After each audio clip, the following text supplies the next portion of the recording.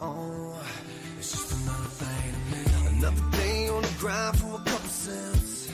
I kiss goodbye to my relevance. The world throws stones while I ride the fence. I'm holding on to nothing, bringing something finally makes sense. It's like I'm living in a war zone, and they could write it on my tombstone. Here lies a man that don't cry, with ash on the feet from the pillar hills. I've been up and I've been down, but my place ain't on the ground. Wrapping me death on my feet, life on my knees. The trouble ain't nothing but another damn thing. I've been up and I've been down, and I've been beat and pushed around. I pick myself up off the ground, just wait and see. Cause you're just another thing, another bridge I'll have to burn. Just another lesson I'm bound to learn. But he ain't a damn thing changing me, so watch and see. Well, that's right. Cause you're just another thing to me. You know it ain't a thing with it, so I focus on the game, but I can't get it. I got my people wondering if I still got it, so I'm reaching out the window for my pill bottle. And I will follow, devil wanna ride with me, but I ain't letting him. I got a lot of my problems, but I ain't stressing. I'm on a path of my past, so my days gone. I keep on fighting and I'm trying to find my way home. Head to the sky and ride just to stay strong. My time ticking quicker like I'm on a payphone. They don't wanna hide me cause my piss is cloudy. Looking down but they don't know nothing about me. They bringing the wickedest, sickest person out of my soul, so I'm taking and making it work down the Mo Dirt Road. I rearrange some things, but ain't no change in me. Man, it's plain to see, it's just another thing. I've been up and I've been down, and I've been beat and pushed around. I pick myself up off the ground, just wait and see. Cause you're just another thing, another bridge I'll have to burn. Just another lesson I'm bound to learn. But he ain't a damn thing changing me, so watch and see. Cause you're just another thing. It's in the past now, so I don't think about that. Made some real bad choices I can't take back. That's why I don't brag about the things I own, cause I can make a wrong turn and it'll all be gone. I still bust my ass to make ends meet. I understand a better plan is on its way for me. And hey, it's just another day, and I'll get by. Just keep walking with my head high. And you know I've been up and I've been down, and I've been beat and pushed around. I pick myself up off the ground, just wait and see. Cause you're just another thing, just another bridge I'll have to burn. Just another lesson I'm bound to learn. But he ain't a damn thing changing me, so watch and see. Cause you're just another thing. I've been up and I've been down, and I've been beat and pushed around. I pick myself up off the ground, just wait and see. Cause you're just another thing, another bridge I'll have to burn. Just another lesson I'm bound to learn. But he ain't a damn thing changing me, so watch and see. Cause he's just another thing to me.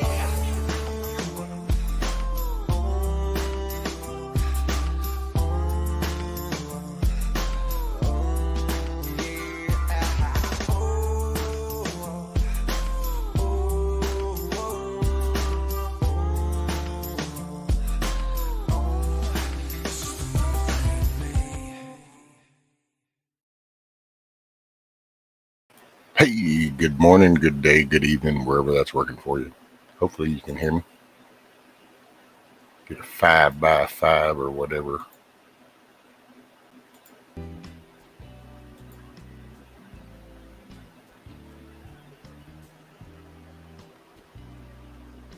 There we go, a little background. Boom, some camera action.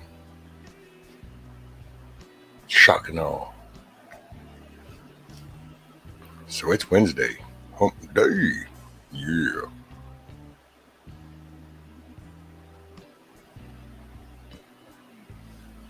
So what's up, everybody? And I've been watching some of this stuff, and it's funny, all this Pelosi story thing, man, it cracks me up. It's like such a line of shit.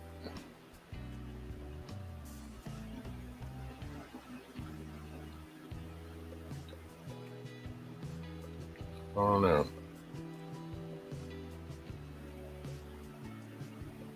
I'm not sure. Where's... I know I got you. There he is.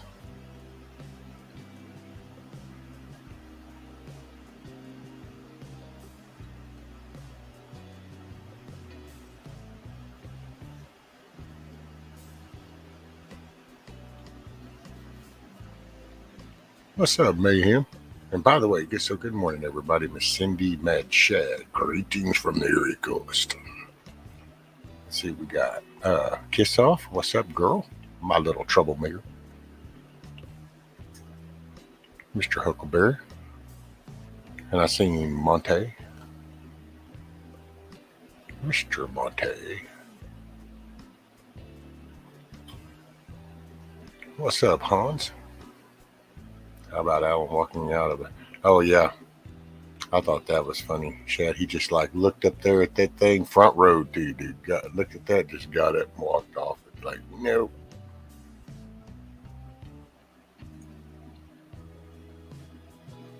Let's see.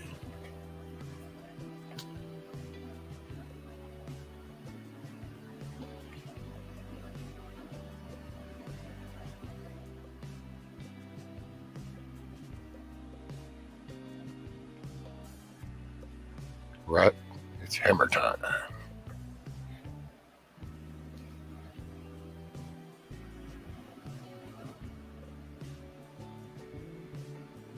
And I will say, man, it feels weird actually sitting here with this headphones on with the mic, because hell, for the past, week or two, it's been on the tablet outside.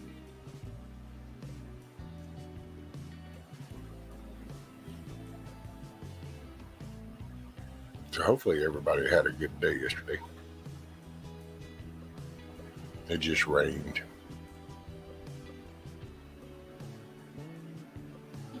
Which was a good thing.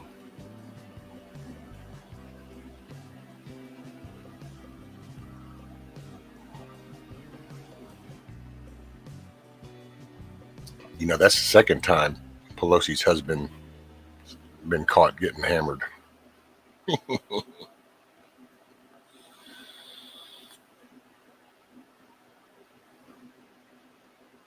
Dude, that whole, and I forgot where I saw it, but there's pictures of that dude that was in their house. Yeah, he was actually out. He's part of the whole little Antifa retard bunch that was, yeah, it's just crazy.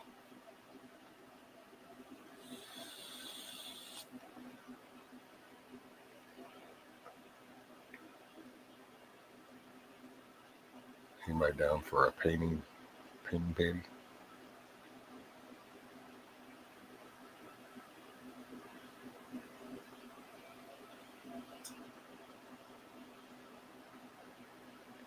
Oh, hell. I just realized I'm like, oh, no. There we go. Can't stand that quietness.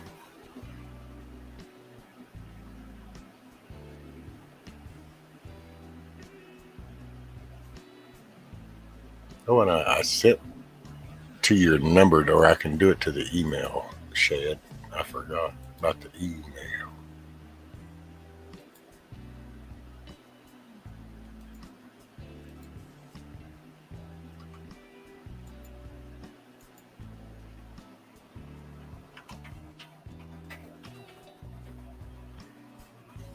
Boom.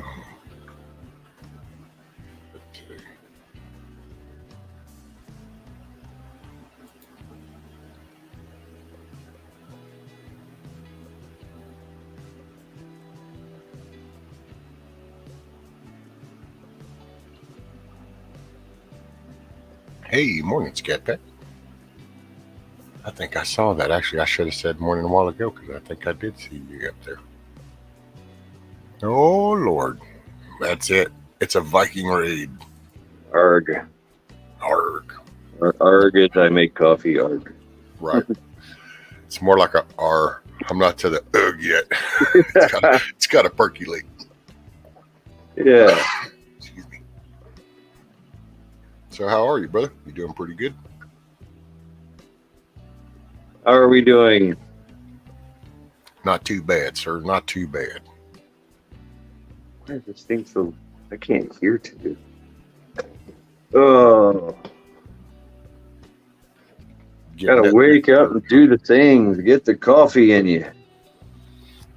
Gotta get some Java. Yes, I'm expected to do things today. Damn them expectations.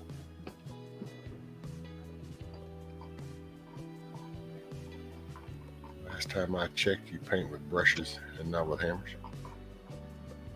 Well, I don't know. I guess it depends on the look of painting you're going for. If you want that really beat up, aged look, I don't know. Hammer might work pretty good. You still on this hammer time? Let's see. There's so many versions of the story. 1, broken back door where a third dude let him in. 2, he's extremely liberal nudist. 3, cousin. Oh Lord, it's Monty, the full Monty. What's up? Not a half Monty, not a quarter Monty, but the full What's up, my Monty. Jay? The full Monty. Good morning. Yeah, someone thinks I've been like avoiding him and everything, so I had to make an appearance. So, did you hear the story about Mr. Paul Pelosi? Like, I know the story. yeah, he's playing the old skin flute, and the dude, yeah. Everything about that dude, everything. I mean, even the way I'm they like- reported it.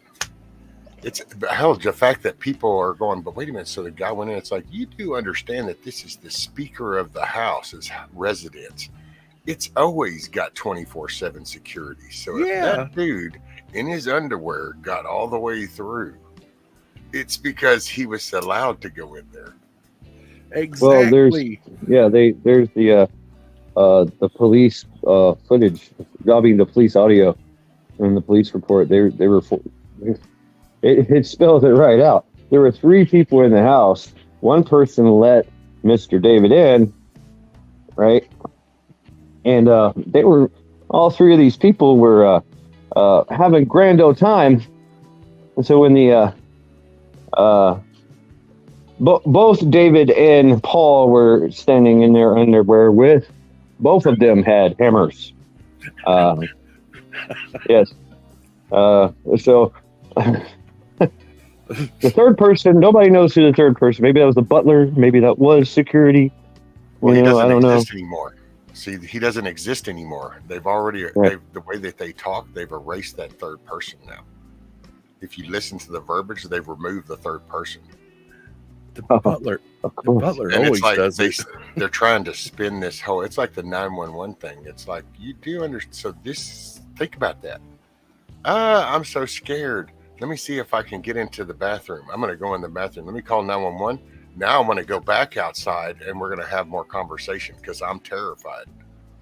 And I know, It wasn't even it gets even better. We're going to stand here and fight over this to where the other guy opens the door. So when the cops come in, they're going, what are y'all doing? It's like, we're just having a dispute. It's all good. And wait. And it's tussle, whack. Wait a minute. What happened? Oh my God. Look at this. Wait, break that window. Okay. Yeah. He broke in. That's what happened. But wait, the glass is on the outside. Don't worry about that. Shh. We got the media. It's all good. And here comes the story. Okay, so and it's from the point of the 911 call, basically Paul ran to the bathroom and said, "Hey, my buddy, the friend of the family, David, is having an episode, and we need you here to do a wellness check." right. And when the police showed up, the third person lets them in, and of course they find Paul and David standing in their underwear in the bedroom with hammers. Both of them have hammers, and they appear to be on some type of substances. If you know what I mean. The cops pulled guns on them, on Paul and David, and goes, "Hey, drop the gun or drop the hammers." I know, right? Drop the hammer. Drop that. And then Paul drops his hammer. David doesn't. They tackle David and put him in handcuffs. That's the story. It was like, stop. It's hammer time. Can't touch this gun. Right? That'd have been funny. He could have just started going sideways out the door. Hammer time.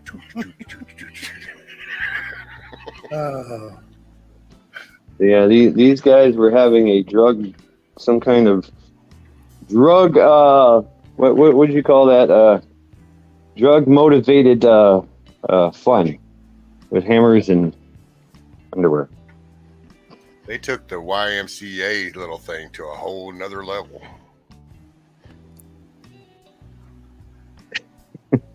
I'm sure some kind of rare and obscure kink fetish group out there is like, yay, hammers!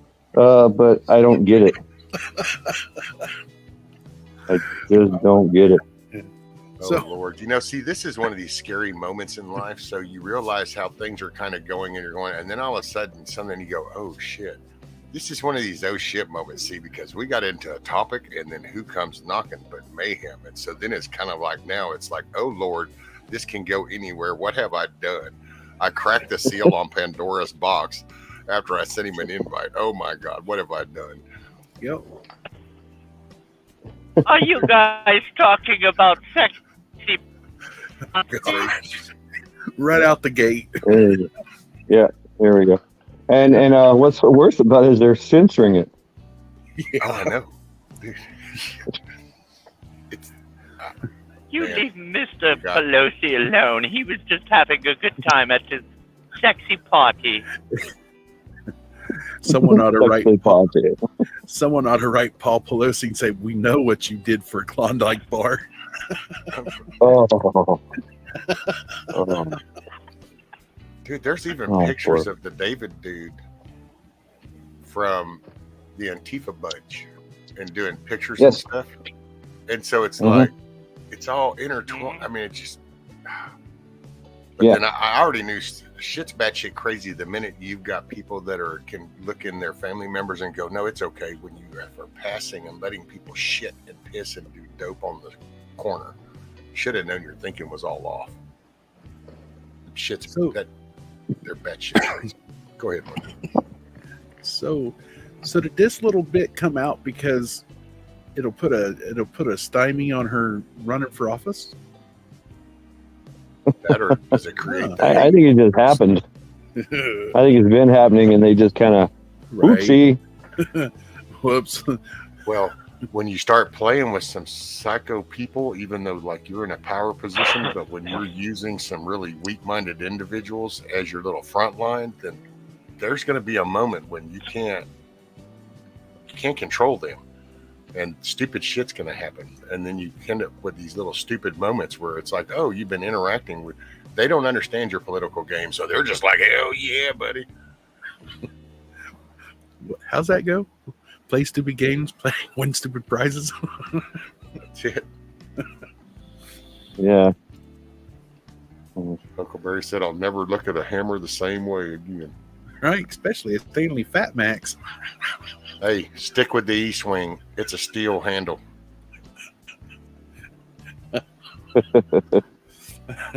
Yeah, the wooden hammers will make splinters. But nothing came out in the news about the gerbil. I mean, come on. Jesus Christ. Oh man. Oh yeah, you know the memes. The memes coming out of this is just amazing. Gold. It's those crazy radical Republicans, they're just. Oh no, this guy was a fucking nudist from Berkeley. He had the Black Lives Matter flag. He had the rainbow flag. He went to J6. He was a reporter. He at one point in time he was a masseuse, a special masseuse. You know what I mean? Yeah. Dude, his ex-girlfriend even said he's batshit crazy. He gave Yeah. happy endings. Full body with Look at happy his eyes, ending. man. Yeah. Like he's gonna put cottage cheese in your boots and squish around in them, you know? Squish it. Oh man.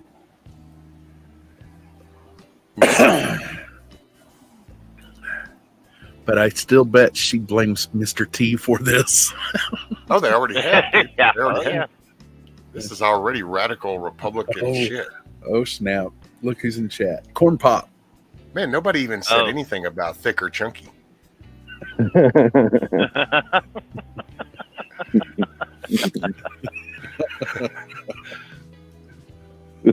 Oh, Yes, Corn Pop's got a new one. It's not just thick and chunky. It's hammer time now too. Yeah. Hammer time and hairy legs. I don't know. I just, ugh. Yeah, well, this one time at band camp. Now, hey, I got a thing for. I've always had a thing for Allison Hannigan. Right. One time at Pelosi State. Yeah. Corn Pop actually got it right. He said, and it's their own fault. There is a loose end in play now. They've ran the police down so much they didn't smoke the nudies. You know damn well 5 years ago they would have smoked the old boy swinging that hammer in there. Yeah. Yeah. 5 years ago they would have just been like, "What? There's a call. Pop! Oh yeah, it was an intruder. We got him." That'd have been that. Now it's like, ooh. Oh, Corn Pop said I already put the thick chicks to bed for the night. I like 'em thick. I like 'em chunky. I like 'em big. I like 'em husky. What was it? Yesterday, there was, what was it? I was listening to something and they talked about the thick and chunky, but it was the salsa. Oh God. Oh, it No, was it's not- Yoda. It was Grumpy and Yoda, and it was one of their friends wanted her to make some of the salsa, and apparently that there's a debate between types of salsa. There's thick, and then there's the chunky salsa. Thick is on the consistency of the sauce, and then the chunkiness is the size of the vegetables and fruits and stuff in the salsa. It's just funny how that just kind of. I just happened to be listening to Grumpy's last night. I thought it used to go by the spiciness of it. What happened to the spiciness? I don't know. I watched that debate go down last night. So between Tag and Grumpy and Yoda, and it was like apparently that's how they deciphered. I like restaurant style. Which restaurant? Taco Bell? Oh no, I'm thinking like Mexican restaurant style. You know, like that's the first thing that happens when you sit down. Boom, there's chips and dip. There are chips and you're salsa. talking about like Taco Bueno. Yeah, you know, any kind of. They always have cool names. Like here, the best Mexican restaurants called Don Ramon's. You know, there's always some name. Yeah, no, I was picking on you, Shad. Taco Bueno is one of those little Taco Bell type things down here. Yeah. Taco Bueno, we used to have those up this way Taco too. Bueno. All right, Jared, come on. Also, Come on, Taco grab 'em. Pico. Hey, but Taco Bueno is good though. Taco Yeah, it Bueno is a lot better than Taco Bell. Oh yeah. It doesn't set your ass on fire. Right. What? It's $1.99 colon cleanse.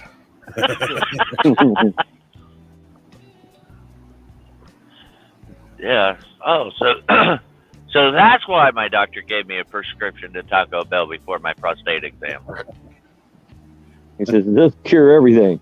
That's it. Eat 3 bean burritos before you come in for the exam.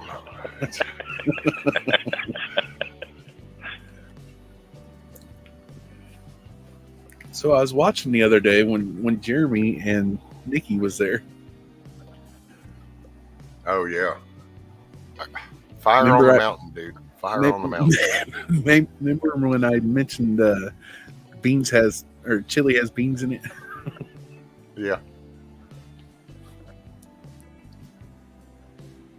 Yeah, man, that was like a lifesaver, dude. Jeremy and Nikki showed up. Jeremy just got out there going, "What do you want? Where you want it? You like that right there? You want that right there?" And it's like, "Well, yeah." And you go, "There you go. All right, how's that?" Just knock the shit right out. Right on. Hey, morning, Larry. Which, by the way, morning, Bacon. And morning, Corn Pop. These headphones. I haven't had them on in about a week. Dude, this is the first time I put these on and sat here with the camera and thing. Everything's I've been doing tablet for the last week or two or something, and it's like, I don't know, this feels weird. Morning, Miss Connie. Looky there, early enough. You got me now, huh, Connie? See? Hey, Connie. Yeah, I noticed you set it for 420. I was like, Might as well start the day off on the right foot. okay.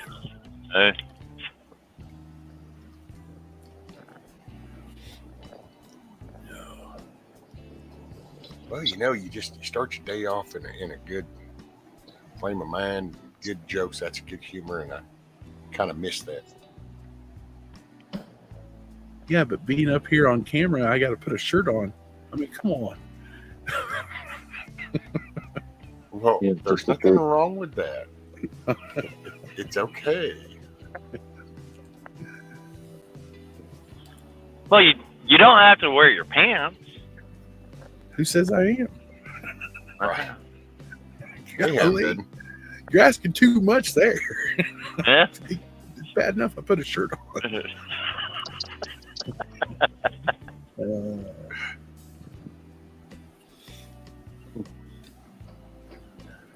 Free time. Yeah, I don't ever wear pants on live streams. You don't even Oh, wear you don't. pants driving. What are you talking about? Exactly. It's easy access for stall number 7. Exactly. You never know when an emergency may arrive. He's like, hell, he'll just convert over to the India guys, and he'll just go back there to that sleeper, and he'll cut about a 6-inch hole in that floorboard. You don't even have to go to the stall no more. He'll just go behind the curtain. Oh my gosh, no. That shit you I not, dude. can't. Decades ago, when they started having a lot of people come from like India and shit over driving the trucks, people just don't conceive we're so different than a lot of other places with all our transportation law. Dude, you can be sitting in some spots and it's rough. They don't get out of that truck. So they literally will cut a hole in the sleeper floor. They will raise the bunk bed. They will attend to business, which will then drop down on the floor or on the exhaust or on the inside of the fuel tank or whatever. Oh, that's got to And be then they will great. Don't select need to go. the bunk and they will drive on, and you will be like, oh my God, dude. I don't park at truck stops. Nasty. I don't know. Something about fecal matter hitting the exhaust pipe just doesn't appeal to me wanting to drive in that country. Yep. I was floored. I was like, what the hell? And then somebody told me, and I go, and we kind of walk by this truck, and you can kind of look under the back of the sleeper, and you'll see where it lines up with a hole, and there'll be crusted crap on top of the exhaust and shit. I'm like, I'd hate to be his mechanic. right? How'd you like to be on that fleet job? First thing you got to do is, spray down the undercarriage. Oh, spread the shit everywhere. Yeah. Just wanted to inform you that your exhaust is shit. No, literally, it's shit. Kissoff said he doesn't want any drips of his pumpkin spice on his pants. Proofs he's gay. Man, you drinking your pumpkin spice? Always and forever. Always and forever. Cheers, Bacon.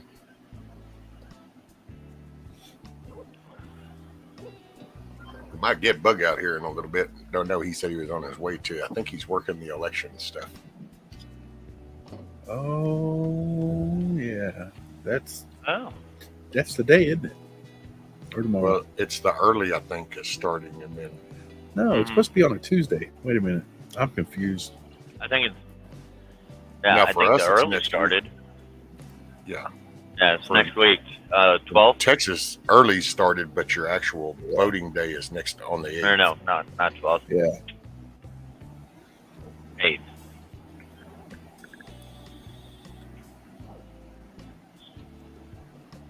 A Venti Mocha Frappuccino double blended no Tommy. whip.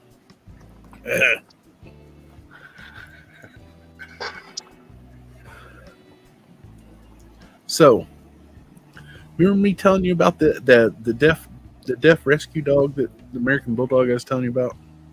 I think I was up on here the last time. That little, okay, he can hear certain tones, like a metal spoon scraping a pot. You know what I'm saying? Like supper time, whatever. He hears that shit.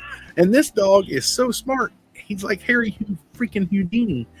He knows how to open up the sliding glass door on the deck. He knows how to open up the front door. He knows how to escape. Hell yeah. Oh, man. So what you're saying is your dog has selective hearing. Right. Like most men, yeah, like I was going us. to say, it sounds kind of like most men cresting about age 40. But here's the thing: once he escapes and goes to the neighbor with chickens, because that's our source of eggs. And you're strutting there, you're like hollering, and you're like, "Oh, what am I doing? He can't hear me." It's like, "Come here!" Oh, man. Hey, you might get a deal like what Zach, that clicker thing like Zach has. You might try teaching him something with that, because what they'll do is they'll feel the vibrations of some frequencies. That's how, like the high-pitched whistle, dogs will hear it, people don't. It's the frequency. But you might could play around with that and teach him. The collars, for hunting dogs, the electric ones. Yeah. I get to use that on his grandpa once or twice or three. I thought about buying one of those for mine, and we did it first, but he doesn't wear a collar or a leash, so it started driving crazy, and it just bothered me. Yeah. It's probably a good thing I didn't keep that, because at this point, with as much shit as he's pulled, he would probably have been still laying out in the yard with twitches from all the shocks, because it'd just be like, damn it, Rudy, and it'd be like, I'd be building up a buffer of all them shock charges. He'd be laying out in the yard going, on Pablo. On Pablo, I tried it up on level 5, right? It didn't touch him. And this is the one that's in my profile pic, right? So I turned it up to 7 or 8. And when I hit it, he yelped. And I'm like, ooh, too much. Turned it back down to 6. But I only had to do that 2 or 3 times. And then after that, he was like, hey, I know that if I don't listen to him, there's a possibility that collar could be on me. I might get lit. Because I tried everything else besides that. I mean, that was like my last ditch effort, right, to try and get him to listen, because we was right close to the train tracks at that time, and then I caught him all the way at the 4-way intersection on the highway, the main highway, and I'm like, "What are you doing?" He crossed it, and I'm like looking for traffic. I'm like, "Dude, I'm gonna beat your butt if you don't get ran over." And we know damn well Monty did not say "but." No, I didn't. Oh, I know. Hell, Rudy got me yesterday. I don't know, his little ass. Sometimes he gets in those emo modes. And it was like outside whine because it's kind of cold and damp. And then go inside, well, whine because, well, you went back outside and you're supposed to be in here too. And it's like, come back. Dude, we went back and forth yesterday. I don't know, so many times. Finally, it was like, look, dude, you just need to chill. Mr. Sensitive. Well, okay, so this dog, they kept him outside. They probably didn't spend enough time with him. Kept him out on a chain, all year round. And now he's inside dog. If anyone starts to leave the house, he whines and everything. He has to have someone there with him at all times. He loves the attention. Well, a lot of them, when you got rescued dogs, separation anxiety. They get emotionally attached, and especially if you rescued them from somewhere, then they really bonded because you became the saving grace. And it's then all of a sudden when you're going to walk out the picture, they're like, freak out move. Right. Yeah. Well, his grandpa, which is my first male, he had that. Okay, he would be up on my truck box or in the bed of my truck when I'd go into the store real quick and turn my back out, like Dollar General, and he would get up there and whine. I had this crazy mofo one time saying, "See that? He's growling. That's a pit bull." And I'm like, "It's not a pit bull, and he's not growling. He's whining. There's a difference." Mm-hmm. Ugh.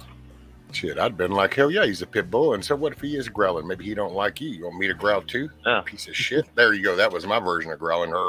Right.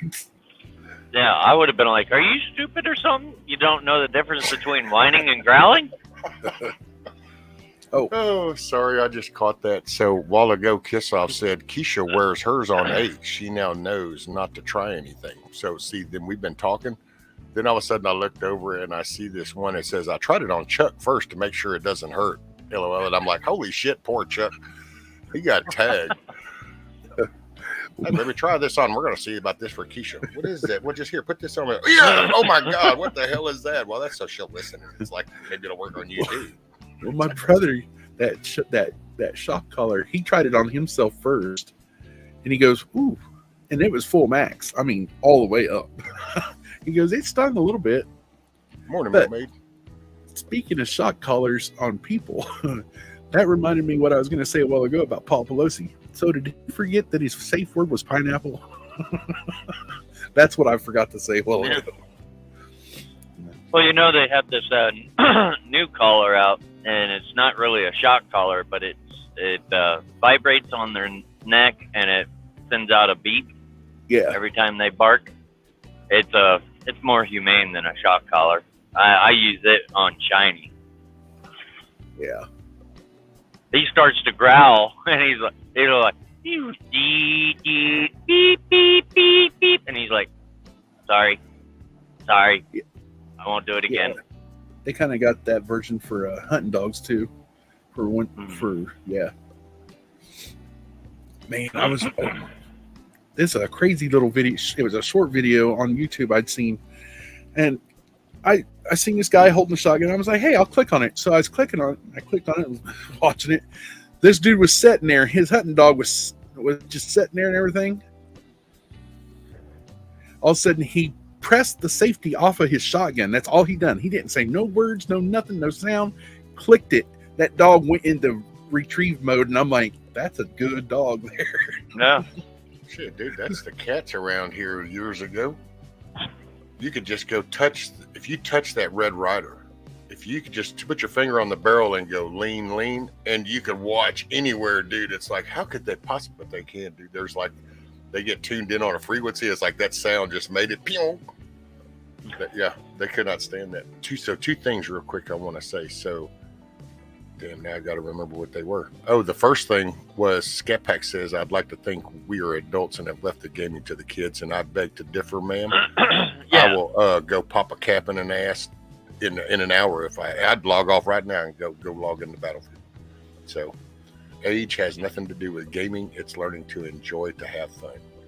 So, there's that. And the second thing I wanted to do, because I felt really bad about this, but Mad Shad, brother, I appreciate you so much the other day when you sat up there and kind of tended to the chat and stuff. I kind of let you hang in up here on your own, but I appreciate you so much. So I wanted to acknowledge that. Hey, it was fun, man. It was It was awesome. definitely fun. Yep, seeing Nikki there. I mean, Nikki and her husband, amazing, just energy. You know, it was That great. was just so cool. And I just kind of got to think about that because when I was downloading that, and I thought, well, them coming over, and then you sat up here on the panel, and you're trying to, mitigate that stuff, and I just thought, man, that's community shit. That's the good stuff. Well, I wasn't doing anything. You know, I was just drinking coffee, smoking cigarettes. Hey, the hostess with the mostest. That's right. So here is a toastist. Yeah, it's Eating been- breakfast. Yeah, I ate breakfast too, didn't I? Yeah. Yeah, bacon. Shit, cooked bacon. They got a Yeah. double dose. They got to watch some sizzling bacon and some construction shit. Yeah, it's Bacon been a and while. construction. That's how shit gets done. It's been a while since Right. I've been over there. The The world. world to throw axes. Yeah, that's always fun too. I missed your axe throwing thing. You did one this weekend, and I missed it, I think. Oh yeah, it was fun. It was fun. So who was the target? We did an oldie but goodie, Joe Biden. Oh, damn. And of course, I had the missed potato head.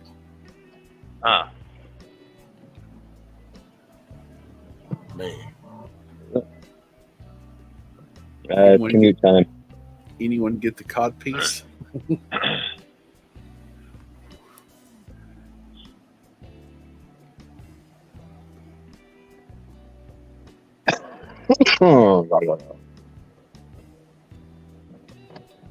That's not heard me. Huh? I asked Mad Chat if anyone got the cod piece.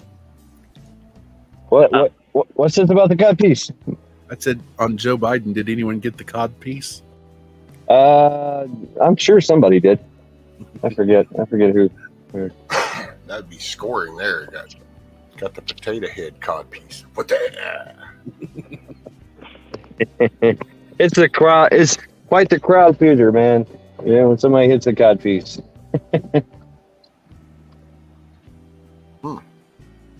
By the way, I just saw Eastbound and Down. So yes, Mayhem, where are you and where are you headed to? I'm actually eastbound.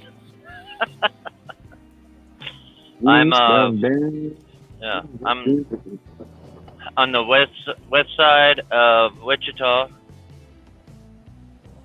going east. So you fixing to not be in Kansas anymore, Toto? Yeah. I'm not.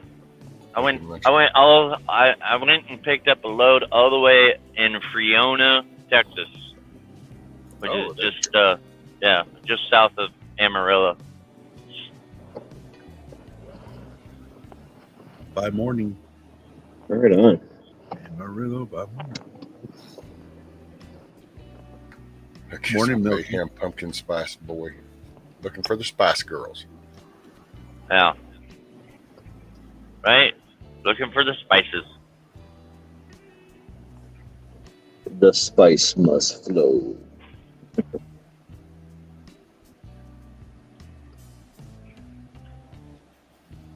Oh, well. There you go, Miss Connie.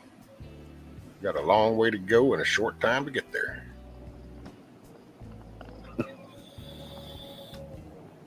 Connie says, should I leave the light on? Motel 6. Morning, Milky. There you go. Yeah, she says she's making lunches. So mostly just listening. Mm-hmm. She sees that Reese's peanut butter cup avatar. She's going to be like, I don't care if the shells are in the egg salad or not. Oh, it was funny too, dude. The other day, because my wife went to the store, and when she came back, she goes, "Oh, I got something for you if your one friend shows up." And I went, "Well, what?" Well, then she pulled out, well, dude, she got one of the big cup packs. So it wasn't just the regular Reese's; it was the big cup Reese's, which are double as thick. And I was like, "Oh," but then that was one of those days. I was never graced with Milky's presence, but I was like, "Well, if you see it later, there you go," and I put it up on. See, I bet you Halloween was terrifying for Milkmaid. All the Reese's being handed out. Actually, there's probably news articles where people are wondering, yeah, this person would run out of the woods and snatch the kids' candy, but then they would throw everything but the Reese's peanut butter back, and they'd be like, we don't know what was going on, and watch, they're going to go to her place, and behind the barn back there is a big stack of empty wrappers. Could you imagine Milkmaid being in town, taking kids trick-or-treating, and they'd just be yelling out the window, quit giving them Reese's peanut butter cups. As soon as somebody opens the door and starts handing out Reese's, she's like, abort! Abort! They're handing out Reese's! Come back, kids. They're no good. They're no good. Those are evil people.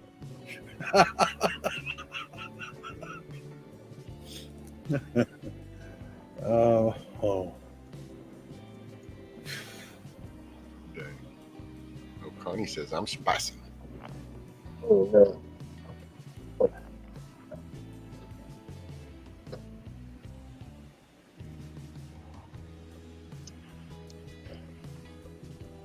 Well, she just overheard.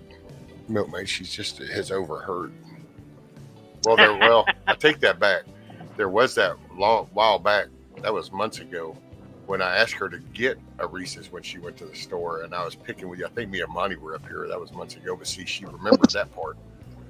And so then just out of nowhere, because she knew like with Mickey, and so then, well, Milky's always around, so then she just was like her own little way. Here, this is for your friend. You say she likes Reese's? Oh yeah, she loves them. So then all of a sudden I got the big cup. I would have saved it for you, but it just kept sitting there calling my name, and I'm going, I don't know, man. I ain't seen Milky yet, but we'll just chalk this one down, rewind, and watch this later. little do you know, Milky, he is slow recruiting people.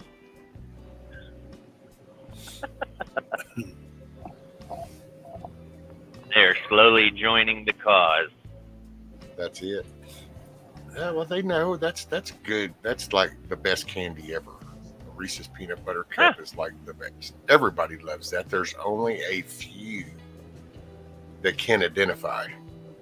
It's not the norm. Most people can identify as candy lovers, and they love Reese's peanut butter cups. Mm-hmm. I know my pronouns. I'm pro Reese's peanut butter cup. Pro Reese's.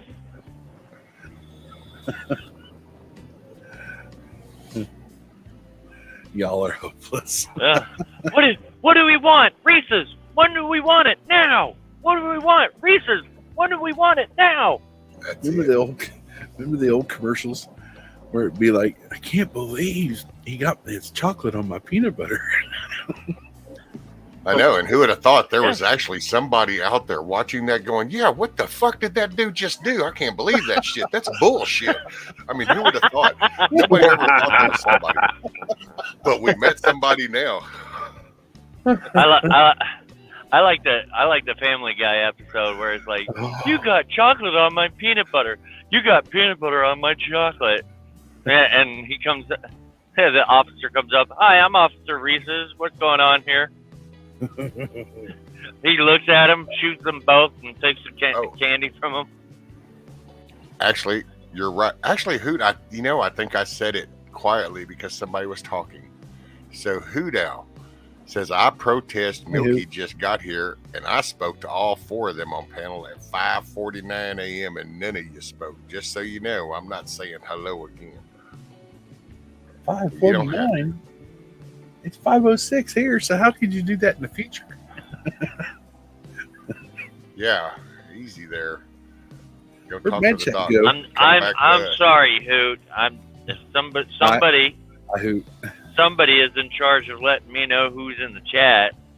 And I'm sorry, Hoot. I just had some very disruptive panel guests that kept me so distracted from being able to acknowledge my guest in chat, and I'm so sorry about that. What the? So it all falls up on me. He's driving. He's distracted. I'm hopeless, I guess. Oh. And look, Shad, you know what? Maybe. Shad Yeah, said, maybe. Get around to this. I'm out. Yeah. Maybe we should start blaming Matt Chad. I mean, he dipped out. Oh, milkmaid.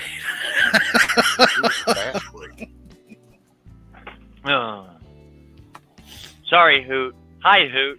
Sorry, Hoot. Hi, Hoot. How you doing, Hoot? Yeah, what's going on, Hoot? I'm so glad I graced everyone with my presence today.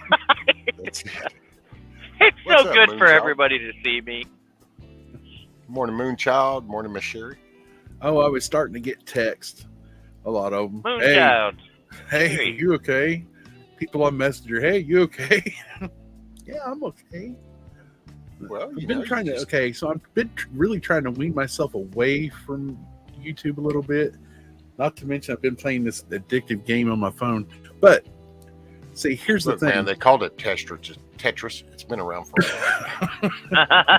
Here's the thing.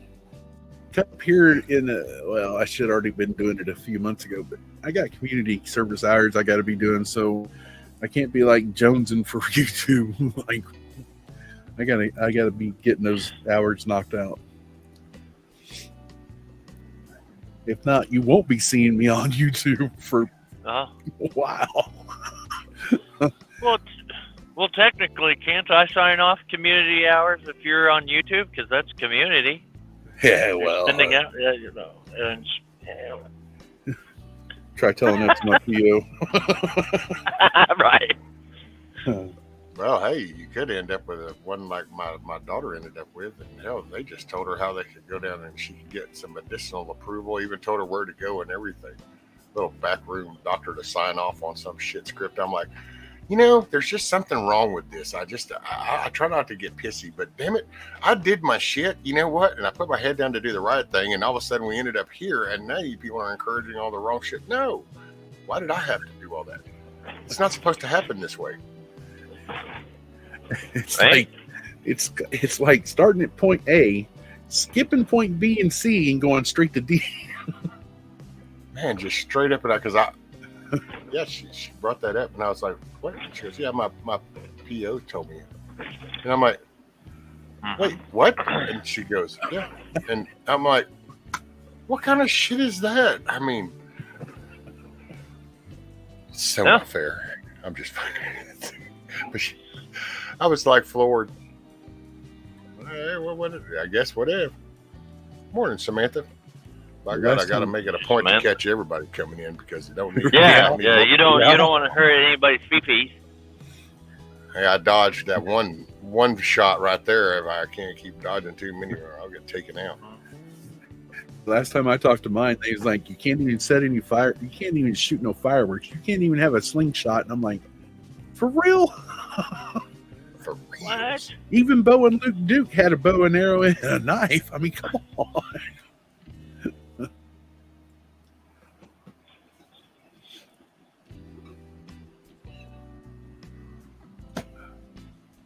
Oh Lord, Hoot's laying it on thick now. Milkmaid. Yes, Milkmaid. Yes, you did, Milky. You have better manners than the panel. Ooh. Who said that? Hoot Owl. What? What? You ever seen Milky come right up out of the corner with her gloves off? She's a bully. She's like, pow, pow, pow. I mean, The gloves are just green screen. They're not even there from the beginning. relentless. I mean, she showed Muhammad Ali how to float like a butterfly, sting like a bee. Mm-hmm. Plus, I mean, when we're talking about manners and stuff, Milky doesn't even like Reese's peanut butter cup. So there's that. What kind of manners is that? It's not polite to turn down good candy. Right? That is bad etiquette right there. You know, that's how come I failed the DARE program. They say, say no to drugs. I'm like, so therefore, hey, when someone offered them to me, I never turned them down. Well, no, you say no. That way they know who to give them to. Yeah. It's like this will keep this clandestine shit. So just say no to drugs. Oh, yep, you're one up. Here we go. All right, we're on a roll now. Yeah. Oh, It was just say no to drugs, not just say no to Reese's. Yeah.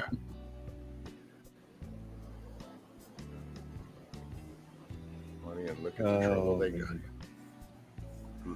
What? Oh wow, Huckleberry has definitely got some sympathy going on because Huckleberry's like, here's some tacos. So if Huckleberry is handing out tacos, then he's but really tacos making was a push. yesterday. Taco Well, Tuesday. Huckleberry's giving away tacos. He doesn't give away tacos. What the? He takes Yeah. tacos. Tacos. Something there. There's a clandestine message going on here. I see. It's one of them Are they dark pollo? conspiracies. Pollo taco? Everybody, get your get the hammers out of your hands. Oh hell! Oh, shit. Getting the hammers out. Going to have a sexy party. Stop, collaborate, and listen. Vanilla Ice is back with brand new ideas. Just like the bad guy in Lethal Weapon 2. I got diplomatic immunity, so Hammer, you can't sue. I could write graffiti, even jaywalk in the street. I could riot, loot, not give a hoot, and touch your sister's teeth. Damn, I think Monty was going to spew. Oh, Samantha, Can't touch you me. don't need to say hello every time I come in. I will hold it against you. Ah, no worries. Oh, Unlike some belief, I do try to catch that as much as I can. Sometimes I Right. have a moment. Hey, I got drain damage, so at least I got legitimate excuses. feelings. Nothing more than Pooch feelings. Man, oh man. That was a big Tony pothole. said that's why I called my joint cigarettes during the darn Dare program. Right? Open carry. Because they advise all the little kids to be tattletales. Mm-hmm. Open carry in Cali.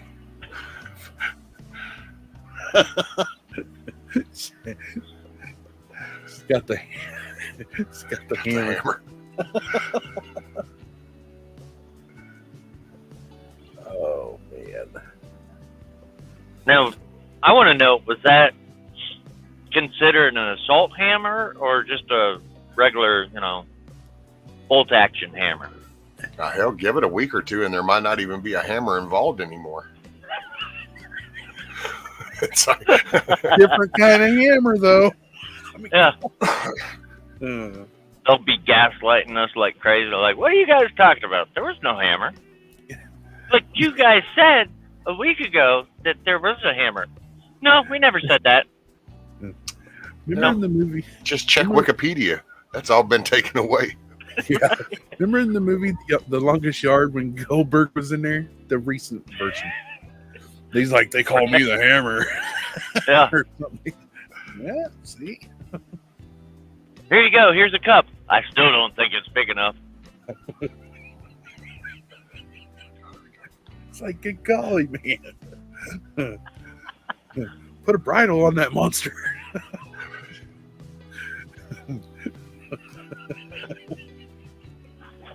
We'll see don't you get me and your started. hammer at the tryouts. Sherry said, I have PTSD from Halloween. Those little Spider-Men were everywhere.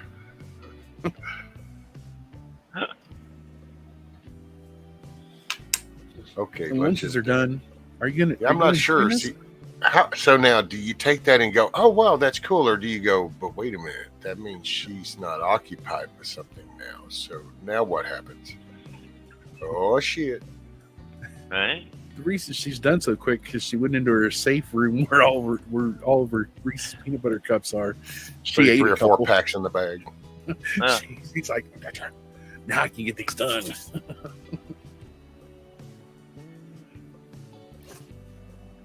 Depends on how many clips he was wearing. Hang on. Uh-oh. Scat Pack.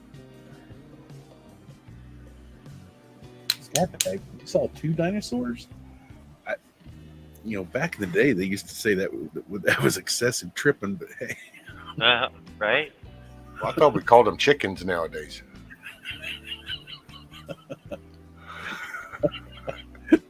Oh, man.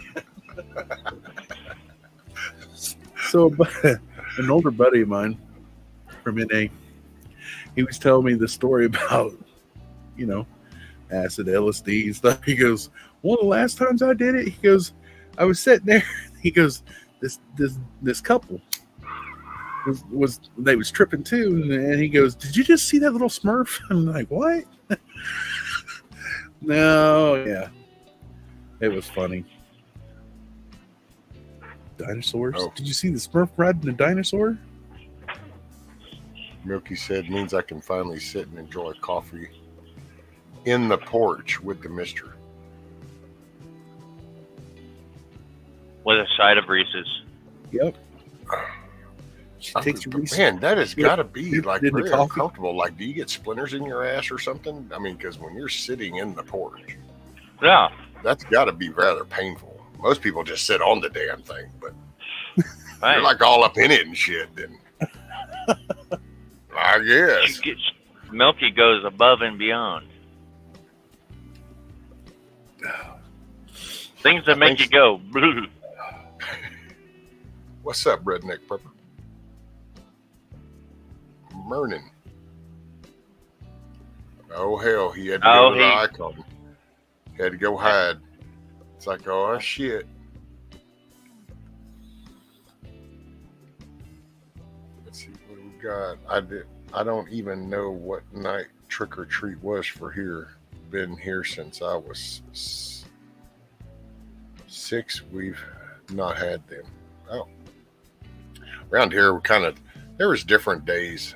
It was just different because it was just kind of like the whole little area around here, just like what day before yesterday they did a little hayride through, and like they did one little event during the day for the smaller kids during the daylight hours, and so it just, I don't know, man. I think nowadays, I know around here it just seemed like people really weren't quite sure, just kind of like, we'll just kind of do this on a small scale.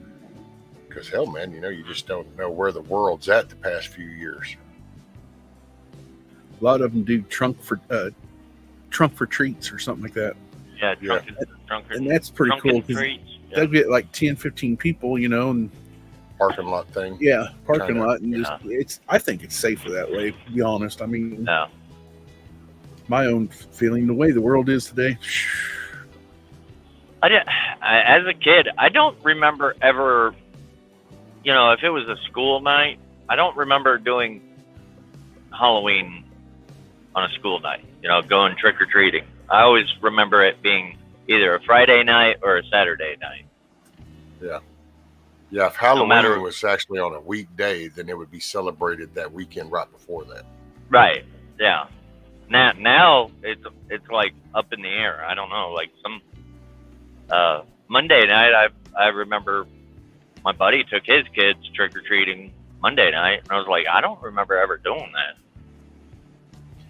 Well, if we did it during the school night, it started earlier. Like we start like at 5 o'clock, and then by 8:30 he's done. In the house, counting, separating her candy, making sure there was nothing dangerous in it. Yeah. What's up, Biox? How are you, brother? What's up, Biox? Well, see, we lost neighborhoods. We lost the community. We lost that connection because that would have been like your neighborhood. Mm-hmm. And, me and my wife talked about this a while back because we noticed a change from like the oldest to then like ours versus now. And what we noticed in the small thing is like when our oldest was going to school, I'll see if I can explain this right, but it's just like we just noticed that like when you would go to the games or you would go to the practices, the parents, and so that level of those people were kind of all at the same, and so your kids are growing up, but that next bunch that came in, they didn't show up as much. So all of a sudden you didn't see the same type crowds, and now when you go, they're even smaller. And the participation on the field's even smaller. Well, you start seeing that in neighborhoods because see, your kids went to school together. So all of a sudden down the road, 5 miles, well, those people's kids went to school with yours. So you were more intertwined. But then as people died off or moved away and other people moved in, then that slowly, that's why I said we ended up with like several little groups. And I think it was called, because you just end up with like little cliques. Because new people have moved in. Well, they haven't taken to everybody, but they've like friendlied up with these 6 or 7. Just kind of. Then I only can imagine how in the city thing where the population is like a revolving door. There's no consistency. Yeah, and I think back in the day, neighborhood, the community was better at communicating, like, oh yeah, make sure you bring your kids over to the house this night. Gonna be handing out candy for trick-or-treating. Yeah, right. The ones that was handing out candy, they had the porch. They always had a porch light on or something like that. Sometimes they'd dress up and be sitting on the porch, but you'd always have the caramel apples and the popcorn balls, and and then it got too dangerous for that. Then you start seeing prepackaged popcorn balls. I'm like, really? It just took the fun out of everything. I don't think we didn't adapt very well from having these communities and neighborhoods that basically established our areas. We didn't manage the transition as the population grew. As we started like incorporating more trade, and so lifestyles just changed. People just move into neighborhoods now. Well, you're not part of the vibe. All of a sudden there's a distance. Look at YouTube. one wrong little visit somewhere, and all of a sudden you can be shunned. Well, who knows how neighborhoods are, and I don't know how these cities work because I don't Right? Right. how to.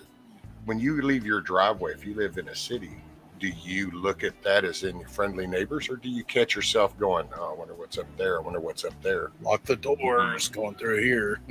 You know, Right? Yeah. because then there's your vibe for the cool holidays when you want to have a collective get together. I got to remember, man, years ago they used to have block parties, and it was so cool Oh yeah. Oh yeah. because that created that vibe though. Now, dude, when I was a kid, trust me, son, yeah, we'd go visit my grandparents down in Beaumont and shit, and yeah, you go on be riding your bike down the streets and you shit, and all of a sudden you end up with it and you say shit. Dude, all of a sudden some lady's coming off of a porch of a house somewhere going, "Listen here, young man, you better not talk like that no more. I'm going down." And it was I know your collective. mother. Now, dude, when the woman walks out the porch nowadays, she's going to get flipped off, cussed out by that very kid. And if she dares says a word, more than likely, she didn't even have to say anything. He's fixing to go back and tell his parents. His parents will come down there and commence to cussing her out. This is the vibe we're at nowadays. Yeah. It's crazy. Yeah. Same Morning, Tony. way if your kid's acting up at school, you know. Nowadays, Don't it's you dare. it's always the teacher's fault. No, not always. You know, Mhm. it is little Johnny's fault too. Johnny did something to get teacher to do that. Well, we should have But, never let that. but sometimes teacher does just do that because, well, you know, I see some of these teachers coming out. Yeah, I wouldn't want my kids near them at all. Nope. No, thank you. That's true. Redneck Prepper said also when someone new came in the neighborhood, we cooked something and welcomed them. Yeah. Yeah. Or someone passed away. You always took. You know what I'm saying? Yeah. You always cooked something or took something to them, or you know, groceries. You know what I'm saying? Hmm. Yeah. Well, you were compassionate. You were Yeah. empathetic towards people. These are your neighbors. These are part of your community. This is part of your vibe. This is the person that works at the store, or this is the guy that's the lineman, or this is the person that's the dispatcher. This is Right. but as those, and I got to looking at populations. I was curious the other day, and I was just kind of population levels of cities in like the top 20, and I was like, holy shit, dude, the top 10. There's like a couple of million people and shit, and you just kind of think of that, and you go, so what kind of community mentality do you have if you live in an environment that's like, oh, I don't know, 1.7 million people? It's like, you know, how much can, and then I started looking at the list, and that because I used to think that, man, I'm like some little podunk dude. Hell, my whole little county is barely 50,000. You know? Oh shit, dude. The majority of all these cities are 500,000 on up the food chain up to 2.3 million or some shit. I'm like, holy crap, dude. The population where I live is 498. Got me beat. 498 people. Is that your county or city? That's my town. Okay, so that's City. the town. Yeah. Yeah, my town's like around 1,200, and then the whole entire county is 9,300. I think that's what it is. Oh, 9,300 is your county population? Oh, wow. There you go. I got to look to see what my county population is. It's probably less than that because the bigger town 20 minutes north of me is like their population is 2,300. Right. I've been down and through there. Yeah. Hey, Matt, Shad, know, if you want to come back yeah, up, brother, they- you're more than welcome. Shad said he got dropped while he was commuting. So we just thought he was ducking out on us, but Yeah, but there's good things about a small population, and then there's bad things about it too. Yeah, like It's everybody like, knows. oh, yeah, you see her? She's a fucking whore. Everybody she's knows. married and she's slept with this guy and this guy and this guy. Like, damn, they know everything about you. That's why I like being a truck driver, because I'm never around. They don't know me.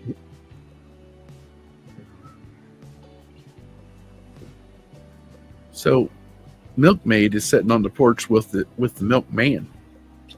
Oh. I presume. I didn't say assume. Presume. Because assume, you always know what happens on that. There he is. Ass out of you and me. Yeah. 1, 2, 5, 7, 12. Testing. Oh, there we go. Okay. Loud and clear, sir. BR All 5 right. 9. Testicles 1, 2. Testicles 1, 2. Tesco's 1, 2, 3. Yes. Wait a minute, you got 3 of them? Oh, don't you? No. Whoa! Oh shit! What's going on? I thought everyone just had one. That's only if you played baseball in high school. Yeah. Or had bad experiences with go-karts. Go-karts. My dad said he had 1.5. I'm like, how? He goes, going and jumping over a 5-strand barbed wire fence. I'm like, ooh. Hey, I had a friend up until 20 years ago. He passed another accident, but before that, he actually lost one, and it was the bar that holds the steering wheel on a go-kart. Oh, And if you think about the typical go-kart frame, oh yeah, that's the bar that took it out. And it was one Wow. nutter. Ouch! Man. I know a guy in baseball. Yeah, baseball. I get them all mixed up sometimes. Yeah, he went to go catch a grounder. And then you know how you catch a grounder? You spread your legs out, you bend over, and you got to scoop up the wild shot. Well, it hit a bump or something and popped up, and he caught it right in the schnoogies and lost one. I wonder if that's one of them moments in life where now that he looks back going, I made fun of those cups and shit in the locker room, but I was stupid back then. I should have really listened. Yeah. Because remember, because as a kid and you were in the locker room, you're always making fun of these damn cups and shit. And it's like, they were uncomfortable and they chafed and what's this jock strap? Why is there nothing covering my ass? And just this is feeling very Freddie Mercury like. I don't know. It was kind of empowering. You just walk around, you got this cod piece, you're just like banging it in against the lockers and You had crazy people going around putting an icy on it. Yeah, of course. Well, it was a joke, hell, you're kids, you don't think nothing. You don't give a shit. Nothing's ever going to affect you. Yeah, exactly. We Now did you that ask shit. one nutter now, and all of a sudden, I don't know, that cup might have been an important issue back then. We did that to a guy because back in 7th and 8th grade, in junior high sports locker room, yeah, it was after football practice, right before football practice or something like that. He put it on. He got all suited up, and he's like, "What the hell?" Oh, yeah. You haven't lived unless you've had a icy hot going on down there. Right? Nope, we lost mayhem. Uh-oh. Might have got a call.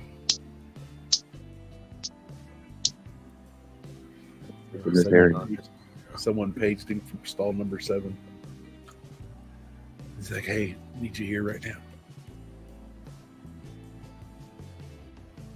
For entertainment purposes, we are watching one of the barn cats eat a mouse. But, hey, man. Have you ever wondered, maybe that's what the cats are thinking of you when you're like eating lasagna or spaghetti and stuff, and they're looking at the humans going, what kind of shit is this? These humans don't know how to eat food. You just eat that shit. What's all this? Slurping and making all these noises. What kind of shit? Using utensils. What's a fork? Yeah, I just use my paws. I mean, really? What's this cup stuff? You just reach down there and pick it up?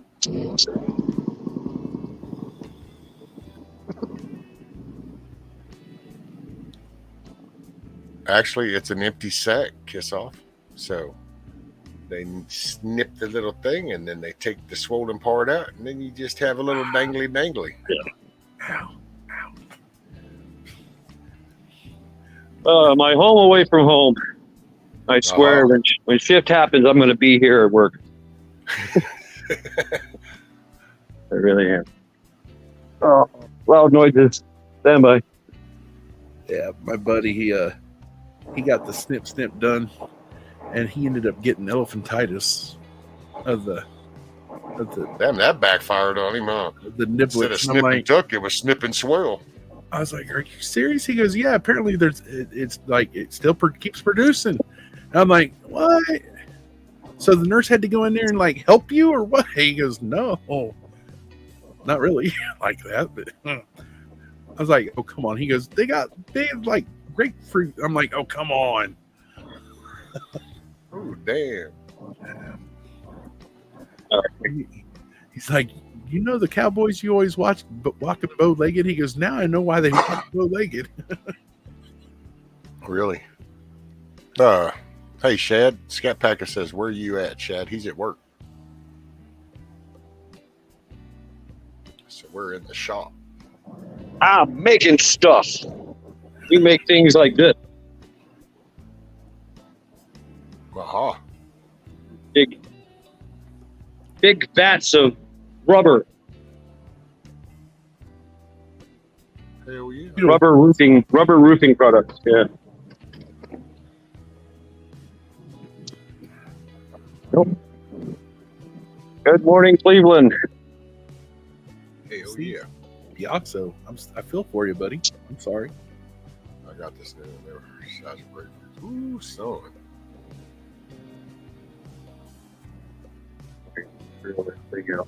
Hey, I got a question for you, Shad. What do you think about old Jim Jordan? Jim Jordan, who's that? That's one of your Ohio representatives. Oh, what is he? Democrat, Republican? Well, he's Republican. I mean, he seems like he's got a lot of fire. From what I've seen, I like him. But then that's all been just watching these committees and how he's on their ass. Oh, okay. Yeah, that guy. Yeah, he's full of piss and vinegar. Yeah, he was a wrestling coach or something like that. Okay. I might vote for him. I have to look at him. I know we're not going to vote for Tim Ryan. I know that. Let's see, Tim Ryan. They call him Taxing Tim Ryan. Ah. Yeah, he tries to say, "Oh, we're all patriotic, and that's why you need to vote for me, and that's why I love Biden." So yeah, we're like, fuck him. Oh, okay, yeah. Yeah. Ohio is a very bipolar state, from what I've gathered. They, it's constitutional carry and open carry, but you can't have a loaded gun in your car. So. Oh, damn. Yeah, it's a mixture of wokeness and patriotism. It's crazy. Wow. So The cities, open carry, constitutional carry, but can't have it in your car. You can. There's loopholes, and they're trying to figure all this out. They're saying that, well, since if you have a concealed weapons permit, you can carry in your car. But since you don't have a concealed weapons permit, even though it's a constitutional carry, then you can still go to jail for a loaded weapon in your car. It's kind of an arguing point. I guess if you're a creative lawyer, you can make it happen. But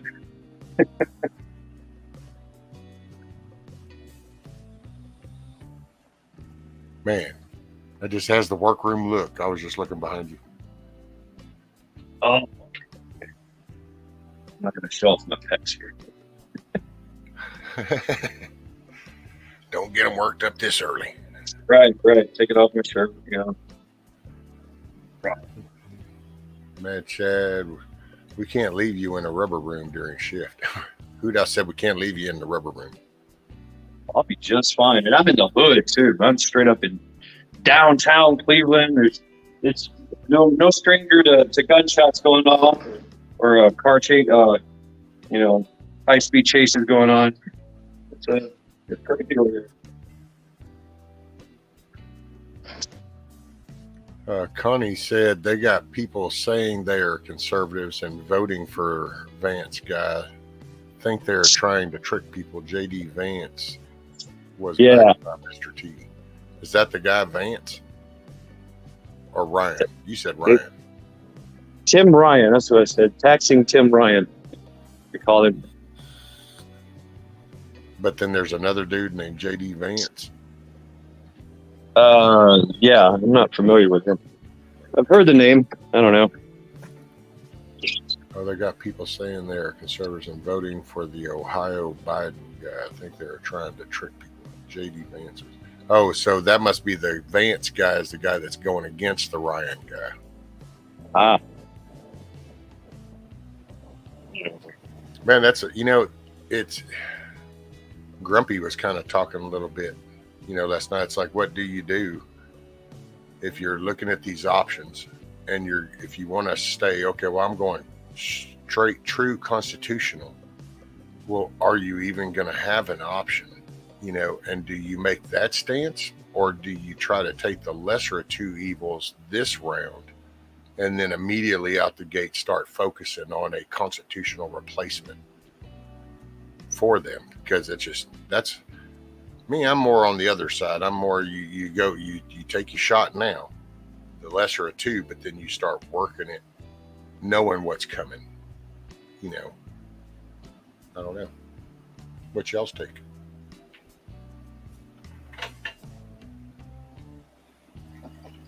Or you go with, a candidate that will listen to the people. What is his track record but there's not a lot of record of that. Exactly. That's why I say, do you make your stance and just go, well, we're just, I'm going to stick with this, or do you go, well, okay, let me at least pick the lesser of two evils? Yeah, I don't know, man. I don't know. I mean, I've always been kind of like, vote how you want to vote. And don't go with the lesser two evils kind of thing. I don't know. That's just me. Well, but what are your choices? Hey, they give you the fucked up choices. What are you supposed to do? I used to be like that. Be kind of, well, no, look, I got it. Now you're kind of up in the wire and you're going, okay, well, there's so many of these that are jacked, and we're down to the wire. So it's like, what do you do? Do you just take a chance on throwing it up in the air? Because that's my only concern. I was thinking about that because there's some names I just don't know. I haven't seen anything about them. And it's like, do I not do anything, or do I at least try to keep, a little foot in the door? Oh, there's a vat of stuff. That's the goo.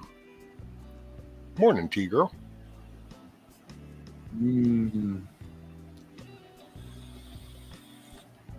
Man, that's another batch of cookies. Well, hey.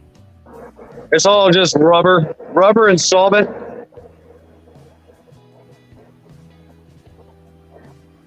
Thanks for having me. I know it's loud. Thanks for having me up on panel, brother. Much appreciated. I needed these laughs. Matt, Chad, good to see you, bro. Everybody in chat. Hey, man, you too, Full Monty. Yeah, love y'all. Much love. God bless. Share the love. Don't spread the hate. Well, appreciate you, Mike. That's always a must, man. It's been kind of peaceful the last few weeks here and there. I'm not getting up on a lot of panels, you know what I'm saying? Just yours, one other, and yeah. I dip in, say hi and chat, and then I dip back out. Well, you can always more than welcome to hang out up on the panel. Like when I'm out there working on that, and ain't nothing serious whenever I'm out there. I'm letting everybody just watch my cluster go down as it happens. No problem. Real life entertainment. I appreciate you coming up, brother. Hey, I appreciate the invite. All right. I'll let y'all later. I'll be around. I'm always lurking. Lurker. Later, y'all. Later, man. Hey, morning, Constitutional Carpenter.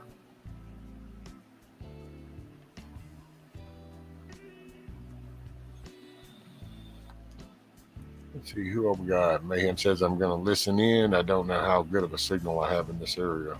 Right? Yeah, my cousin had to wait until his first daughter out of 5 had their first grandchild to get a boy. Hey, my son. That's going to be. He's going to have my grandson. So got 2.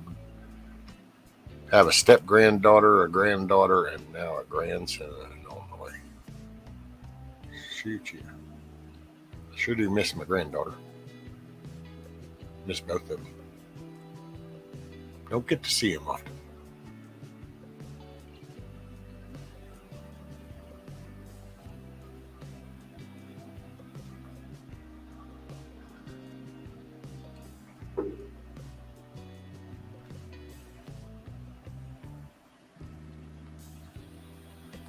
Shad's getting geared up.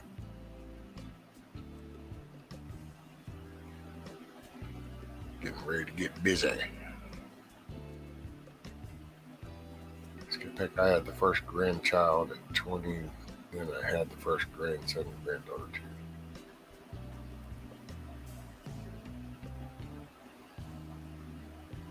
Thank you, T-Girl. Yeah. I know this will probably sound rough and, I don't know, people that know, they know, but man, it's just, I try not to think about them too much in a way because it just, I don't know. Morning, Milky. Good morning. How are you, ma'am? Oh, good. I feel bad. I haven't been around YouTube as much recently, so I wanted to come and pop in, talk for a bit. Well, cool. Well, I'm glad you did. Life happens, right? What's up, Milkmaid? Hey, Mad Chad. Yeah. Well, I'm trying to catch up on all the stuff that needs to be finished up around here, the projects and that kind of thing. I was like, you know what? I just need to take a sabbatical detox a little from all the time I was on YouTube, you know? Did you work on your electrical stuff? Getting your bearing done and everything? Mm-hmm.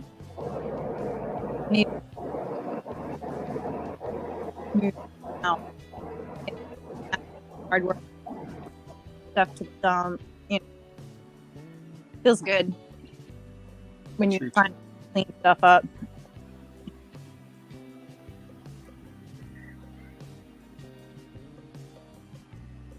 Right, Hoot. I hope I get to see him a lot. My son said I will. Oh, the new grandbaby? Yeah, my grandson, yeah, April next year is when he'll be here. Aw. And so, I don't know, because I got to see my granddaughter through the little face cam thing, only because my wife was actually talking to her, and then she kind of slips it in because, dude, and I got to say, you should have just heard.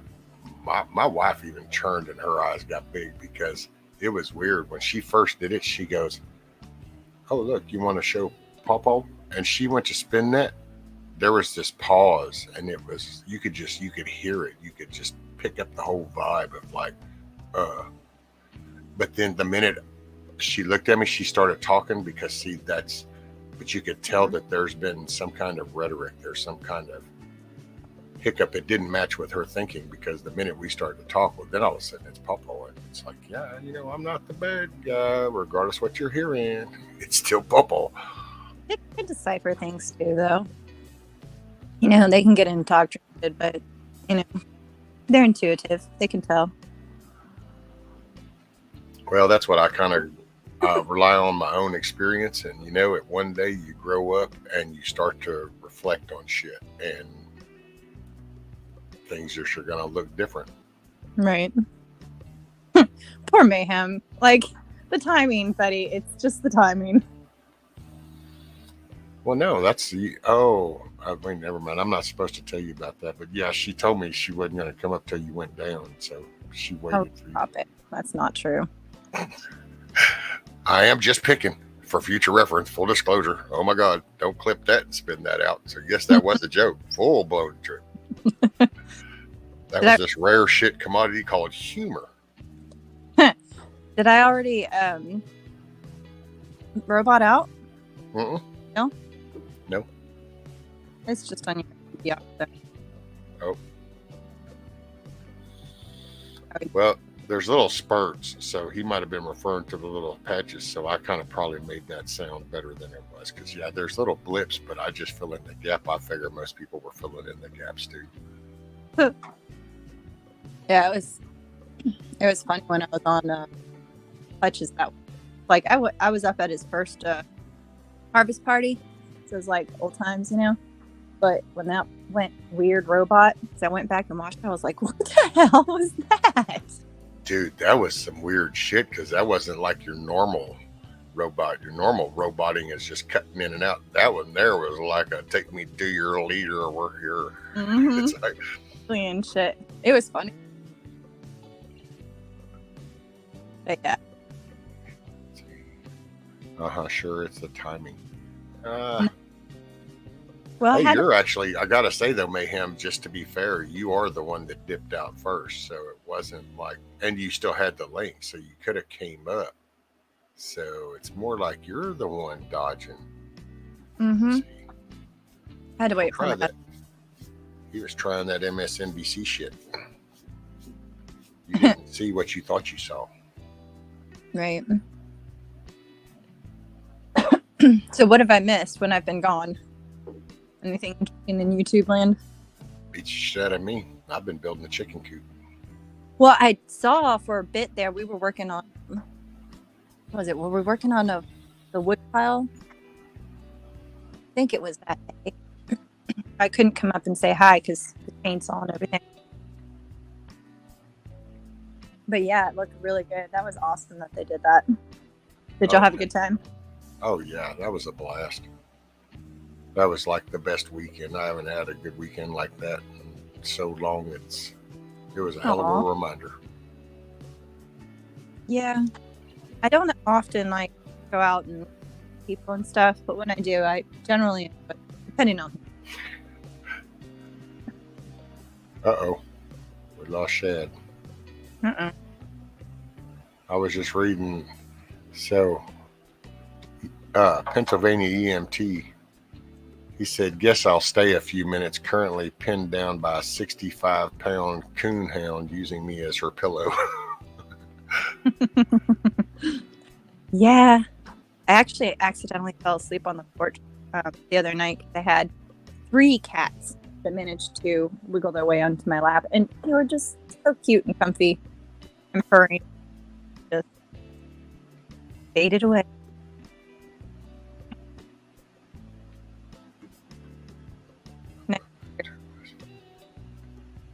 Uh-oh. And we lost Shad again, and now you're a robot. Dang it. Again? Nope, there, that come. Okay. Right box, you must be assimilated. Resistance is futile. For real. I just, man, you know, I haven't paid attention to a lot of the stuff going on because of just I've seen this things going, but then I haven't really followed a lot because you can get it's like I know what's coming. Yeah. And Tuesday's the day where I'll go vote and do what I can do on that part. But then that's why to be honest, it sounds kind of cheesy, but it's the damn, that chicken coop, and just kind of, you know, when the shit hits the fan, there you go. And yeah, I've kind of been keeping on top of the news for the most part. Like Brazil is really hot right now, but yes, I've seen some footage from that. People put at a couple group chats, and some people were putting videos up. But for the most part, I've just been trying to plug away. that's it. Well, because I mean, we're fixing to see what's next week is an active week, so Yep. buckle down. I would definitely go to the store if possible and make sure stock up. You know, I mean, I gotta say I don't know, find myself in a weird place just because I know that there's so much attention, you know, for some people because it's the area, the surroundings, the environment, you know, I have a different lead into this, so mine is a different thinking, but I try to put myself in people's place. But man, you just look at shit that's going down and it's like, and here it's so weird. Oh, I'm sorry. Hey, give me 2 minutes. I'm going to walk her to the door real quick. I'll be right back. You don't even have to keep them entertained. They're so used to entertaining themselves, Milky. All right, can you hear me? I did just then. If you said something before that, I didn't know, ma'am. Okay. No, I'll try. Go out there and kick Booster and tell him to get his ass awake and make him go to work. Get that internet fired up. He's a little late this morning. Right. I'll be right back. All right. Yeah, I've just been doing stuff. Yeah, T-Girl, he is a gentleman. Crazy world. I live in a very rural area. 2 days ago, someone took over a fashion. What the heck? Okay? That's wild. Huh. Oh, lovely. Now you got the fence there. Like it. Huh.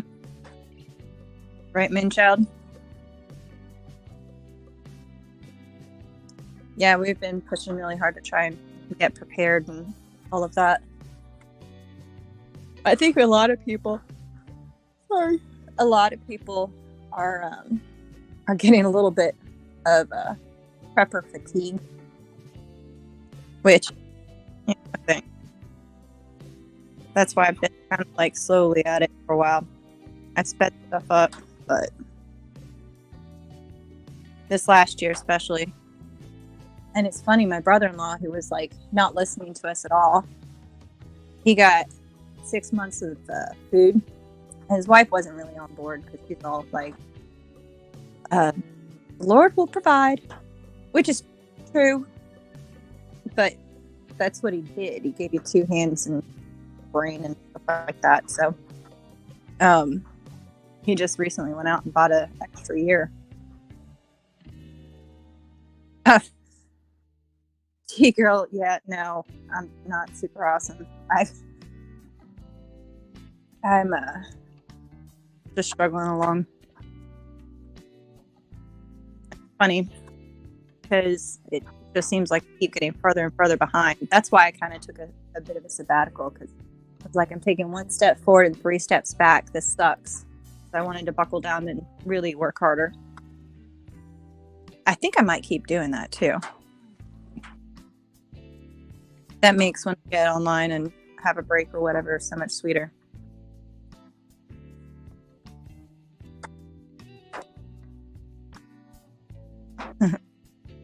Screw 'em. Well, I mean, I would agree for the most part, but we already are getting fucked a little bit, so. Yeah. That's kind of my argument too. At least that's what I tell people that say that to me. But to each their own. And now I have the little one often. She started pre-K. But poor thing's been fighting a cold.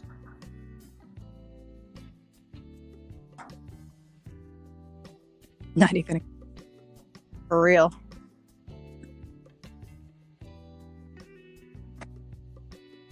That's wild, PA. So let me go back and reread your comment, because is that kind of in a very rural area? Did they?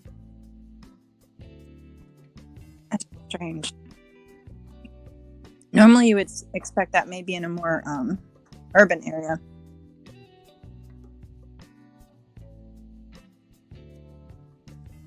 I have to keep clearing my throat. Sorry, y'all.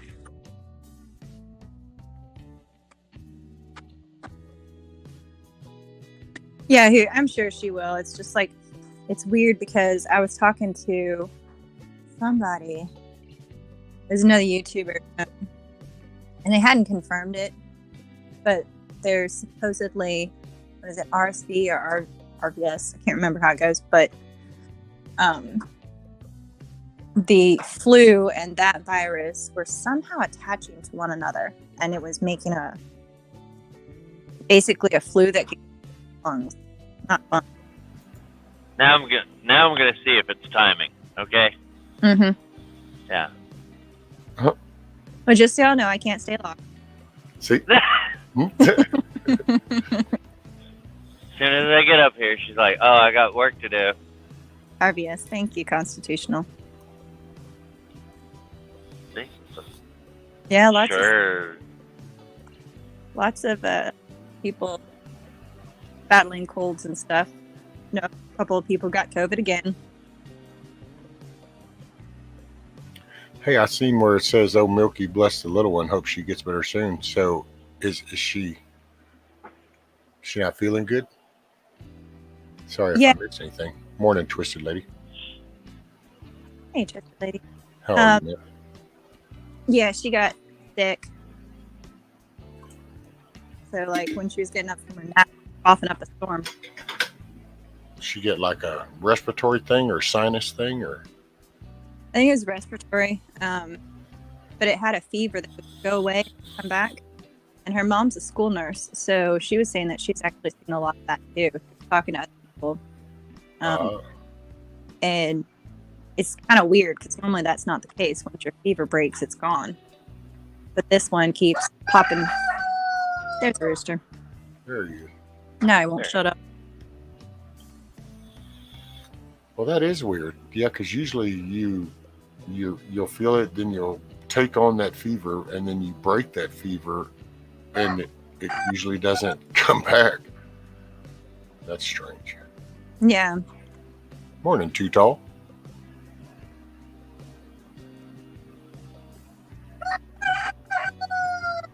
There he is. Yep.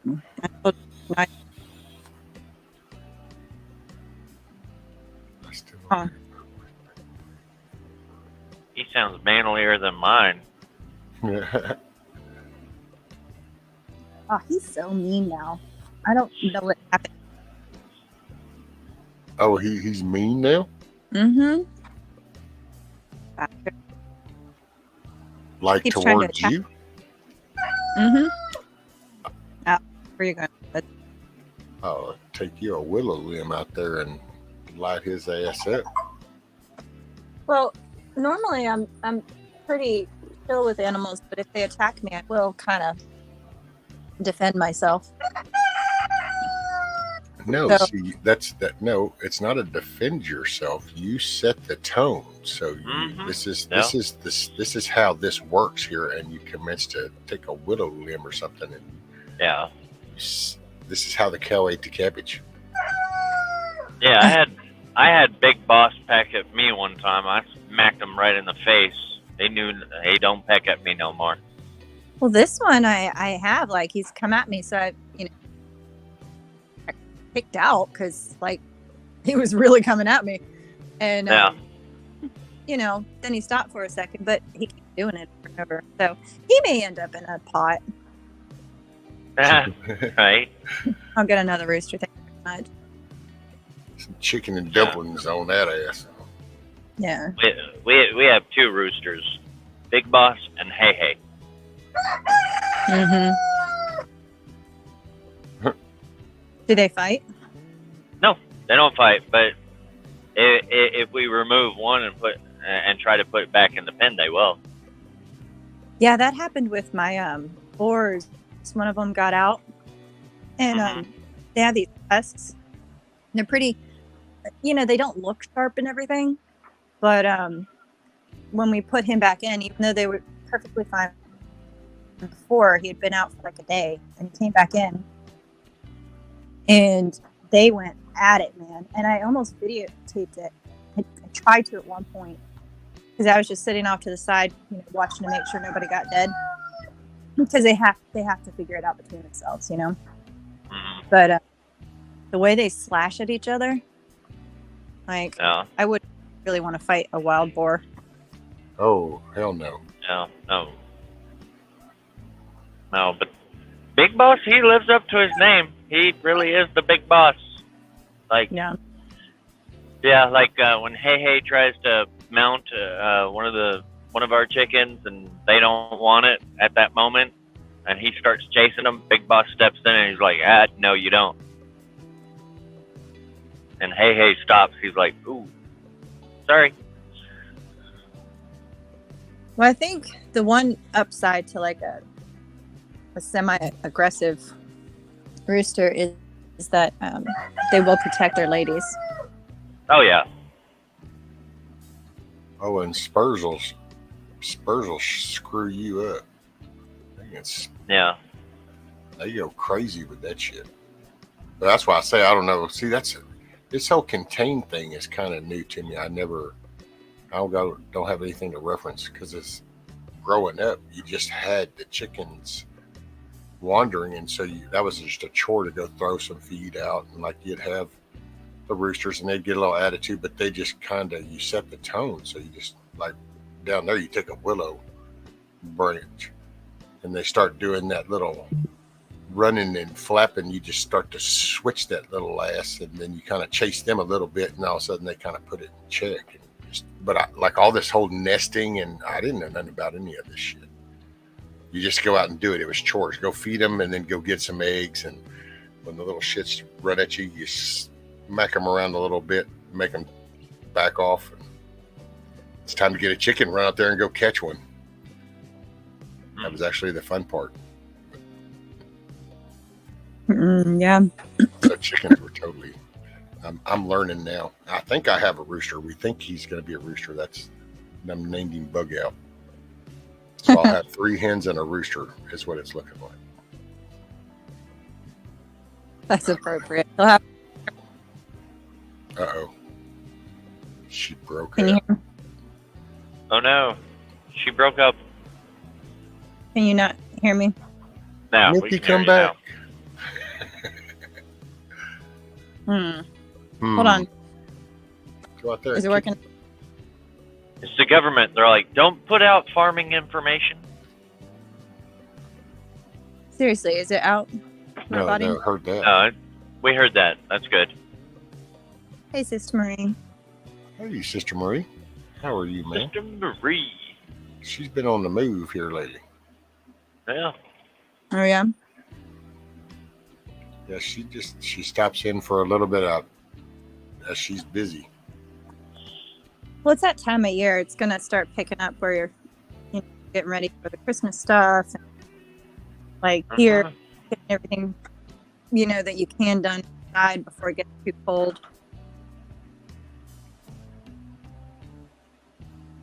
Yeah, I'm gonna be busy the next 4 weekends putting together the Christmas float for the parade on December 3rd.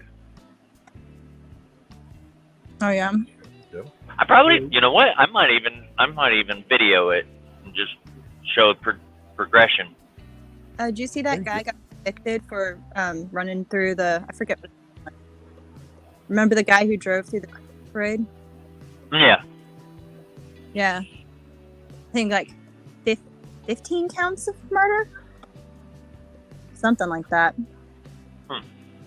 So, depending on how the sentencing goes.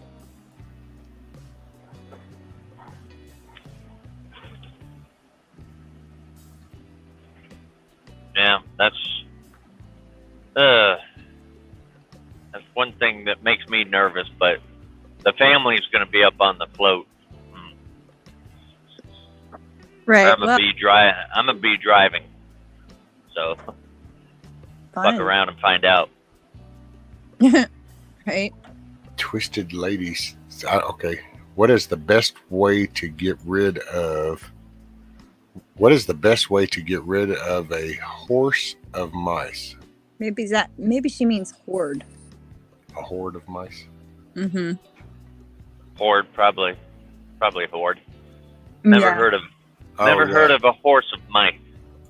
She says we have generations living in our garage crawl space.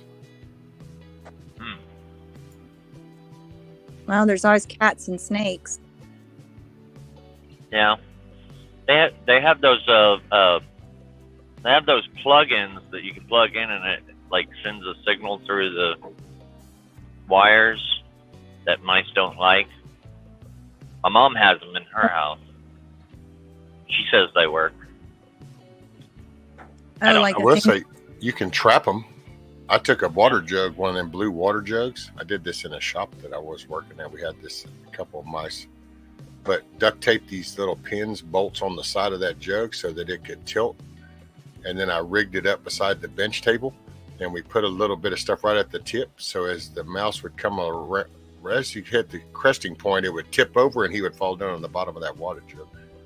Collected about 10 in one week. They would just be down there running them around. It can't get out, can't do that. Yep. Oh. And then we have people that have boa constrictors and stuff, and they you don't have a mouse problem anymore. Right? Oh shit. See a need, fill a need. Just when you thought it was safe. Oh shit. What's up, Bug Out? Oh shit. I got work to do.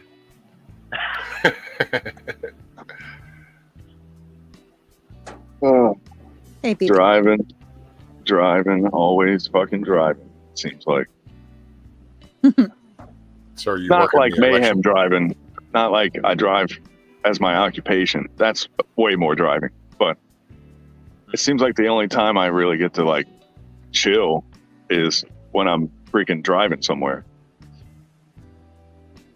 Well, you do kind of do the same kind of driving. You're just going to the destination to make your money, where he's driving to make the money. Yeah. Yeah, man. I've been noticing the crazy people at these elections. And now we're in Florida down here, right? And we just never really did this mask thing, you know? But I've noticed everybody that causes a ruckus at the Board of Elections has a mask in their possession. I don't know if there's a pattern to that or not. I'm just saying. It's foreshadowing. That's what it is. Foreshadowing. Imagine that. Oh. Yeah, it's like one of the Blues Clues to, because they know they're about to get their poop just totally strapped back into their body, so they're already getting mad, you know? Wait, let me get my handy dandy notepad. Right.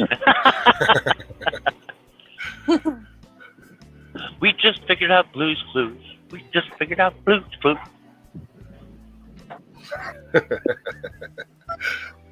Dude. Should be able to see what happens, the reactions.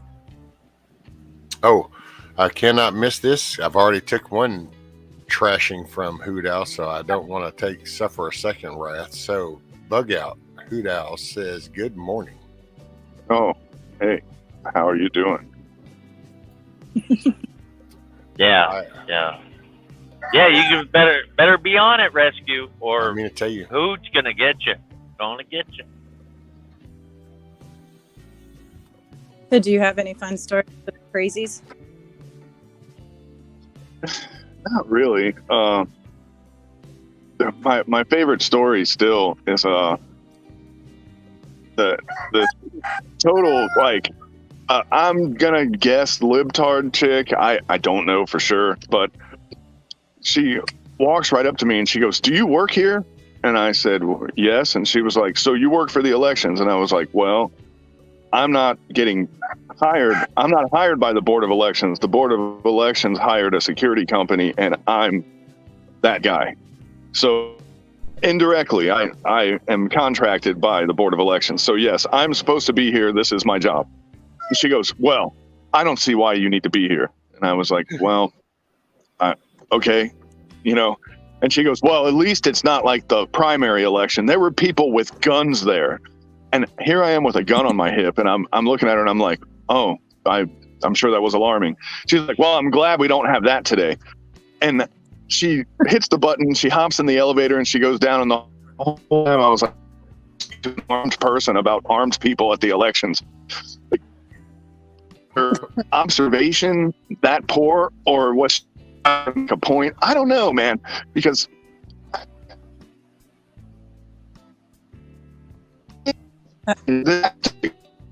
You're it's robotic. gotta be like nobody. Oh, I'm roboting. Is For that real? him or? Yeah, you're. Oh, He made now. Yeah, he's back. Okay. well, you didn't miss anything. No, we caught the gist that she was unaware that you were armed, talking about armed security at the primary election. Went down the elevator, and then you started cutting out. Yeah, well, yeah, that's good. That was the part where I started inserting my opinion, which is always a bad idea. Oh, yeah. People don't like opinions, apparently. Yeah. It was Yeah. the government saying, no opinions here. No. Nope. Oh man, Well, and says, Milmaid, don't What? you love it when BB says, I'm that guy? Right. but where I'm working right now, it's not a polling location. It's not a voting location. So it's the actual it's the building where all the big dogs are. You know what I mean?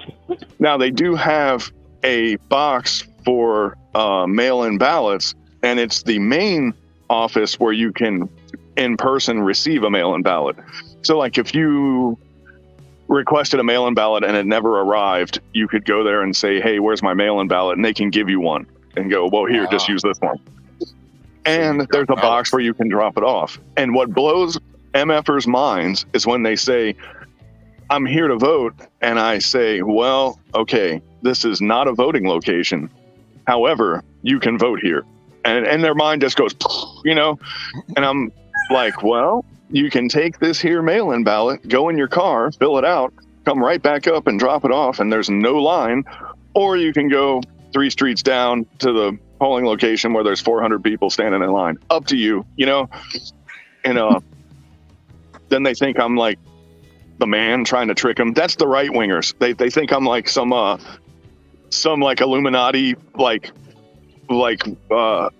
honeypot scheme or something, And they're like, oh, you're trying to get me to put my vote in that box so you can burn it or something. And I'm like, well, then welcome to the line down the street, bro.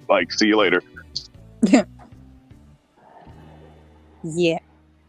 It's really a mess. Nobody trusts anybody down here. And the left knows that they're going to lose. As far as what I mean lose, how Biden lost, but he didn't lose. You know what I mean? So if DeSantis loses this election, it's going to be because of creative voting and not because of actual losing. There's nobody. I'd say maybe 10% of the people I come across seem to be of left-leaning tendencies. Mm-hmm. Well, he's got a double-digit lead, doesn't he? I doubt it. I don't know though. I haven't been paying attention. I haven't been really watching the news too much. Yeah. I think his approval rating is so high in Florida. Well, the last election, he only won by 3 points. So he barely pulled it off on the last election. Now, everybody knows him now, so his approval rating may be higher, Yeah. Also, they're running him against Charlie Crist, who is a former governor who was useless in Florida. Former CIA. Oh, well, was he? I didn't know that. Yeah. That figures. Makes more sense now. What do you know? He's incompetent, and he was in the CIA. No way. Whoa. What? By the way, morning, Matt. And, all right, Connie, Matt, she said, hey, all, Rescue Mayhem. Gonna listen from the TV and fall asleep for a bit. Have a good day and choose joy. There you go. Sleep well. All right, Connie. Trying to get Good in for this you to see freaking- me. Trying to get in this here road, and these cars are creatively spaced to guarantee I could have went right there. Doesn't it feel like there's somebody on the other end on both sides going, okay, stop. All right, now go, go, go. Stop. Go, go, go, go. Yeah, I swear. like there's a radio, and they're like, okay, blue Mazda, slow down a little, because that gap, we need to fill that in with cars so no one can get in this road.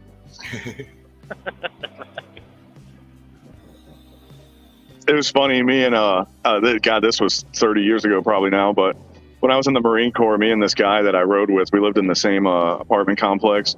We had a little joke where we pretended like everybody else that was on the road was the Illuminati, you know, and their goal was to make us late for work.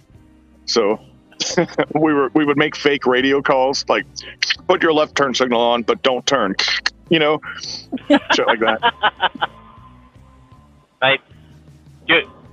Do not put on your turn signal, but do turn. Right. Yeah, exactly. Who else said the libtard was testing BB to see if he had shoot her? LMO, bless him. No, I'm not. And then Matt I haven't even raised my voice at this place yet, and we had. I don't know what side these guys were on, but there's another thing here where you have to be registered to vote with, and I want to say it's 28 days. You have to have been registered to vote for 28 days to vote in the state. And a lot of the people that come up there and get hot around the collar are the people that were like at 22 days or 21 days because of the hurricane. And I totally understand these people. They got turned away when they tried because the hurricane and the place was shut down. And then they show up and they come in, and what do you know? They say you're too late, and they don't let them vote. I have complete sympathy for this, you know, and maybe that's why these people don't yell at me, because I'm like, look, I understand this sucks. This is a raw deal right here, you know, and I'm like, but what can you do, you know? And they're like, well, they should have a thing in place where they let people vote anyway. And I'm like, well, they coulda, woulda, shoulda, but they didn't. They didn't put that in place. So here you are, you know? And they're like, yeah, but the hurricane. And I always say right at the end, you know, like when they don't shut up, I'm like, well, what did you do for the rest of the 2 years since the last election, you know? That was my thought. And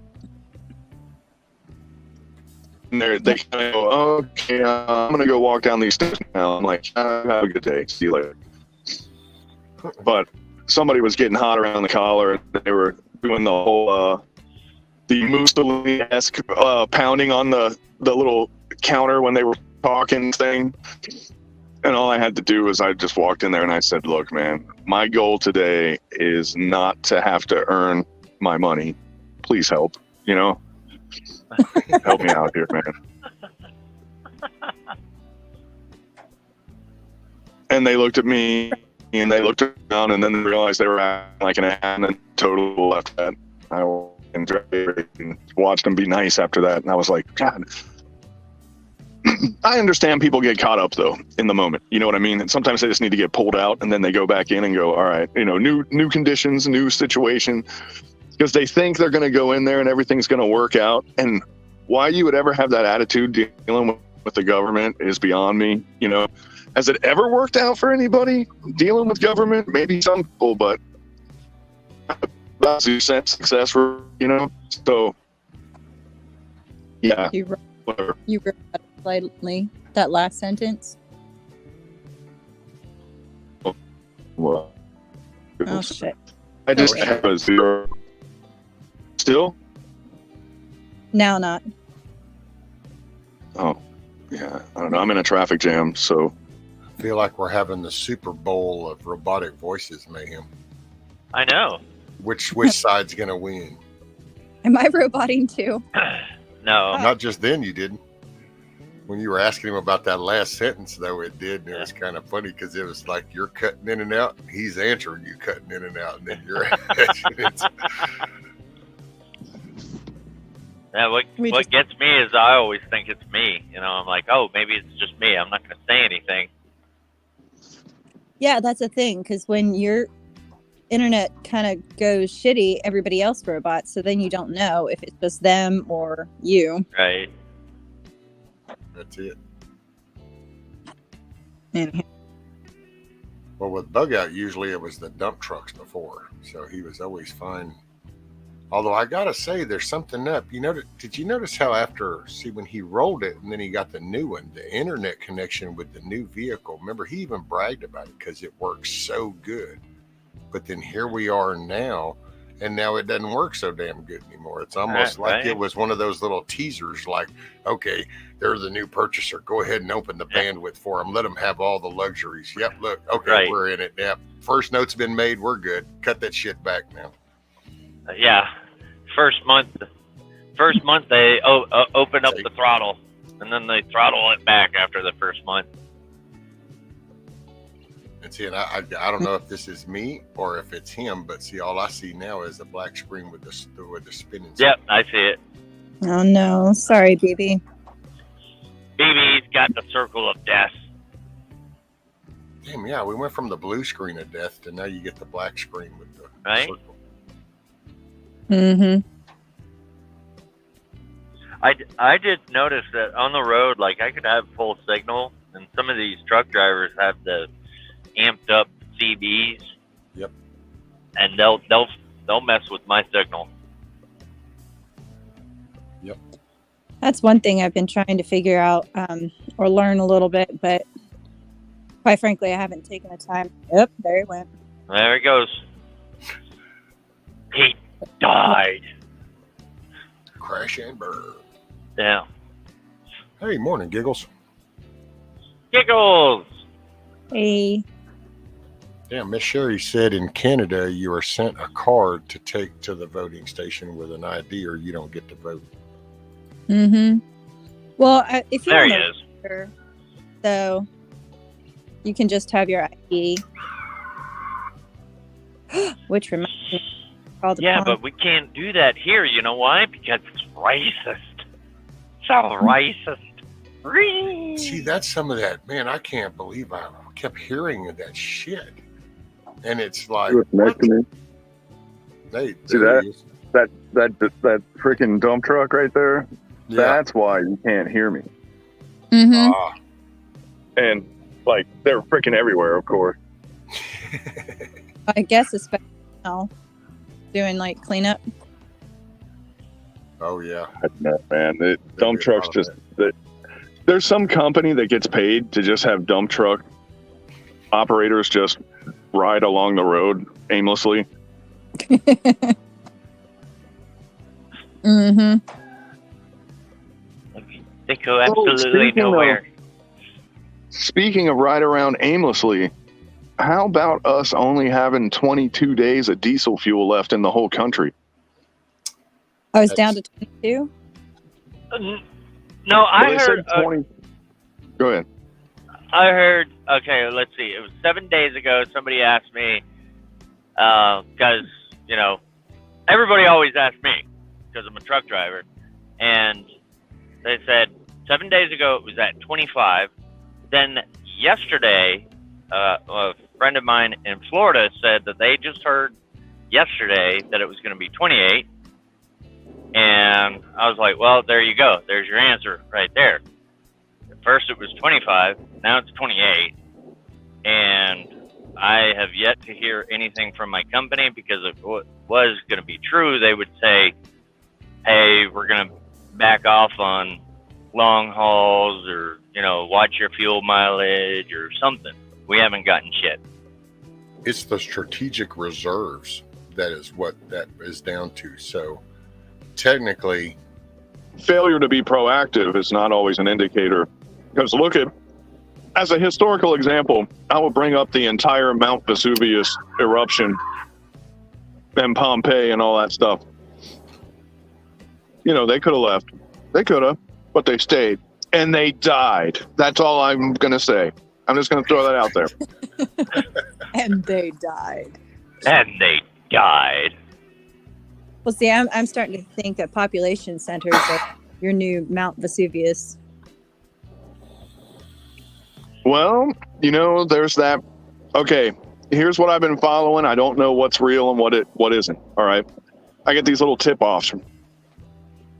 I heard 2 or 3 days ago that military planes have started turning off their transponders, which is a bad sign. Okay. That was 2 days ago. Yesterday, I'm getting these messages. They're like, there's an imminent threat from the Iranians to our assets. They said our assets. And I'm like, okay. Then on the news, CNN broke, or CNN's the one that I caught anyway. They said that Iran intended to blow up the refineries in Saudi, or at least one of them, or maybe several. And I was like, what's that got to do with our interests? You know? But whatever. And so we got military planes turning off their transponders. I never verified that, so I might be talking out of my ass here, but somebody might know. And then there's this threat, which seems somewhat credible. Like, Iran intends to do this. Now, whether they pull it off or not is another story, right? But Iran wants to do this. And if they do it, and we're already in what appears to be a fuel crisis with, let's call it a month's worth of diesel in the pot that we're not worried about yet. We're going to wait till it's 5 days until we freak out, right? But all this stuff lined up together, Russia and Iran, because, you know, Iran is one of the BRICS nations. So, or no, that's India. Never mind. But they're talking about adding Iran anyway, because they're not slaves to the Rothschild Bank. I don't know if I'm allowed to talk about that here or not. I don't want to ruffle anybody's feathers, but Iran is going to be part of that when it kicks off. And yeah, they're going to hit us in the gas tank, man. That's what it's looking like. That's the easiest way. And we blew up a pipeline, 2 of them already, I guess. And we stopped pumping our own oil. So we're helping them destroy us. How's that? How's that for a clincher? Angry American never wrote a book like that, did he? God, if I had a crystal ball. Right. Right. Better quickly write that novel. But if you wrote it back then, no, people would have went, that's bullshit. That would never happen. You know, a president cutting off our own oil supply while we're getting, like, you know, an oil embargo is about to happen to us. And that's not even an embargo, man. They're about to just blow up our capability to receive oil. Like, just boom, it's gone, you know. It's so interesting, man. This is actually, I heard the strangest thing yesterday, actually, listening to people talking. Damn, what was the name of it? The Johnson Act? Or Johnson or Jason Act or something like that, but it has to do with maritime. And I was like, well, now that kind of, it was the way it was worded, and I kind of had to stop, and I was like, wow, that sounds really like that could be a whole nother Patriot Act kind of thing, where it sounds good on the top, but this is going to come back to bite you in the ass. But apparently way back, I forgot the dates, you just have to look it up. It's John, when I talk about it, you can feel free to Google whatever, but it's the Johnson Act or something, but it has to do with maritime, and it has to do with allowing the ships to haul the fuel. So they have to be registered and built U.S. ships that are employed here in order to transport them. And so we have a transfer, like if we get Venezuela stuff, they can only come so far, then it has to be transferred over to brought in. Well, here's the kicker. They're talking about lightening that, you know, like changing that so that all of a sudden these other places now can come in. And the first thing that I thought of is going, wait a minute, isn't this like the Trojan horse thing? It's kind of like, you know, you need to meet U.S. regulations and all this good stuff to come in. But, hey, you know, we're under this kind of time right now. Maybe we could just look the other way for now because they mean well.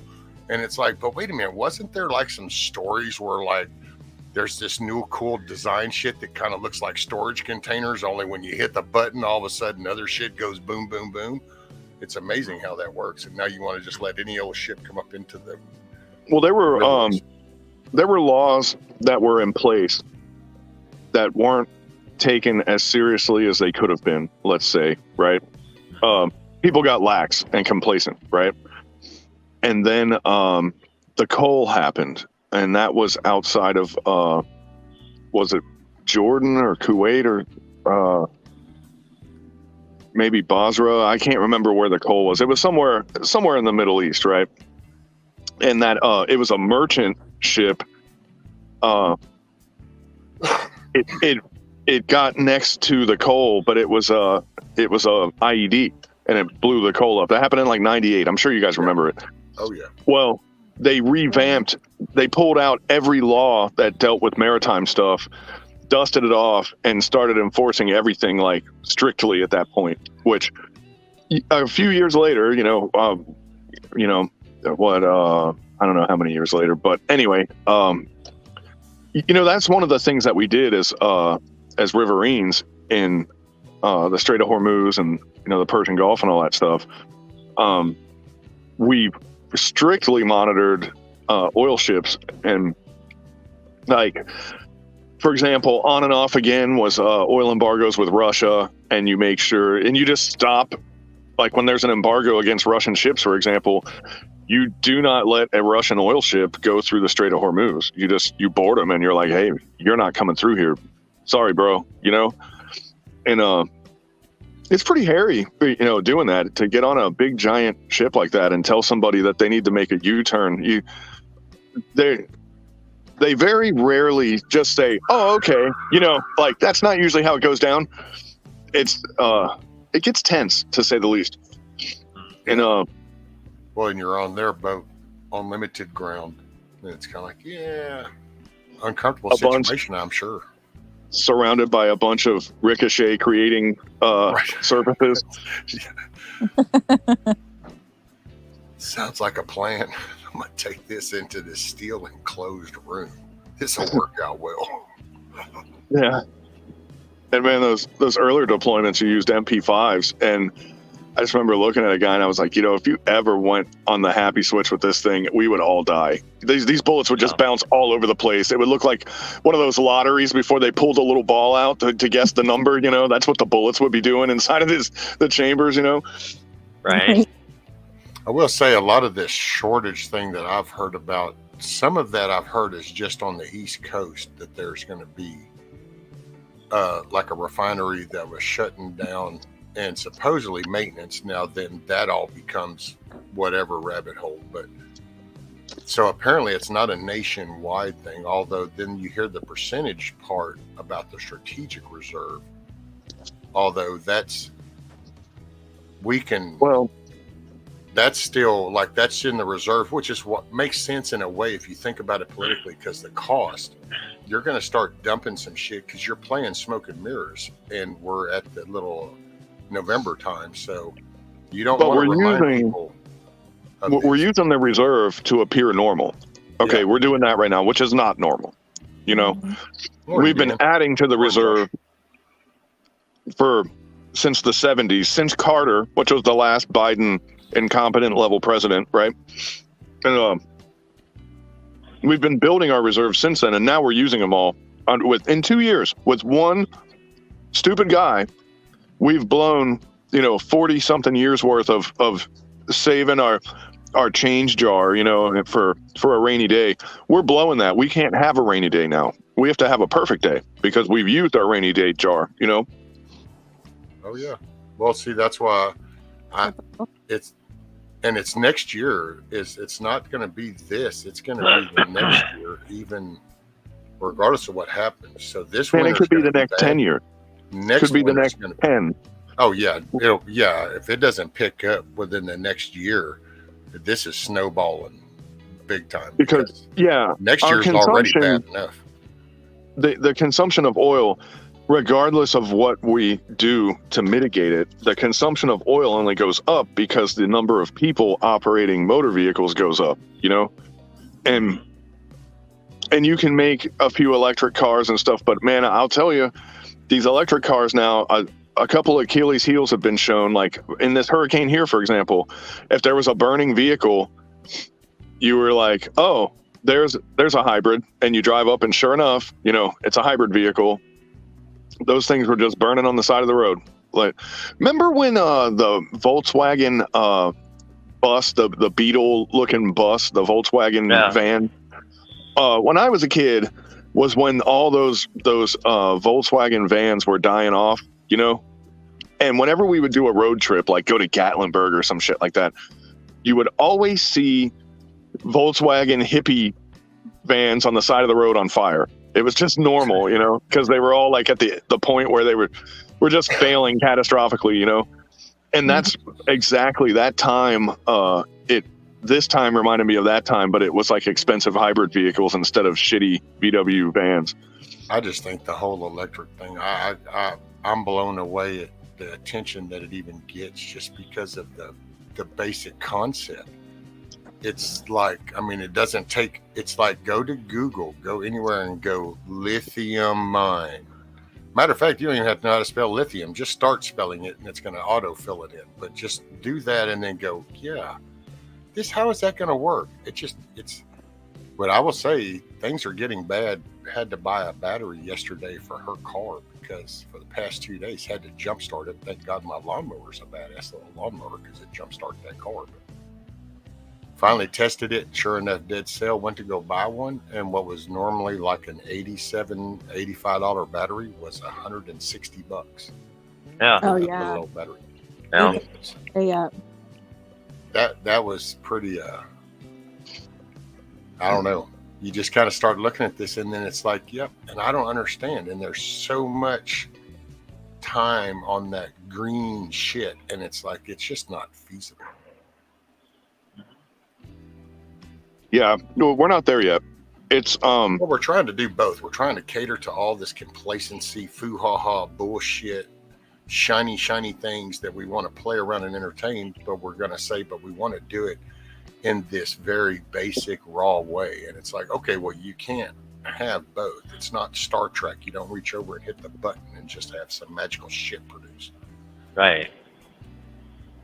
But they seem to think that way. well, I mean, look at the internet that Al Gore created to use with computers that Bill Gates created. Right. When the internet came out, first it was the capability of it wasn't even fully realized yet. You know, the military was like, we're tired of running wires, we're tired of running lines. We want to be able to do things. When I mean lines, I mean peer to peer. They're like, we want to have like just a network that we can just connect to this thing, and then we can talk to somebody over there without having to worry about establishing lines of communication every time we build a building or something, you know. And they were getting into WANs and stuff like that, which is wide area networks instead of local area networks, where it was still like an intranet and it wasn't the internet yet, but it was a step away, you know, like Hawaii could talk to California, for example, you know. Yeah. But nobody else could tap into it. It was a private internet sort of, you know. And then they got this idea where they were like, wait a minute, you know, businesses could use stuff like this too, you know. And they were like, wow, you know, we could try this. Well, boom, the internet is quote unquote born, right? And at first it's a highly commercial thing. It's not cost effective. The regular person would have never used it. Or did they have the computer that really could do it at the time? You know, like we were still stuck in the, what was that? You know, the less than 100 bus speed computer days, kind of, you know. Oh yeah. And shit like that, you know. Well, as that technology sort of improved, the availability improved, and in the beginning with the internet, it was like, yeah, you can participate in the internet, but it's going to cost you. It was a rich man's game when it first came out, and like all those old games. There was an old submarine game that was pretty cool. I remember my friend's dad used to play it, but you could never call his house because it would interrupt the internet connection, and he'd get all pissed off. But he had an actual modem that you actually put the phone onto it. It wasn't like that was internal. Yeah. And I remember those days, you know. Like on War Games. Yeah, when he puts that over there on that thing to talk and. Yeah, that's how you used to connect your modem that way, because it would talk through it. Yep. But look at the internet now, though. Dude, the cities back then. See, I gotta say, now that you're talking, you know, it's kind of like, and they got their a good foothold back then, because the cities. I remember the major metropolitans started getting the faster speeds. And so then you would hear going, oh, no, I downloaded that in no time. Oh, man, what? And it's, damn, what did it go up to? It made a jump off of the typical 14,400 and went to 28,800, then 36. Yeah. And then T1's line became the thing. So then you had that was cable though. That's when you started getting to the DNS or DSL. DSL was what that was. DSL, yeah, digital subscriber line. Yeah, once it started going digital and cable and stuff, everything just kind of got blown out the window. But what the point I was trying to make though is solar. If we would have not had government intervention, it would have went the route of the internet, where eventually they would have found a way to make it cheaper, to make it available to more people. And we probably would have a more feasible product right now. But instead, they're taking something and going, there, that works, that right there. Let's use that. Now, let me rewind a little bit, and I don't want to change the subject again. It's the same subject, but I don't want to make people fall off the ride here. But do you remember when Bush Jr. got elected? The first thing that he did was he had everybody submit plans for the hydrogen platform. He said, hey, man, 20 years from now, we're going to have this problem, which, by the way, is exactly the problem that we're having right now. And he was like, yeah, we're going to have this problem, and we're either going to have to make electric cars or something else. And he was like, I don't think electric cars are going to work, so let's make a hydrogen car. Well, everybody submitted all their plans. He took those plans, threw them in a safe, locked the door, and then invaded Iraq.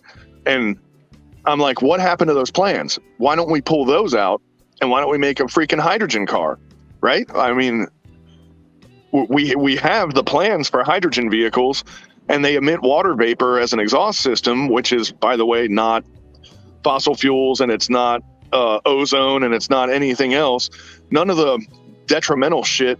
It's not carbon dioxide either. There maybe it is carbon dioxide, but I thought it was water vapor was the end product. You remove the hydrogen from water, and you have the remaining material. But O2. So why are we not using that? Can anybody explain that to me?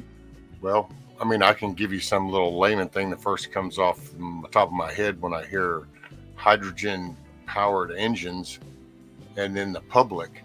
And it's like, so if we have people out here that can't control gasoline combustion engines on the road, how detrimental would it be if we were running around with people that had hydrogen powered motors? Right. Having hydrogen bombs running all around. Yeah. The hydrogen is extracted as it goes, though. So that's like saying, okay, this is an explosive material, or this is a flammable material. But imagine if your flammable material that you're talking about is you took a match head and dipped it in a cup of gasoline, and the gasoline that's on the head of that match, you're like, this is flammable, this is bad. Where really, like, it's not. That small amount isn't going to do anything, and that's the way a hydrogen. God, I forget what it's called. That style of engine. But let me ask you something. If that match head was in the box of other matches, would it then still have the same minimal effect? Because it's water. Cause a chain reaction. No. The rest of it is water still, right? Which is anti-flammable, and so it goes into this engine, and then it is separated from the hydrogen is extracted from the water. That hydrogen is burned. And then as it burns, the next drop of water goes in there. It separates that and burns it, and it just keeps like that process going. It's not like it makes a tank full of this hydrogen shit, and if it does, it's like, do you know what I guess what I'm saying though. Did you ever play paintball? For somebody with nefarious reasons, how easy would it be then for them to convert that to be something dangerous? Well, I mean, you could extract the hydrogen and not burn it, and maybe somehow pressurize it. Well, I mean, I'm just totally layman thinking. I'm just thinking of hydrogen shit, and then, it's a layman way of thinking for me.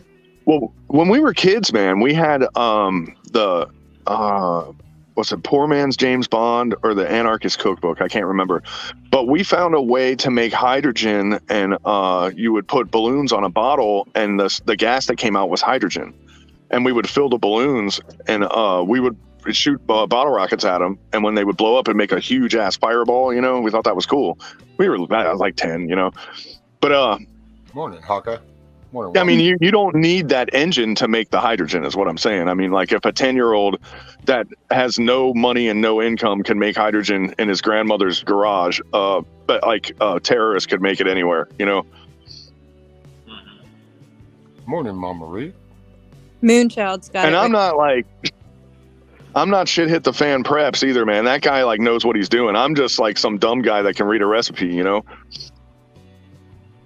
Well, and I've just always kind of wondered, because you brought that up a couple of times, and I hadn't read nothing about it, so I don't know anything, but I just and that's why you take those words and you kind of that's why I say lemon question is okay, how easy would that be?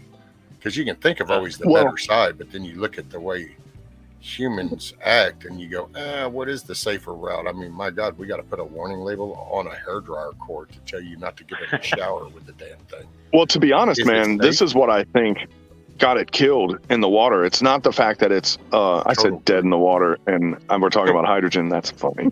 But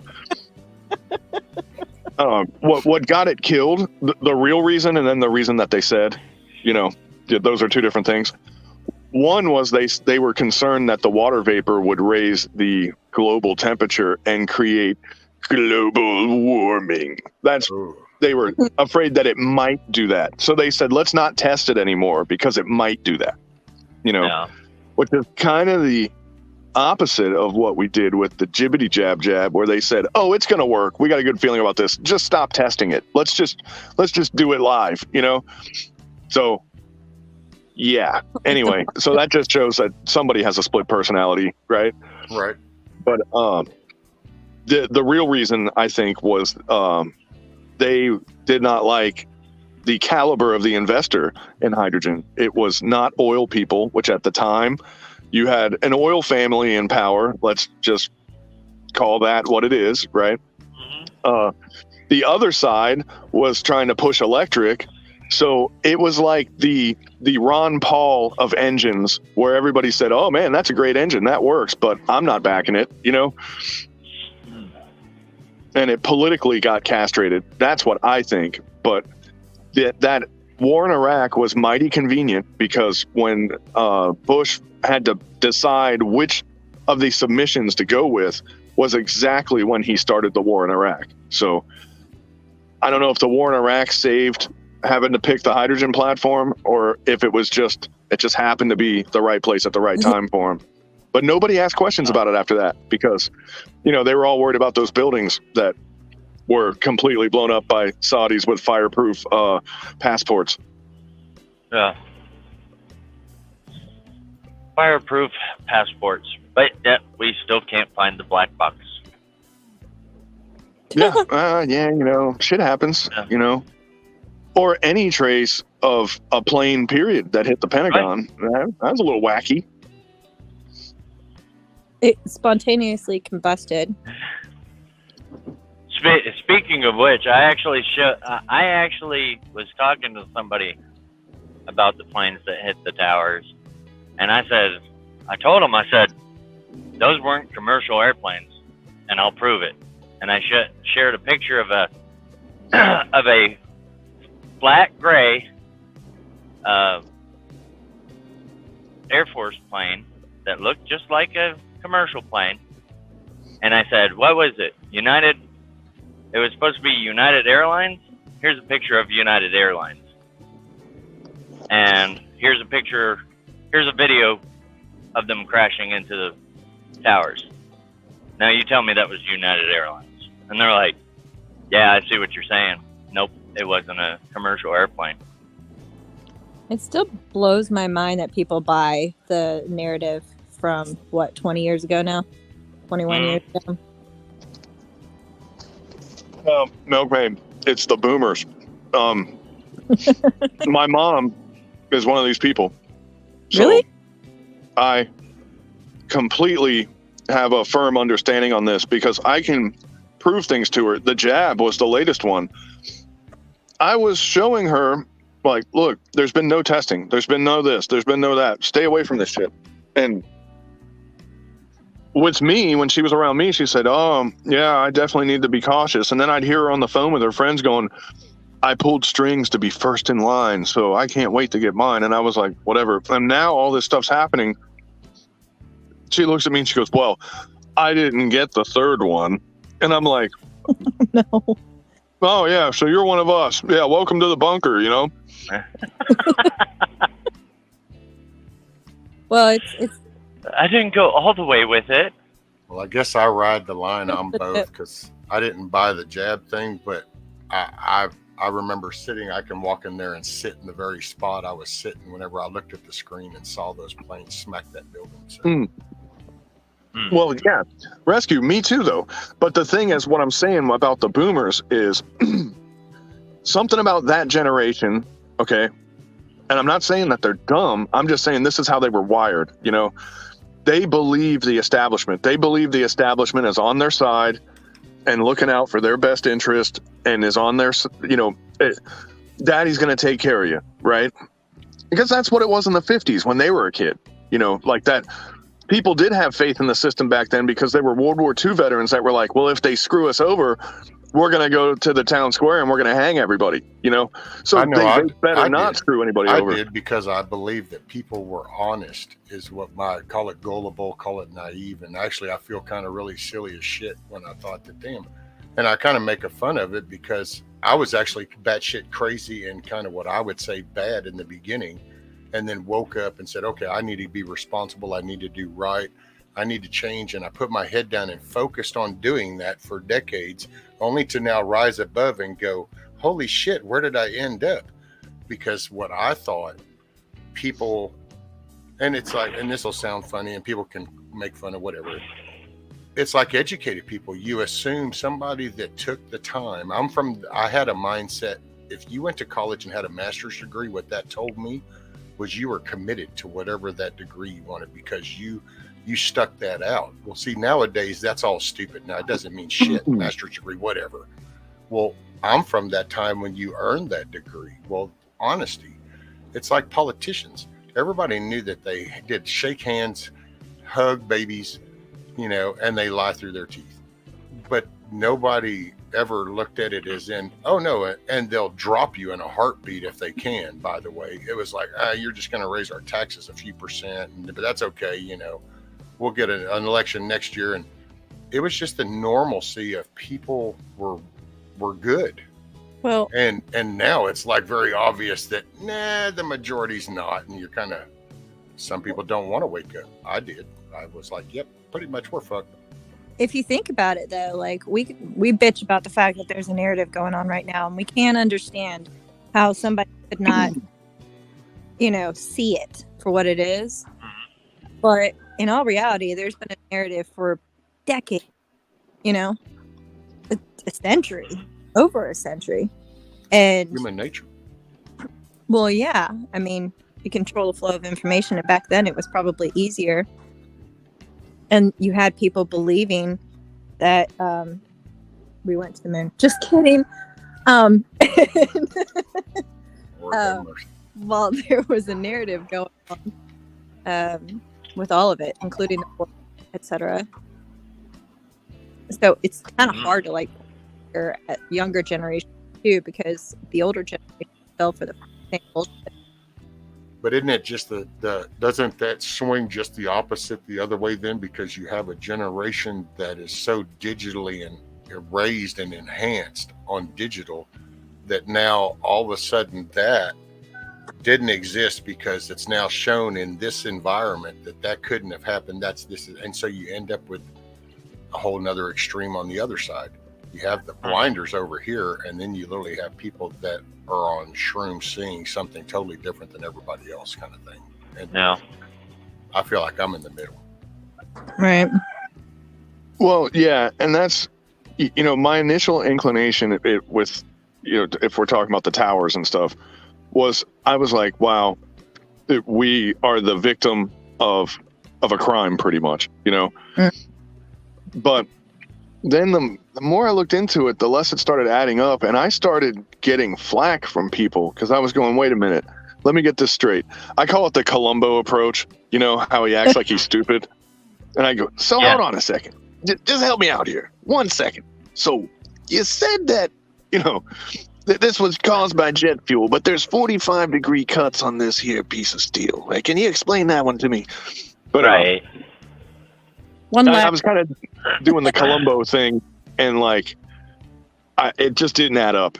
And I didn't know who did it, and I wasn't saying it was these guys or these guys or these guys or us, But I was just like, this is not what it appears to be. Which, by the way, a way shorter-lived version of that was that Nord Stream pipeline, because we now know who did it. I don't know if you guys have talked about that yet or not, but there's a reason why Liz Truss's time in office was short. Let's put it that way. Oh, really? I hadn't heard this. Oh, she used her iPhone. You're an iPhone owner, so you share the blame of this crime, just like she does.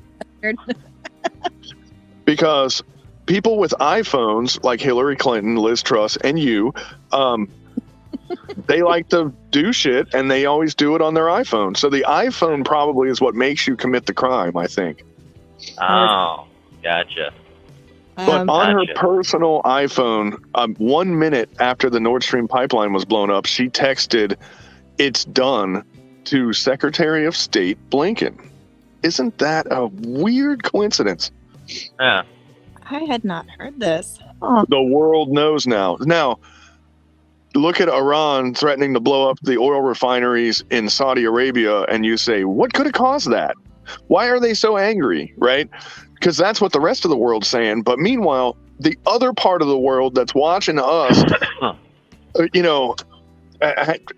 have trannies talking about blowjobs in grade school to countries with Sharia law. They're looking at us going, these people are freaking out of their minds, And, they refer to us as the Great Satan. We're proving it to them right now. And we're only strengthening their resolve. That's going to work out well. Well, it'd be nice to think that people could get back to priorities, but I don't know. The world's so polluted with all these toys and all this foo-ha-ha. I don't know that you can ever get a cohesive. What I don't like is the fact that they try to demonize somebody with rational thought, going, "Hey, wait a minute, no, this doesn't make any sense whatsoever." And you see it with every aspect, whether it's a conspiracy theory or it's, someone saying a man cannot be a woman and a woman cannot be a man. Oh. They're like, you're a John. You're a sexist, you're a transphobe, you're a conspiracy theorist. Well, they scream loud enough, and then the other ones go, "Oh, I'm not really the comfort. I don't agree with what they're saying, but I'm not confrontational. So I don't want to speak up and say, wow, you're wrong. So I'm just going to turn and go over here, and I'll just drink some tea and kind of go, wow, what's going on?" That's what's happening. Nobody wants to go, okay, you're wrong. Don't have to dislike you, like you, or nothing, but right's right and wrong's wrong. Nobody calls that shit out. I mean, this was written in stone. Written in stone 20 years ago, but probably a really good idea today. Don't ever talk about the Twin Towers in a liquor establishment, whatever you do, that was, 20 years ago, it was like risky. It was almost a life-risking experience. And for the strangest things, like you would go, it looks like this was an inside job. And then somebody would go, my Uncle Timmy was in the Korean War, God damn it. And I'm like, okay, what's that got to do with this? That people... They have this loyalty that they draw, like my grandfather died on Omaha Beach, and I'm like, well, then you should be a little skeptical of the intentions of the government, then, because they're the ones that killed your grandpa, buddy, Yep. We could have stayed out of that war, you know that, right? Like, we could have just minded our own business. We could have took on Japan, whipped the shit out of them overnight without having to be split into Europe. Like, Well, we I had know that. options. I We will had say options, you man. can hear so much nowadays, though, and I do find it ironic because people rewind history and analyze, and yet I grew up in the culture where you were always told hindsight's 20/20. So it's like I grew up knowing that I could look back on something and find better ways or find this, that, or the other. Nowadays, the generation, it's like a whole plan is formulated because can go back and look at this and go, aha, I see the overall plan, and it's pushed. Yeah. And then there's a whole book that gets written on what's to come. And it's like, man, I don't know. It's a crazy world. I try. Well, you know, Rescue, the best try to quarterback join on in earth, sometimes, but the world's best quarterback, is the dumb guy in the break room the day after the game. Isn't that guy the best quarterback ever? He knew everything that guy should have did. Why don't they it's like listen the to him? phrase I remember growing up when the kids were little. You always Right. used to hear armchair quarterbacks.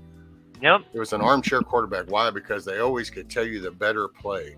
I personally, having a criminal background in my younger years, used to make fun of the people that how all these prisons are locked up with all the people that know the perfect crime. And it's like, but you're on the other side of the fence. How did that work out? But hey, you know all the shit. And it's kind of like now everybody knows everything that's been going on, but yet here we are. So how did that happen? It's Yeah. like, Yeah. at what point you kind of got to go, oh my God, whatever. I'm raising chickens. Yeah, I mean, I go through that.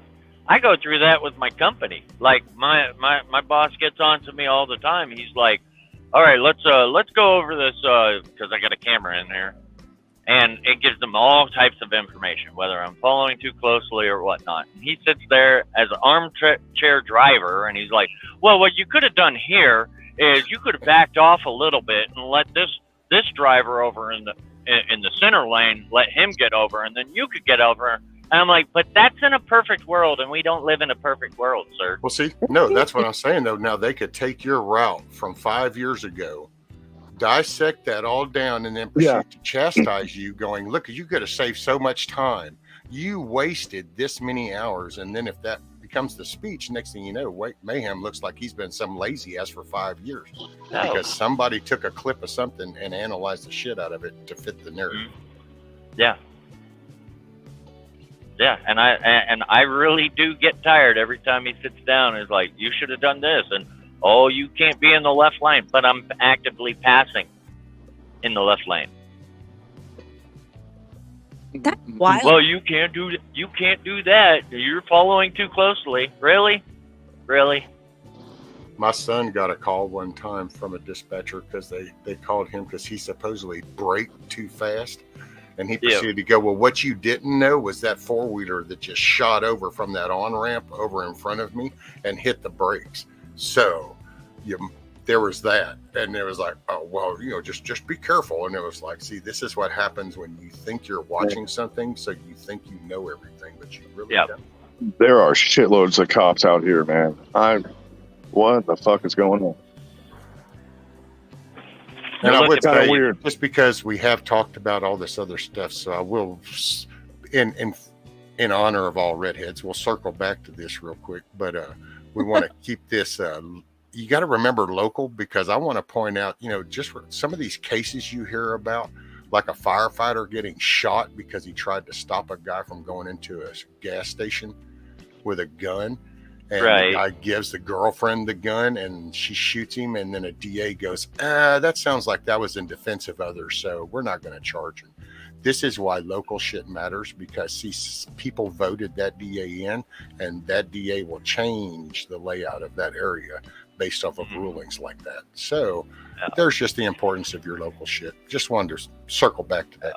But like covering that story that I remember you covering that story, Rescue. What about the defense of others when the guy was going to go shoot that store clerk? The firefighter was like, "Nuh-uh, not today. I'm going to defend this person." So, person, Mayhem. Person is the key word here, because a firefighter is a position. So our firefighter is even people, right? Mm. So she shot at a position, not a person. Oh, yeah. And that's like shooting a fire hydrant. That's a ticket. You just It's walk like away. all the other times. When in need, the uniform matters. When not in need, it becomes a target. Right. I've Well, noticed- or the gun is what commits the crime unless a police officer does it. That's my favorite one. Yeah. They're like, oh, this guy shot another What do you guy in a mean? crack deal. Oh, we need Don't to you ban remember guns. defund But then the a police officer. So Go ahead. they're even bad when they use them now. You kind of got to be a gangbanger crackhead in order to get away with doing this shit. Hmm. Oh, this light is out. That's what's going on. Okay, I get it. I was wondering why there were so many cops. I was like, man, they're on to me. But They're after you. Dude, you know They that's heard one you of the talking most, on rescues. That's one of the most dangerous jobs that cops have is directing traffic. They're more likely to get killed directing traffic. I'll go, I guess. Dude, you have, man, a big bright vest that you have on. You have cones out, and I swore I have for decades. I personally despise cones because I think my 2 cents of working up and down these damn roads, those cones become targets, and it's subconscious. And it's because they see it. It's an unusual object in front of them, and they start leaning that way. They gravitate. Well, that's how I feel, man, because I'm exceptionally handsome. You know, like I'm toning it down for the crowd here, right? But but people steer right towards me. I'm I like, didn't hey, realize lady. I'm about to call my boy and tell him, dude, this fucking flower shit has got some kick, because that shit just comes out of nowhere, and all of a sudden I think I hear the most ironic shit sometimes. But I'm like, hey, lady, wait till the red light or something. Don't just run me over, you know? Those ladies, right? Wow, you were assuming a pronoun real quick, weren't you? That's right. Wow. What if she identifies as a bunny? You know? Maybe she was part of the car. No. No, but for real, one time my husband got pissed off. This one lady almost ran him over while he was just doing traffic control. And he got so mad that he maybe lost his temper and dented her car. That didn't go over well. But she did almost kill him. Oh, hey, morning, Josh. Hey, Josh. I will say this. So Moonchild said local doesn't work whenever the corruption is in your local. The system just simply doesn't work. Money talks. If you have money, you'll get elected, corrupt or not. I see, and I can see that being in spots, and I don't know the correct answer. I would just, you would hope that, okay, well, the latest, how would I say this in a safer way? So like a current version of a 76 type thing would be in those little areas that, you know, people maybe even move out at a point and consolidate that. Then you work on the outside, and then I hate to say it in that way, but then in mass from that state level goes in, and it's like, nope, this ain't happening no more. You know, kind of like way back in the day when all of a sudden little towns would be totally run over by some shit, and they'd finally get word out to the right people, and all of a sudden there was the herd of the good guys came in to go, nope, this shit ain't happening. I know that's a real, I'm sure BB was going to love to butcher that one up, because I gave him all kinds of cannon fodder with that statement. Good guys? Are there good guys? I don't know, man. There was too many to choose from. I totally bumfuzzled him now. It's like, I don't even know where to start with all that. Morning, Eric. Yeah, there's a bunch Morning, of people Eric. that I didn't say hi to. Like, I know I got to go. I'm at my little political prison for the next, I don't know how many hours. don't charm those ladies too much, okay? Yeah. Oh, those little old ladies, they love me, man. BB, just the sweetest little thing. I'll be right back. Yeah. All right. Don't Hey, take if you any leave- gun. If you leave before I get back, bug out, well, then have a good day. But Yeah, I'm going to leave like right now, man. So I'll see you later. I got like, I got maybe another 2 minutes to live here on this show. Just remember, don't take any gumdrops from them old ladies. Good to see you. They don't Yeah. really offer me stuff, I noticed. And it's kind of wild because they're a lot of these ladies, they've been on the board of elections for like 20 years or 25 years, or they've been doing this stuff forever. So they know each other like super well, and every day is like a bake sale for them. Everybody brings stuff and they share everything, and then here I am with my stupid microwave spaghetti and meatballs, and they're just like, yeah, fuck that guy. Like that's what it's like when they're eating lunch anyway. But like any other time, they like me. You have to go sit at the nerd table. Right? I try. You sit over there at the little boy's table. He's not lying. My mom, Eat your microwave spaghetti and meatballs. little boy. Yeah, my mom used to work on the board of elections in our county, and pretty much everybody was over the age of 60, I think, that worked elections, which is crazy because their hours are insane, especially on election day. Like, they work long days. Maybe Yeah, but it's like every 2 years they got to burn some oil, and after that, it's, I think, a pretty cushy job. Oh, really? I think that's what I'm gathering. I don't know. Yeah.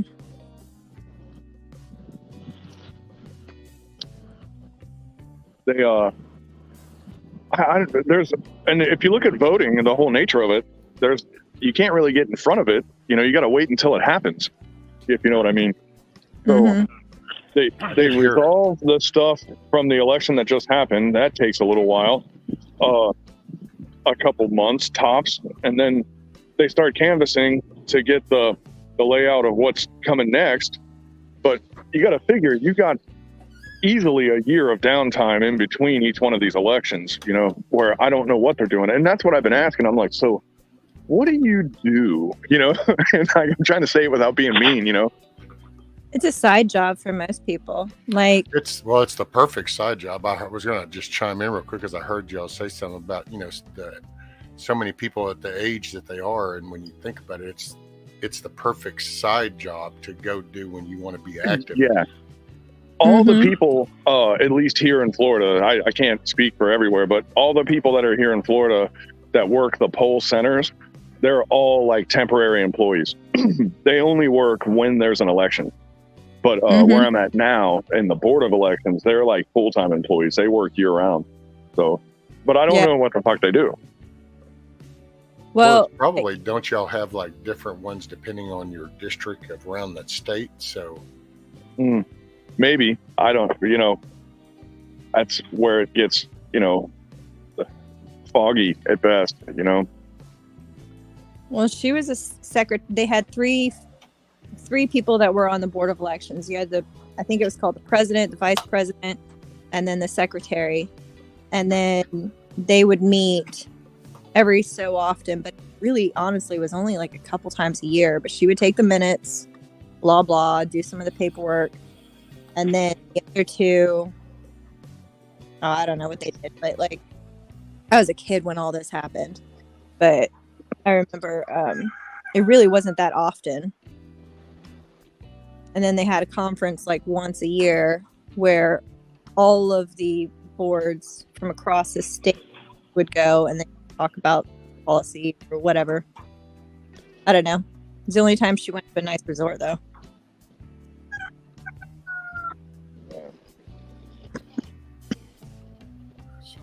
That's so boring, though. I know. Now I don't remember if I locked my car doors or not, so I got to turn around and go back. Locked them. You know how downtown works. You don't want to leave anything unlocked. Doesn't matter what the building looks like. Don't leave it in plain sight either if you don't want your car broken into. Already. I got to run, y'all. I'll talk to you later. Later, man. Later. Good to see you, Bug Up.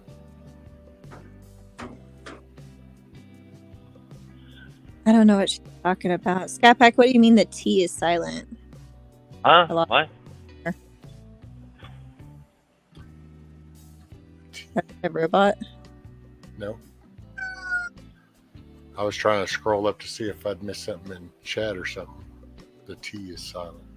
I don't get that either. T is silent. Often. Yeah, not a bad gig. The only thing is, like, if there's any kind of heavy lifting, you need some younger people. Mm-hmm. So wait, often and the T is silent? Then it'd be often. Oh, maybe I just slurred my speech. I mumble sometimes. I hate that. I wish I could articulate like Lucky. Or enunciate. My bad. Wait, it's not often? It's often? I often do that. It's like honest. You don't say the H either. Oh, gotcha. I was looking at what Hoodall said. One state trooper twirl after the asshole. The second state trooper twirl after the trooper to keep him from beating the asshole. Yeah, exactly. You have to kind of learn how to deal with a lot of stupid, ignorant people if you work in law enforcement. And I know a lot of people don't like cops, and I know why. I understand, but you know, there actually are some good ones out there, and they put up with so much bullshit that everybody else wouldn't have to deal with, or would have to deal with if they weren't doing it. By the way, Scat Pack, I beg to disagree, because the word often has a T, and you say it often, 10, Yeah. 10. Where honest, okay, I can give you the H is silent, because then you do say honest, and it would be a O. So just be honest. It's Oh, not man. honest. Not Have you honest. heard British and you say herb and they say herb? Drives me Herb. up the wall. Herb. Yeah, they'll say herb. It is herb. So- H-E-R-B. Herb. Go over there and grab the Kind of like knife. Herbie.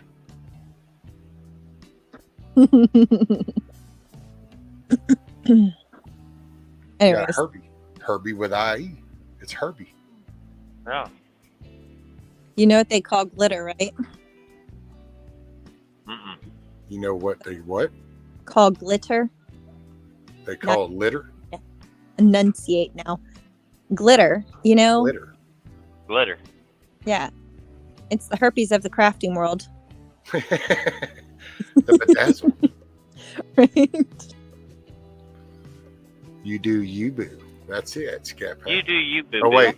You do you. Now, is that really Scat Pack or is that just Scat Pack? Is the T silent? Oh, Scat Pack. Oh, ska. Scat Pack. Scat Pack. Or maybe the S is silent, so it's really just a Cat Pack. Cat Pack. You can go so many ways with that. I mean to tell you, I don't know. Maybe I the need- K is silent, so it's more as Tat Pack. Cat Pack. Oh, yeah. Mm-hmm. Sat Pack? Sat Pack. Is the K silent? Yeah. K is silent. Sat Pack. She's gonna rage quit chat. I'm done. She's gonna get reinforcements. She's gonna get her daughter Miranda up. Like, y'all stop picking on my mama. So, well, the S is silent, and Cat is the first part of her real name. So, see, Oh, this wow. whole time we've been saying Scat Pack and never got corrected about pronunciating that silent S until now. Right? Yeah. Wow. All I this time we've been calling you Scat Pack. What the hell? tell you what, like, if it's cat pack, I'm definitely growing one because I went from 1 cat to 5 in like 2 months. Yeah, that could be clipped and made into all kinds of things. So it's like, so if it's Cat Pack, I'm growing one. It's like, oh yeah, Yeah. and with the milkmaid voice behind that, that definitely had so much. That was I beyond don't- French doors opening up. That was here's the mall. I don't know. I think that's clickbait from her. No, Wait, what am I missing? I was busy going to grab more coffee. No, it gets better. Don't worry. Gets better. It was just no. Just, Oh yeah. Y'all can't hear the dogs in the background, can you? I No. mean, All the dogs in the neighborhood are going crazy. We do have a bear out here somewhere, and I keep wondering if that's why the dogs go nuts in the morning. does the bear really shit in the woods? I would assume they don't I have. think Oh. so. There's that assume. You know what that does. Oh. Yeah, pretty much.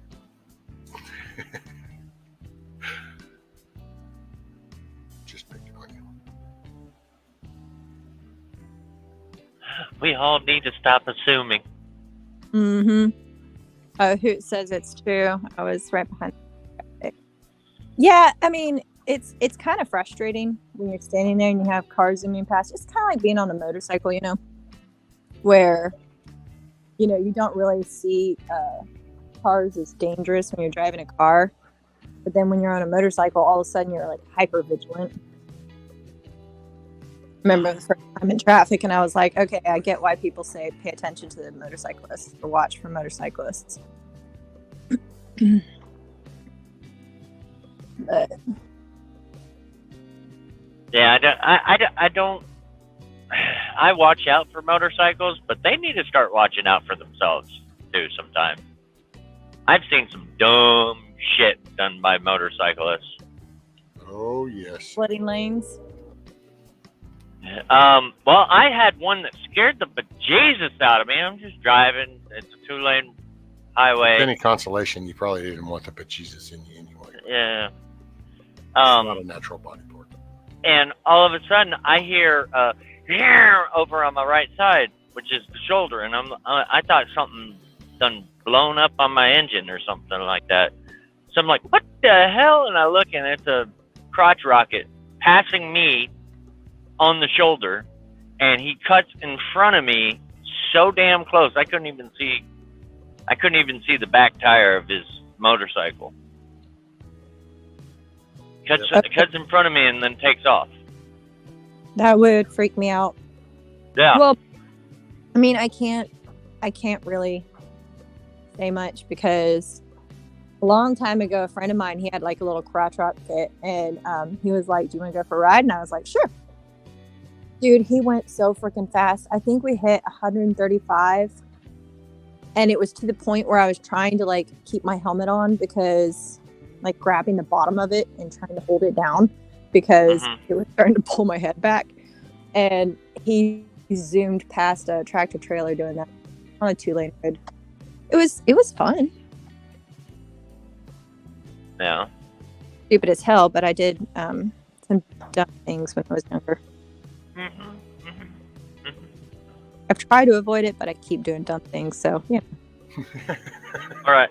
I especially love it when we're in traffic, bumper to bumper traffic, and we're not like stopped or anything, but you know, it's cars side by side, and all of a sudden a motorcycle goes right down the center between the cars, just flying. Oh yeah, splitting lanes. My father-in-law used to do that back in the day because he was a wild child. Oh, in some areas it's legal. Oh yeah. Some. Yep. Well, he said he learned not to do that because somebody got pissed because they were in like a pretty dense population area. Somebody got pissed and threw their door out between the 2 lanes, and so he stopped splitting lanes after that.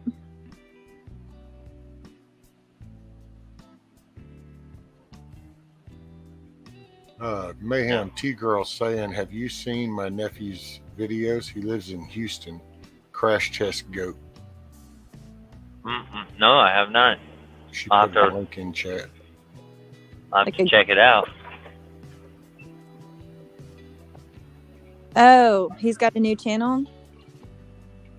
Yeah, T-Girl's nephew has a new channel called Crash Test Goat. You know, I was talking to a guy the other day. He was trying to get he had a brand new channel, and he was going to put videos up. And so I was kind of giving him some pointers because he was like rednecking it with the phone, you know, trying to set it up. And I was like, well, here's a couple. I showed him that trick with the rubber band, but he was talking about the injury charts from the jab, etc.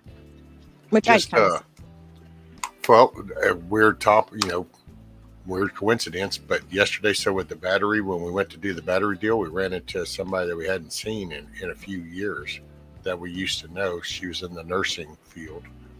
And at the beginning of all that was the Merwin. I'll just leave it with that. And 2 days after her with the Merwin, it was some bad intestinal stuff that happened, and she swole up within 2 days. It was like she was 9 months pregnant, she said, and went through all stuff. It affected, she now has a tumor behind her left eye. We were talking about the effects. Wow. Yeah, unfortunately, I think we'll see a lot more of that. But a lot of people are in denial, and I've told you about people in denial. But yeah, it's unfortunate. But I think more people will realize later on, if they're okay with realizing maybe they made a mistake. I don't think it'll be everybody, but I don't know. I've known a lot of people personally within our circles that are dealing with stuff. The best was that freaking Canadian, what was like a model or an actor or whatever, and her face is all slumped down because she's got Bell's palsy, and she's like, but I'd still do it for the community. Oh, yeah. I'm thinking that was a while ago, but it just blows my mind, and it kind of goes to show that people will delude themselves. Well, hell, you got the whole Bieber thing, you got that Katy Perry thing, you got all of these that they had no problem getting out there screaming at you for not wearing the stupid diaper, and all of a sudden now the kicks because you done went and did that, and there's the after effect. Oh, what?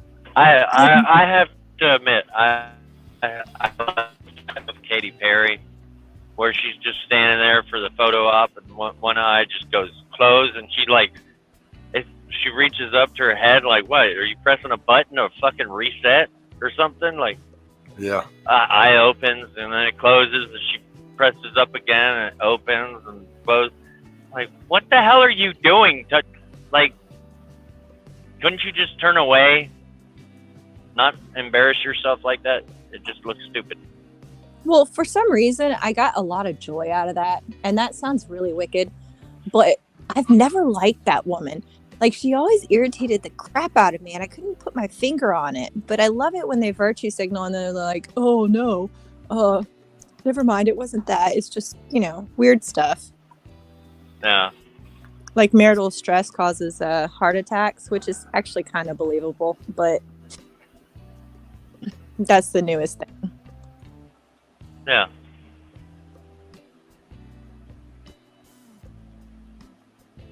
Uh-oh, am I rib? I got a little bit of a joy out of that video too.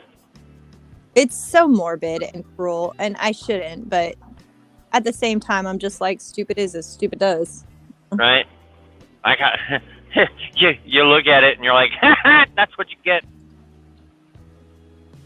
Yeah, and then that whole Amnesty article, you saw that? No, I haven't seen that. What did it say? Well, the esteemed publication called The Atlantic, this lady was like, well, there was a lot of people that were not willing to take it, and people that did, and now there's a lot of stone throwing, and I feel like we should just all come together and give each other amnesty, blah, blah. And I'm like, no. We lost 2 jobs over that, social corruption, all that stuff, and now you're dealing with health issues, and See, that's the way it always goes, isn't it? They scream and they create a ruckus, and then when they realize that they were wrong, all of a sudden now you're supposed to be willing to see, meet in the middle. Now you're supposed to work together now. And it's like, but wait a minute, how come none of that shit played before?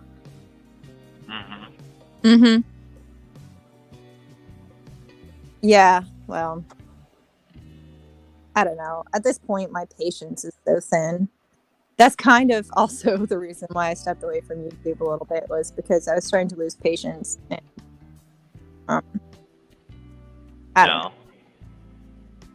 But you can get generated. You can get, driven and kind of worked up. And if you just have constant stuff that's going to cause you to kind of get pissy because you're not going to like what you hear, and that's just what you hear most of, then you stay agitated. Yeah. And I didn't need that stress. Like, this is a hobby. This is like a thing. Well, I want to teach, but at the same time, it's kind of like you can only lead a horse to water so much. You can't really head in the trough as much as people joke about that. You just can't. Nope. But what you can do is you can get comfortable, kick back, and get you a glass of water and sit back and enjoy the scenery and know that at least it's right there for them, and they'll either get it or you'll dehydrate. It is what it is. But by gosh, I'm going to enjoy the sunshine and I'm going to drink a glass of water. Me, I'm gonna farm chickens. There you go. There you go. That's good stuff there. So when do you get the chickens? As soon as I can finish this thing, and then well, the general layout is going to be when I can know about when this is done, when it's like, okay, we're good, I can house them. We're going to plan from 2 weeks of then to do that, because then that's, my wife needs 2 weeks to make sure she can have that weekend off. Because we want to make a weekend of it. Oh, cool. That'll be cool. That's why I said they're going to bring their cook trailer and stuff over, and they'll be doing a brisket. And, where I was going to put it out, whoever. And now I doubt that the numbers get big and too big to have it here, but if the numbers were to get big, we'll just go right down the road to the park. Yeah. Is it going to be called the Don't Give a Cluck party? Right. I like that. It's the Clucking Alamo. I still think you should put cannons on the side. I'm just saying. Hey, I gotta see if Nikki knows how to paint cannons. She's the artistic viewpoint from this. Me, I was doing good with the red and white paint job. I now, between some people, I have signs that'll go on it, and then Nikki's like, I take that back. On the back, I said, yeah, I'm gonna try to do an American flag on the back part because it was a nice good rectangle. And Nikki was like, and that's all? And I'm going, hell, I'm gonna be doing good to make sure it looks like an American flag when I'm done. She goes, well, I know how to paint. So then that's when I was like, there you go. It's all you. Oh, I bet. I just think it was so awesome that they did that and came down and y'all got to hang out. That's pretty cool. Oh, yeah. That was pretty, it was pretty cool. And I got by the way, Mayhem, can that Power Director program deal, can I go in there and go to a certain part of the video and just like remove the audio? Yeah. What is you it have easy to enough do to is, do? it's pretty easy. All you got to do is you cut the video at one point and cut it at the other point, and then all you do is just go into the volume and just mute that. So cut and splice that part? Yeah, cut and splice it, or you cut it from the whole thing, and then you just go down to the audio portion. You go to the volume, you can mute it or turn the volume down or whatever. But that's how you remove that one section.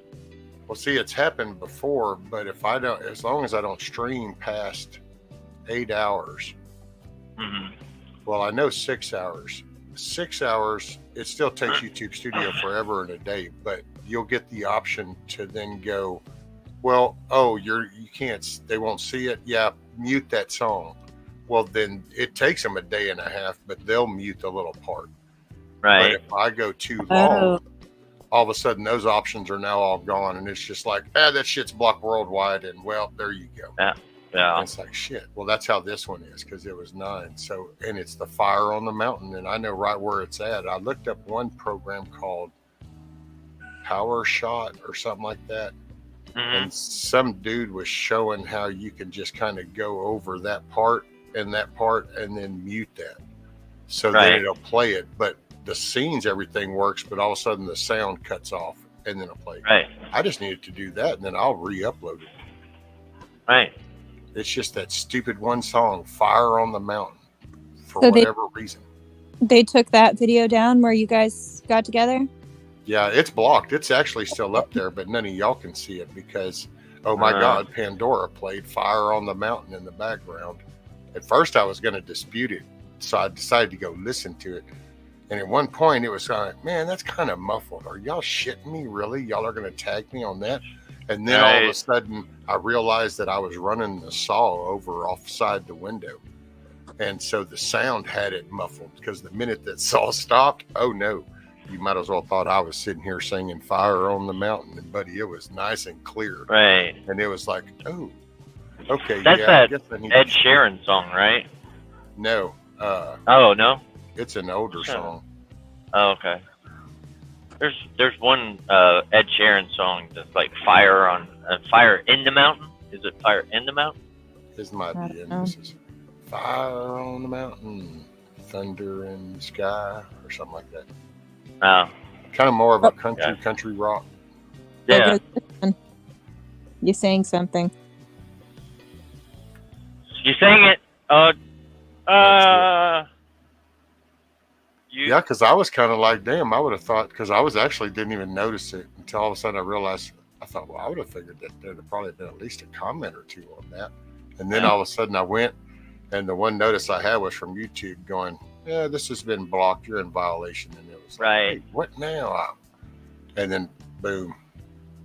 Well, I did learn that's the second something. time actually that song has hit me. That's the second time. I did learn something here recently that, if I was to do a cover of a song, it's not the original song, it's a cover of it, I could dispute it and say, no, I did the cover of that song. How that works? I've seen some. Yeah, it works. Okay.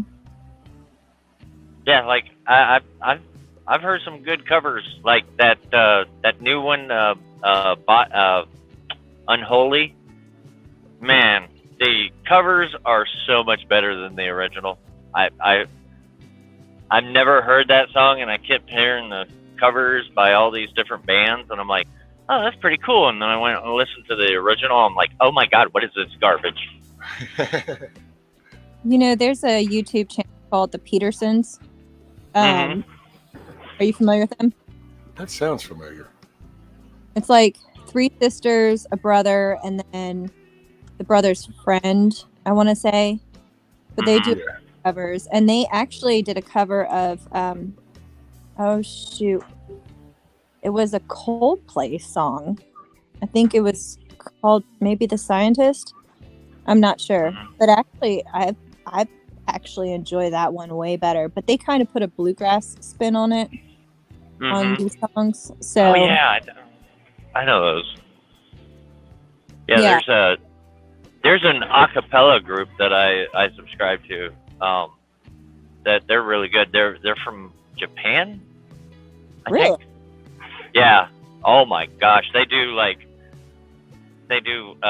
cappella of like the Mortal Kombat. They do video games. Okay, and they're really good. It's 2 females and 3 males. Okay. I'll have to look see what their names are again. I can't. It's like I think it starts with a MIA something. Have you ever listened to The Woo? I can look when I stop. The what? The Woo? The Woo? Yeah, Woo-hoo. it's WU. And Oh, they're yes. Yeah, Yes. they have yes. some really good shit.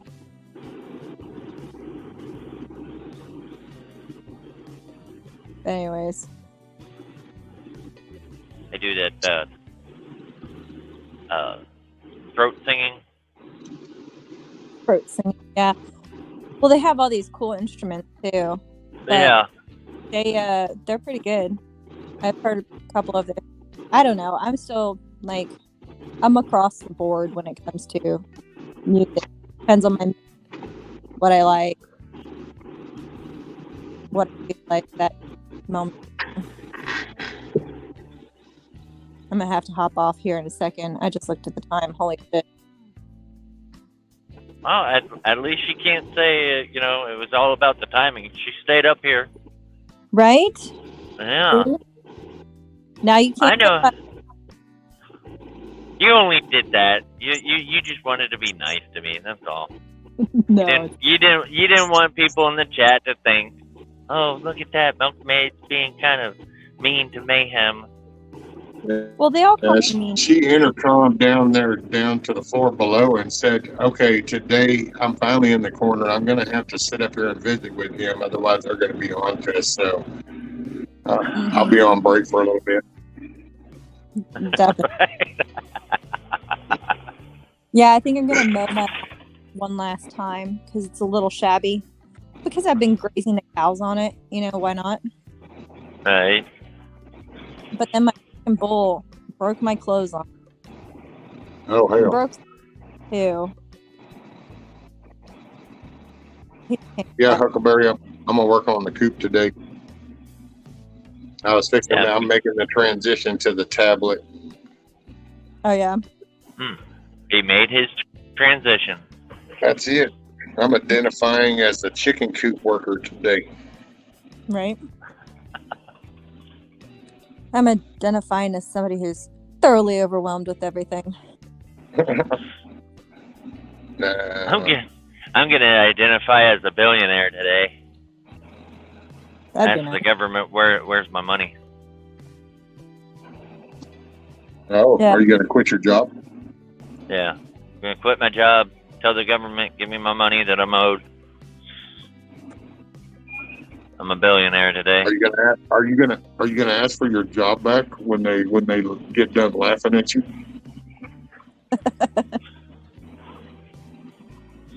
Morning, Miss Karen. Maybe. I don't know. Hey, Karen. Cat Pack said. Yeah, oh, I'm I'm gonna sorry. have to hop off here too. Cat Pack. See, I started Pack, just yeah. mentally say Scat Pack. My bad. Cat Pack. Why somebody needed to put the silent S on there in the first place is beyond me. But anyway, Cat Pack says I'm having a couple boiled eggs and toast. Hey, boiled eggs with a little sprinkle of salt. Bam. Mm-hmm. Yeah, that reminds me. I need to do boiled egg or hard-boiled eggs, Wizard, at least there's white chocolate Reese's cups. Blech. Yeah. T-Girl says I'm going to identify as a maid and housekeeper in a few. I hear you. Well, yeah, I need to do. If Cat Pack says that the S is silent in her name, then the M is silent in my name. Try to figure that one out. Him. Hey. Hey. Hey. She says we're all confused, but it's funny, so it's good. We got the smiley face. So mission accomplished. We're only confused because I haven't had my second mug of coffee yet. That's the only reason why. At some point. Oh, sorry. Go ahead, Rick. Oh, it's a random thought, but at some point I keep thinking about everything that I have to do this month. And one of the things that I have to do is my daughter's room became a storeroom pretty much when she moved out. So I've got to go and organize all of that and get it cleaned out because my sister-in-law is going to be having a baby in December. And apparently I'll be hosting my mother-in-law. Lord help me. Oh, Lord help you, all right. Yeah, when she comes down for the birth and stuff like that, I guess my sister-in-law asked me very nicely. She goes, "You love me?" And I said, "Yeah." She said, "Can Mom stay at your house?" And I paused and I was like, "Yeah, I really do love her. So yeah, she'll be at my place." Lord have mercy. Well, at least you know, I'll give you this, because at least you still have enough left that you're capable of doing that. Because I gotta say, that's not even like that thought process wouldn't even enter into any conversation amongst any of the people around here. Now, don't Matter get of me wrong. fact, if you had tried to suggest that, they would probably figure you were drunk or you had mental issues. Well, I do love my mother-in-law. The only problem is that she's very quote unquote helpful and pointing out everything that needs to be. So The proper way of doing things. she means well. But like when we lived close by, I was always told, oh, don't use that color paint. Oh, you need to do this. Or, oh, let me help you with that and just make you feel like shit because like you've got 10 gazillion other things. That was something that's not important. But all of a sudden, like fucking colors are, I don't know. Totally different from that, I'm just Well, like, at least you like her. yeah. Because I do. Distance is good. Absence makes the heart grow. No. Prayers for serenity, milkmaid. That's what Wizard said. Right. All right, Rescue. I'm gonna hop off here, man. I'm gonna take care of a few things. Sounds like you're going to Let me think of come up now. here. Yeah, I am. Maybe. There you go. Later, brother. Be safe. And then All the right, famous later. words of Cute Girl, keep it between the mustard and the mayo. Later, Yep. man. Later, Milky. Later, brother. Appreciate you. Mama Red said, much luck and patience, milk.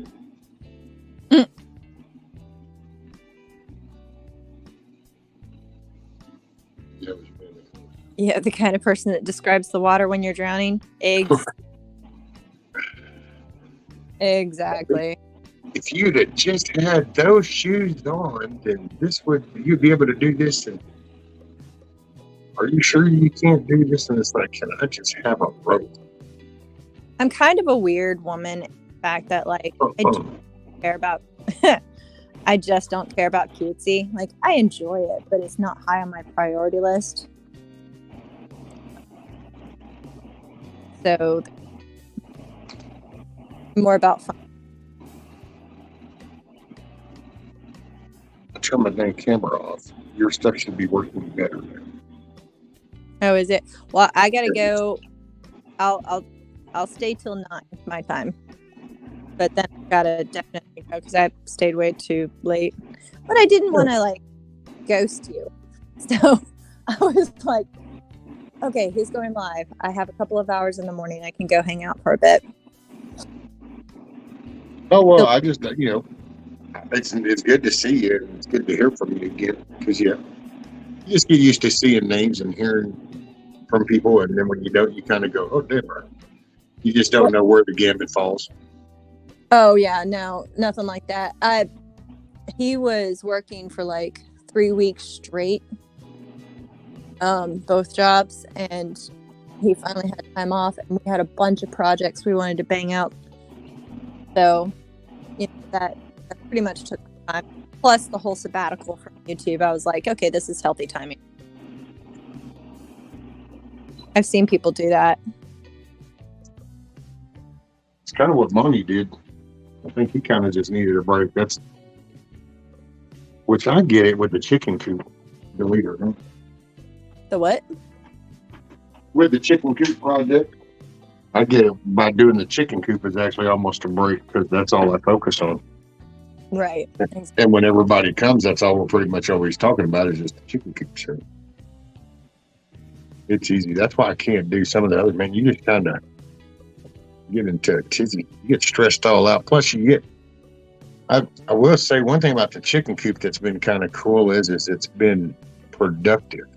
And instead of like before, it was useful and talking with everybody's been awesome, and it's definitely got me all up out of my shit and stuff. But Right. you just at some point you go, but is this what I'm going to be doing next week too?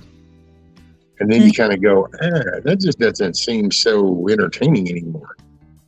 And that's why I was kind of, I don't know, it was kind of cool to start doing that. It's been weird, but I've never put my life out onto the world stage before, and that's kind of strange, but hey, enjoy the ride. Right. Something different. That's it. I kind of enjoy being an anomaly. People try to categorize me, and it's like, nah, don't fit. Sorry, here you're going to throw a bubble into this and listen to this opinion. Wait, what? No, you're not supposed to think that. Too bad. I was kind of forced as a kid to be an anomaly. Like, I was the geeky braces and glasses, curly haired, knees and elbows, homeschooled.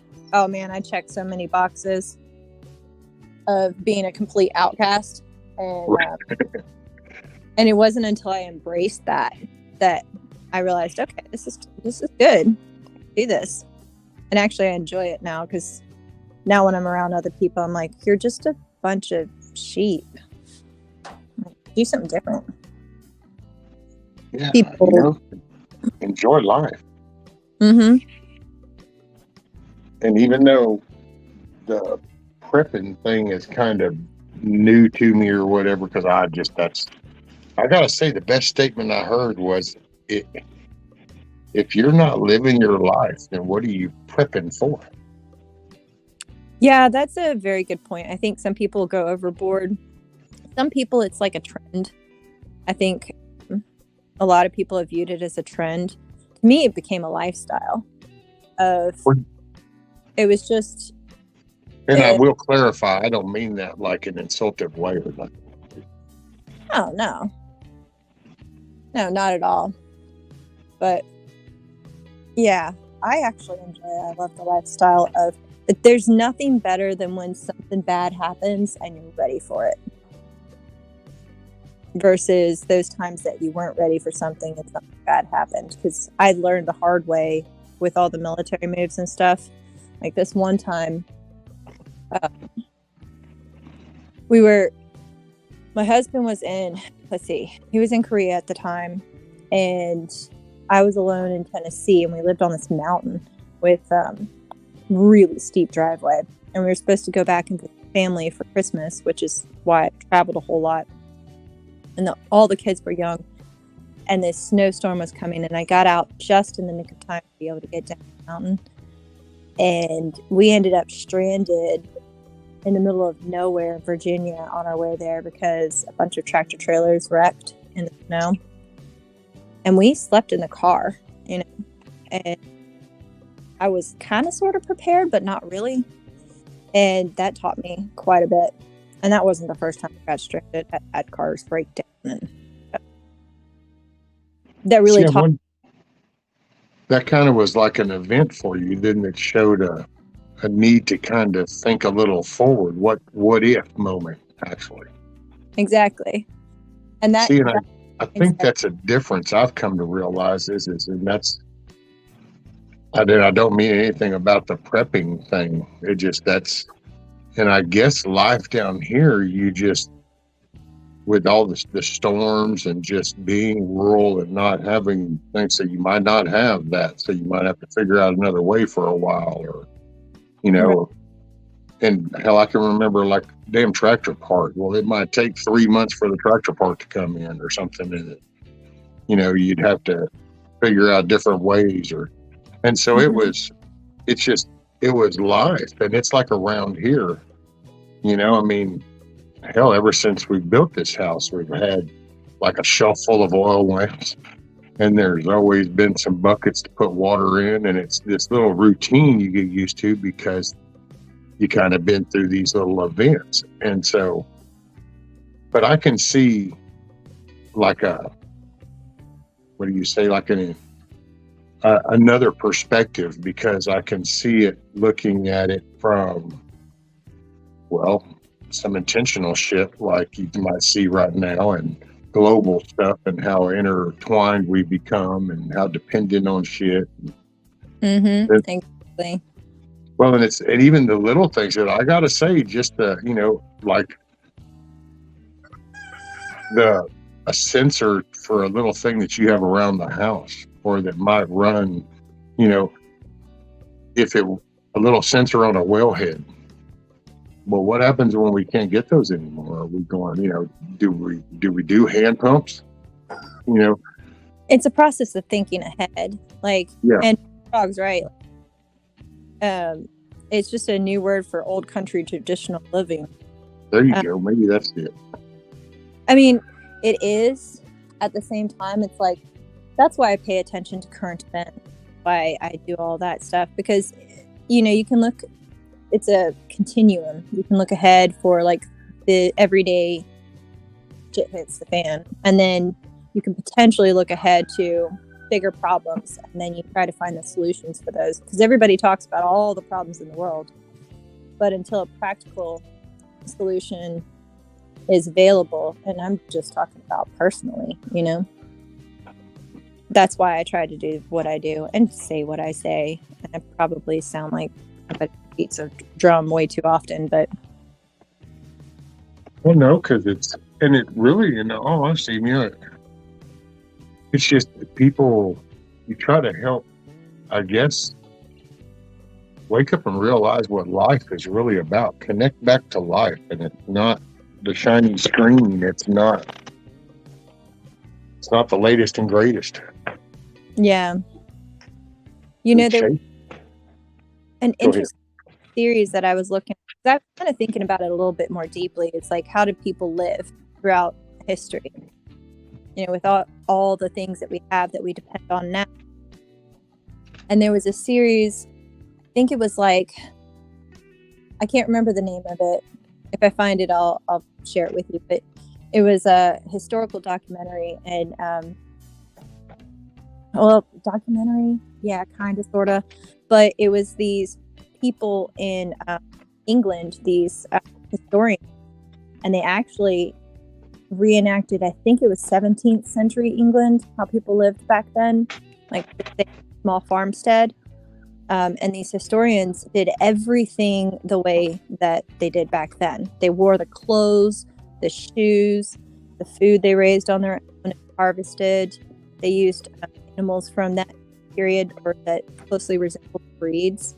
They built a cow barn with a thatched roof, and it was fascinating. They never stopped working.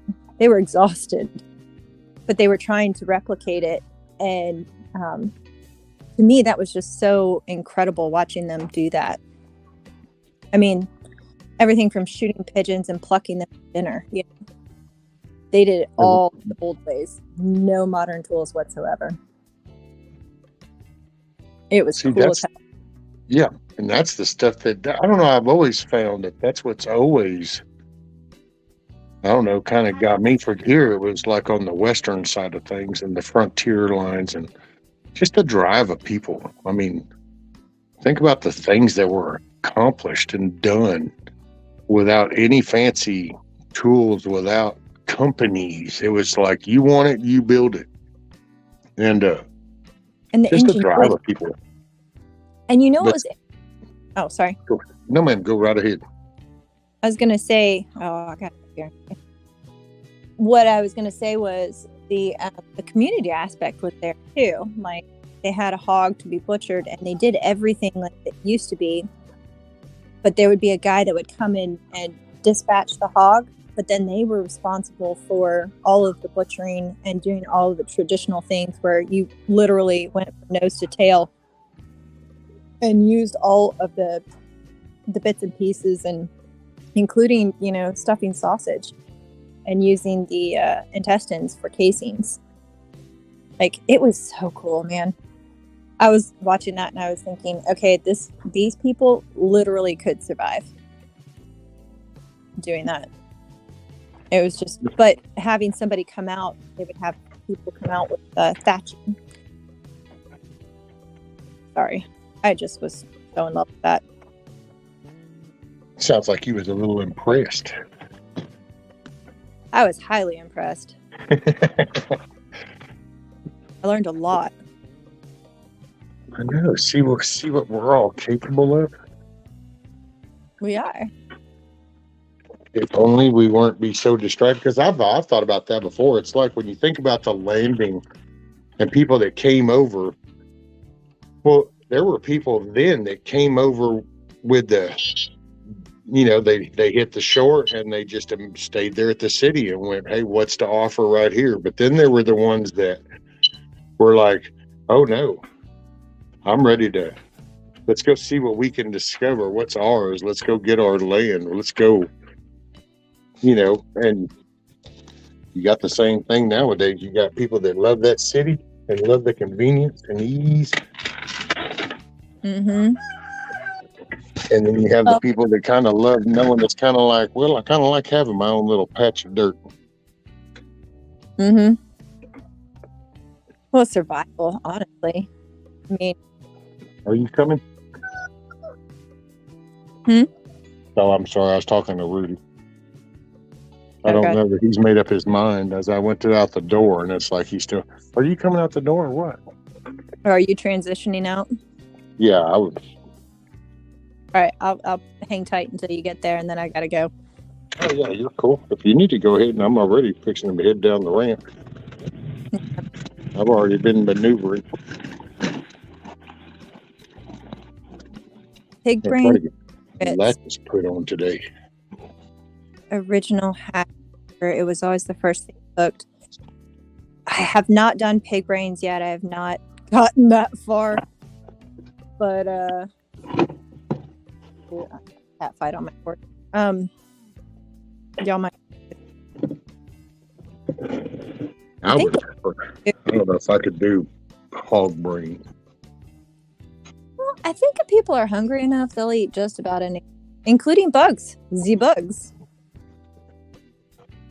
Yeah, well, I gotta. Okay, I won't say no. That's not true because yes, you're right. There's probably something, but I will say that I will be prone. You can bet that I have used parts of that hog brain as bait before I finally succumb to the fact of okay, nothing is even else coming to eat on this, and this is all there is. So fine, I will eat it. But the one challenge I have with brains is prion diseases.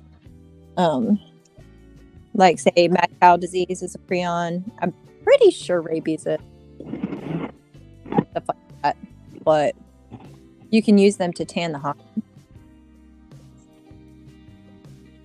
Oh. Which I have tanned rabbit hides before. I have a whole bunch of them, but I did the whole. I forget what the chemical is. You can buy it for your garden. You do that and salt, I think. But I'm not gonna lie, it's not exactly the least smelliest process ever. But anyways, I probably ought to hop off here. Everybody watch your poop work. Oh, all they do is they mainly all talk amongst themselves, and then just watch me act silly. That's not acting silly when you're working. Oh, that's just silly to tell. But it was good to hang out with you for a bit. Yes, ma'am. I'm so glad you did. I'm glad everything's going okay. I'm glad you're getting caught up on things. I don't know if you call it catching up, but I'm trying. But y'all all take. Thank you, ma'am. Be safe. Thanks. Bye.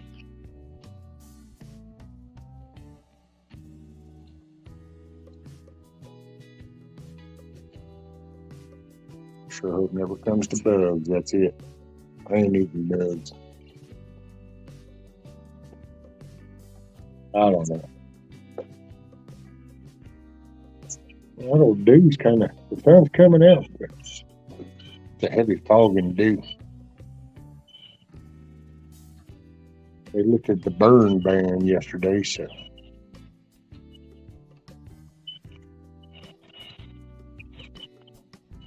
And by the way, morning, Bullfrog. Morning, nerd. Good morning, good day, good afternoon, wherever that's working for you.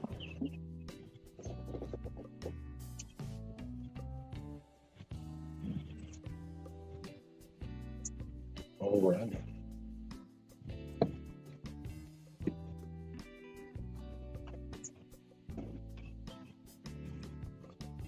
Mountain Dew. What's like?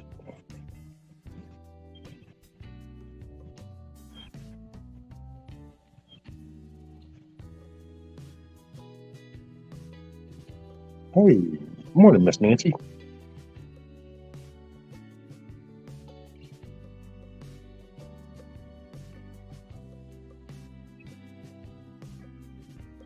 And all that bug stuff, all I can say is that's going to be bait. Everything else is, I don't know. I personally don't foresee that, but yeah, it's just me.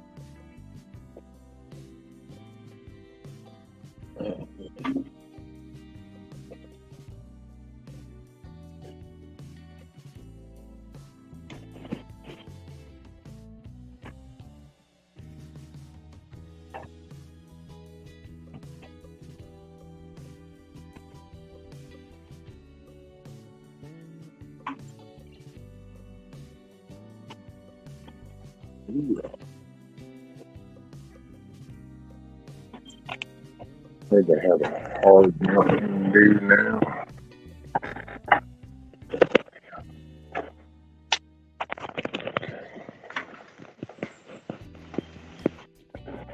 Cricket flour already. Well, yeah, but see, that's, I mean, yeah, if they had their way, they'd probably make more profit if you eat a bug.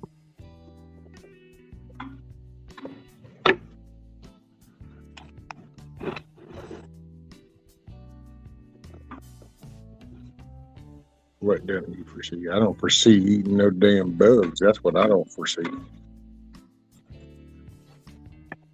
And shit gets so bad that we're having to eat bugs. It's gonna be some batshit crazy stuff. That's all I can say.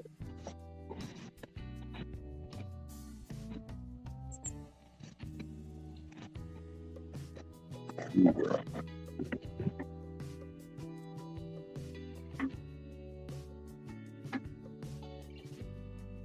Lost a few dollars. I didn't take that. Yeah, see. Eric, Mama Red, LOL. Haven't you ever barbecued a roach? I heard you can use a roach clip, right?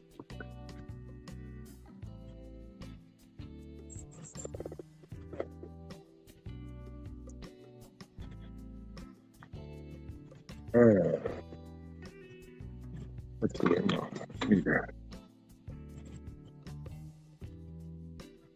Don't need no names because you know who I am. Might as well turn that off.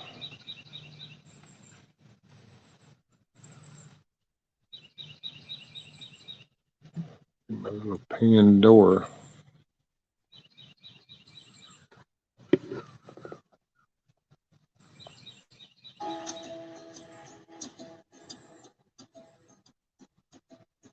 Few days before he turned 80, he was sitting out back in a rock.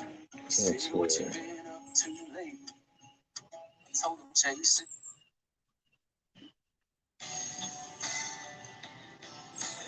Yeah, I need something a little bit more.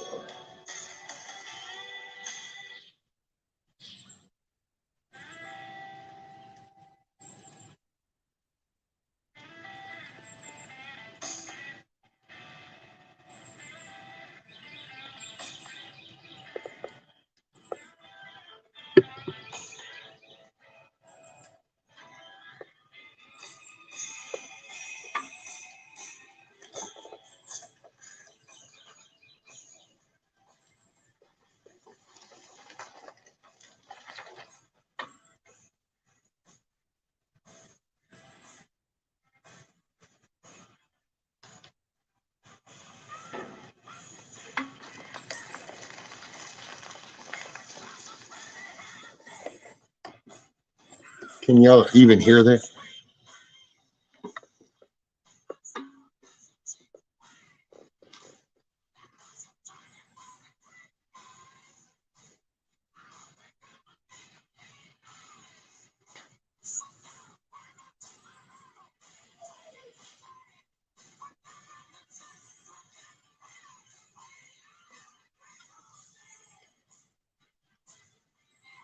All right. Well, it'll be what it be.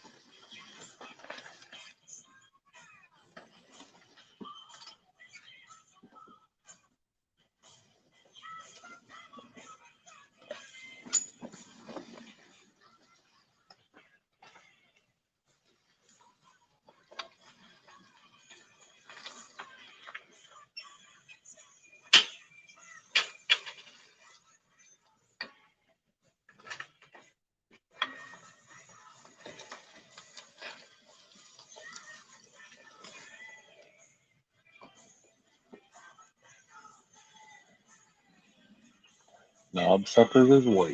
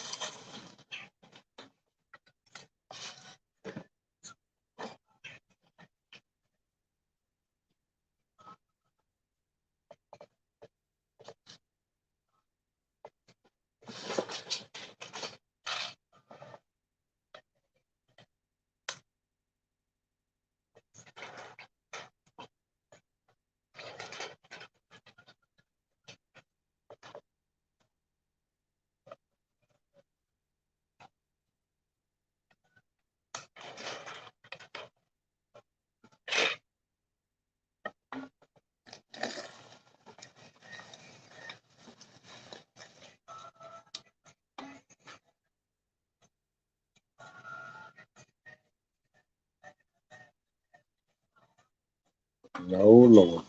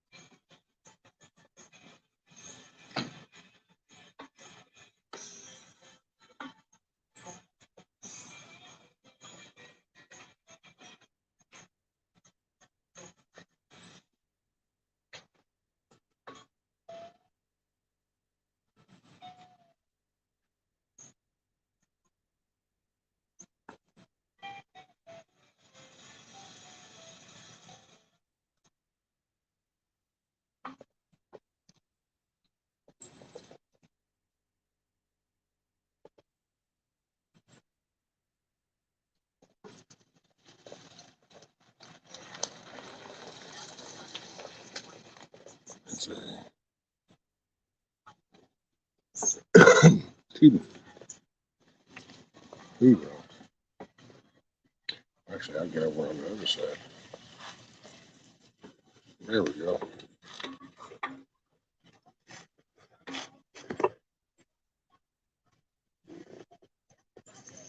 I seen you.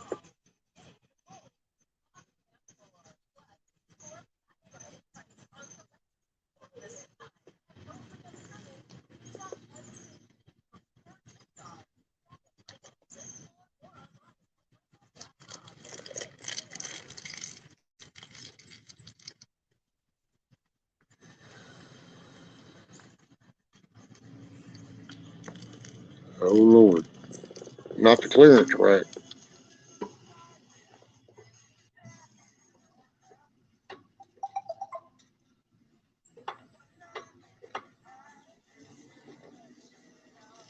Go in.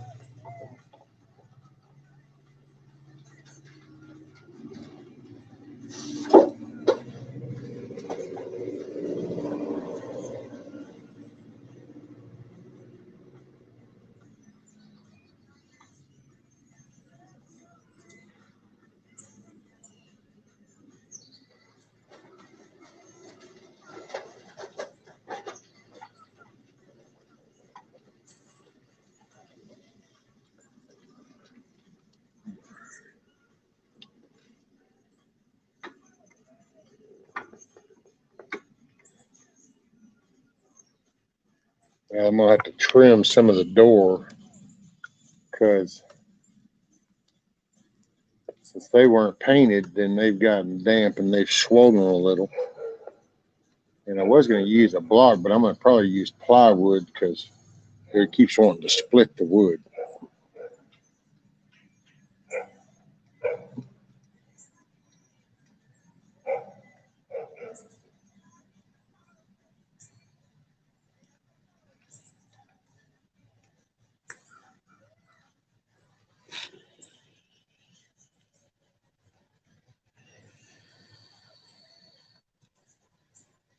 Let's see, I don't know if I missed anything in the chat. I don't think so. Let's see.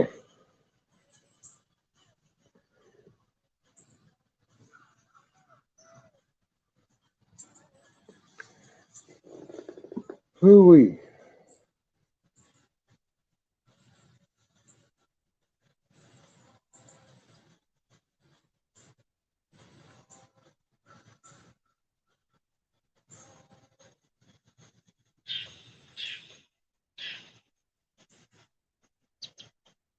Yeah.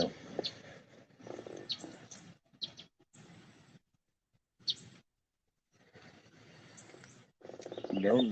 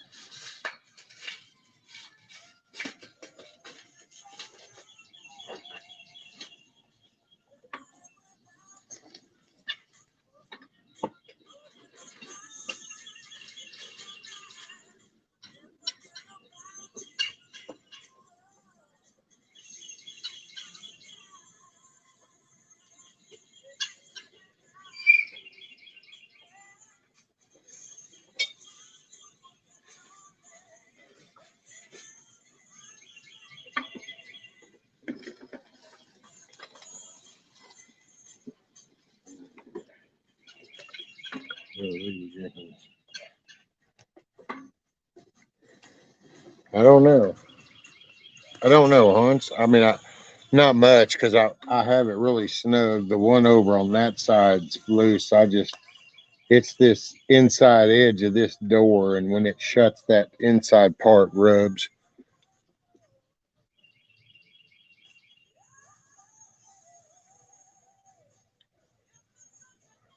It's a heavy dew. Sun's coming up. I'll be glad. Here in a couple hours, it'll be really nice. You can see that sun starting to shine across.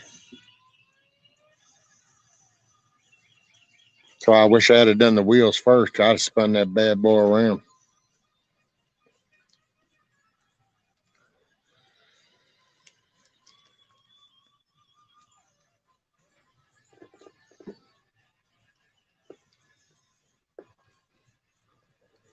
Like birds keep landing in them limbs, raining shit down on me. Well, I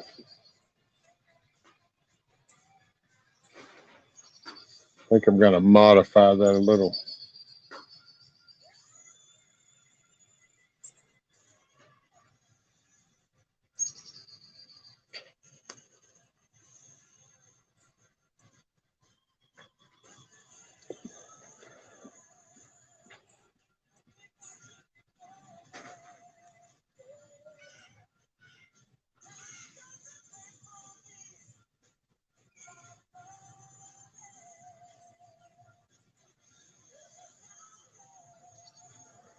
Let's see, 4 years.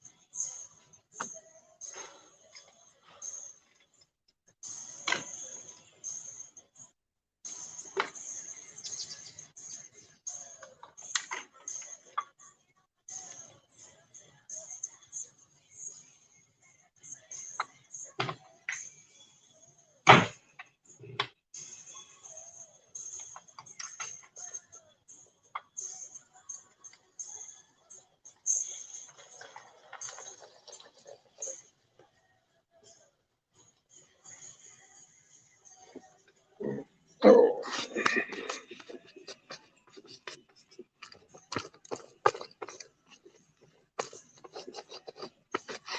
let's see what we got.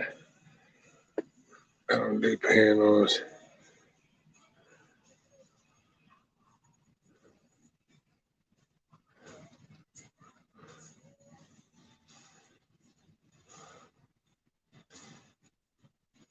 I'm modern a Filipino that does guitar stuff.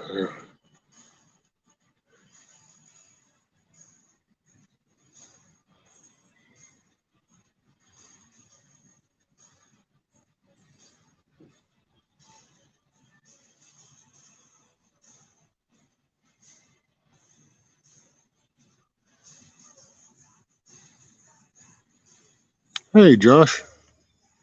I scrolled up in chat. Saw Josh.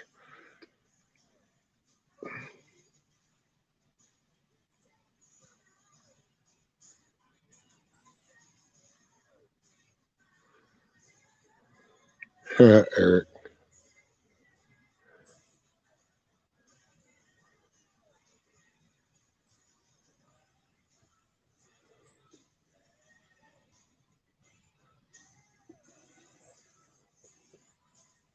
Yeah, so now the doors, I got put the latches on the side and I trimmed it, and so now it's shut easy.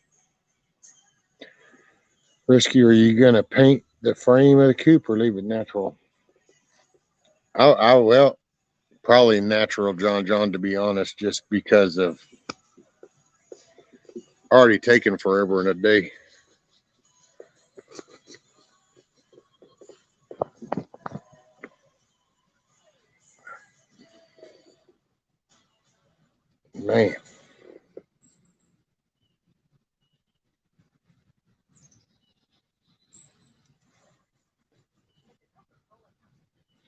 which I'm still going to come up with my jerry rig a little T-brace in the middle, like a little bar that'll just flip down. So, I mean, an animal would have to be able to do both, and that won't happen. So, but I'm just going to have where it fall down, so it'll just fall between the doors, and it'll keep them. That way, nothing can pry it open per se. Although I did that out of 1/2-inch thick solid pine board, so I'm not imagining too much shit's going to be able to get up in them doors. Thank you, Kisso. Man, coming along, I got to say. Tomorrow's MRI, so won't be doing nothing tomorrow. And then depending on how that goes, I might not even do shit Friday, depending on how it feels after I got to go do this whole stupid test MRI shit.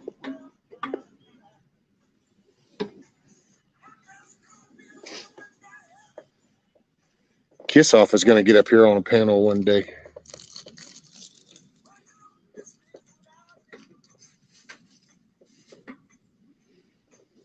Aren't you, Kiss Off?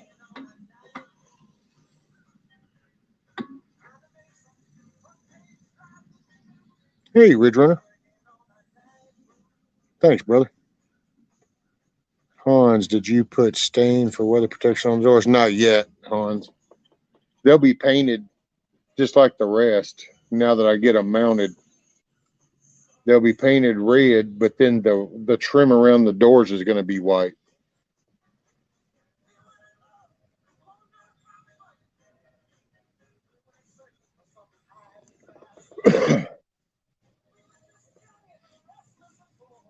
Oh, man.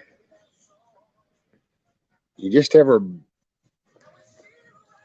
you're like in the mood, but you're not in the mood. You know, it's like, I want to get it done, but oh man, I so wish I could just grab fucking shit and just do it and be done. I got my staples out for the hog panels.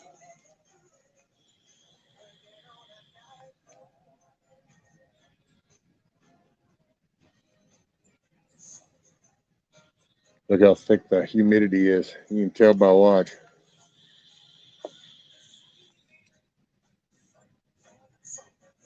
And see how long it just lasts. That's how thick the humidity is. Just carries like a cloud. They'll probably shut the channel down with my sassy mouth. Oh, well,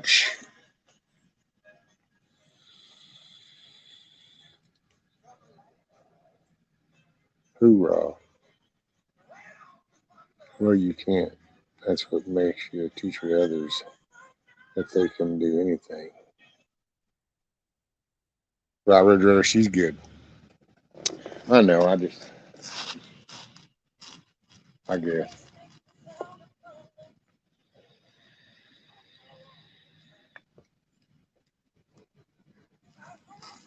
1962. And the fun how the night moves. Rescue, it's called I Need to Get This Done, but I really don't give a fuck today, right? Like, man.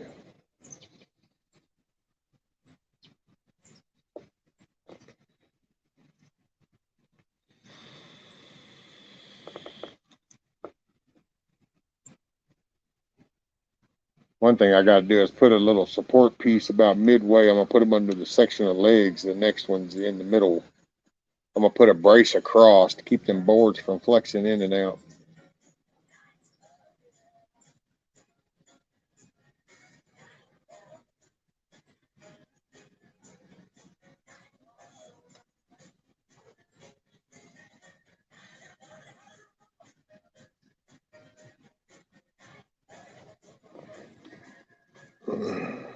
Use the mute button. Kiss off before you go on a tirade ride. Wishing I had bigger and taller so I could learn how to throw midgets in the air and catch them. But do you really want to catch them? I mean, come on now.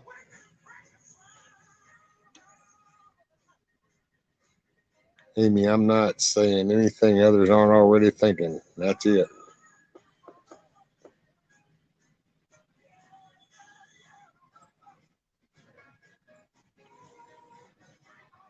Just hold on tight. We in for a ride. Morning, Miss Amy. I don't play. I call them as I see them. Everybody loves honesty until it's about them, and then you're an asshole.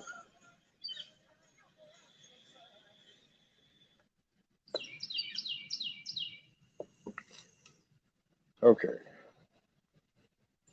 I'm going to probably end up relocating y'all because I'm going to.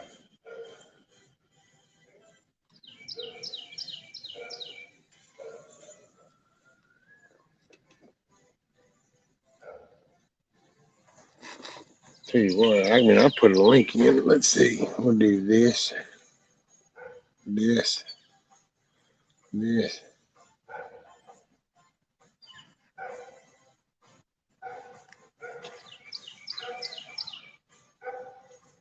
We're trying if it's a cute midget lady, can't let her hit the ground. That's unmanly.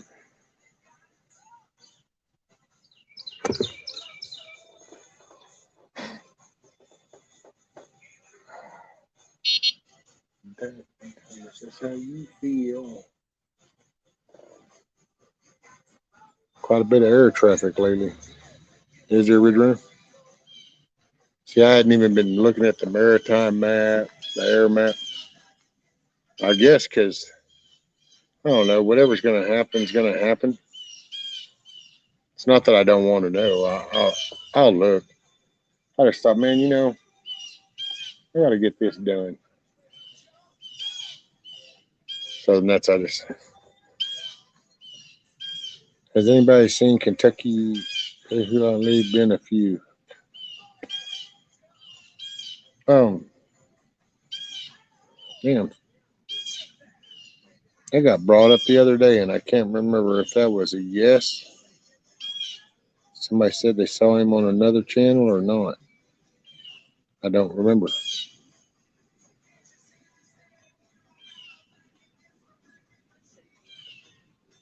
I work on an Air Force base. Well, I gotta say, I mean, as much as they're poking, you would think that there would be some activity here. They keep poking homeboy enough. They're poking like they're expecting a response, so there's always that.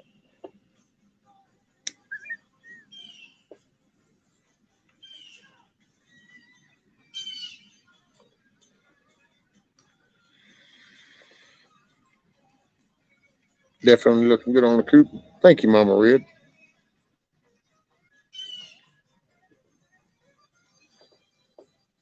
Let's see.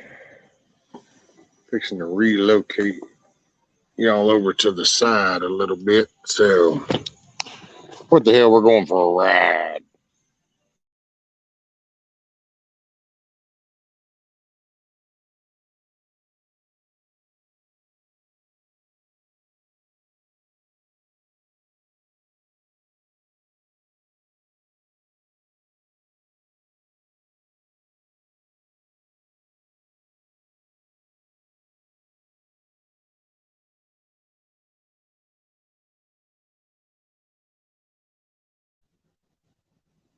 All right, we'll see how this is going to be. There we go. Then y'all can see the side of the coop.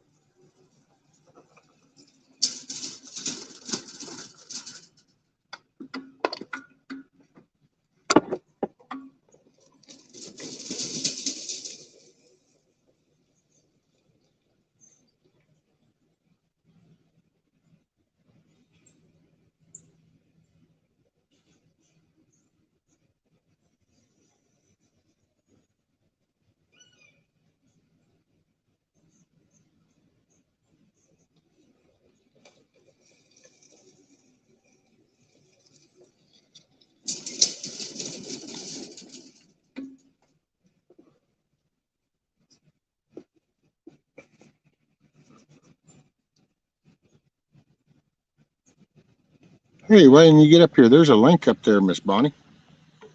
I put a link. How come you don't hop up? I think people get nervous of me or something. I don't know. Am I a bad guy? Nobody ever gets up on my panel. They used to, but then it's like I became a bad guy. There's people like, oh shit, not rescues.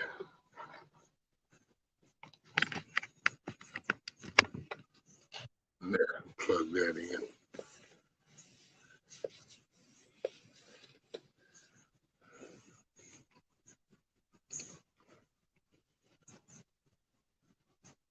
You feeling their house? Serious question. How many hours sleep do y'all get? I go to sleep with y'all and wake up to y'all. Good morning. Hey, Miss Bonnie.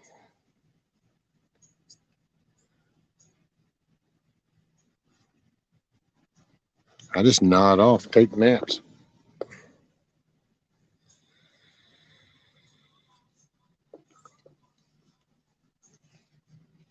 Okay, Miss Bonnie.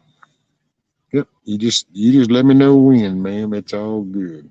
It's all good in the hood.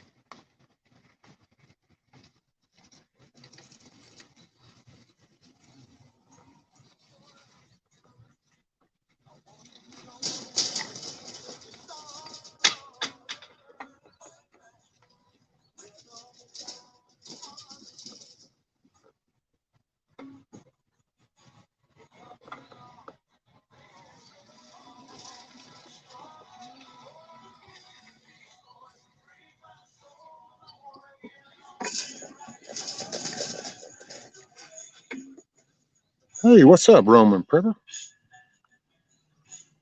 The car got delayed, so I am just on for a few minutes. It's getting there, huh? Hey, old Nikki and Jeremy came by Sunday, and Jeremy did the roof for me up there. So it's getting there. And then I got to still work on, which way I got to lean, the hog panels right here that'll cover all this part.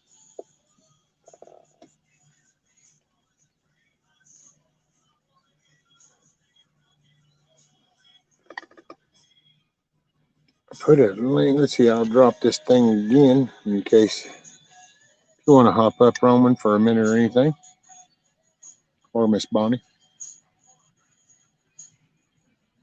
And it's kind of spooky. One of the cases, guy name is 2 of 3 names of another.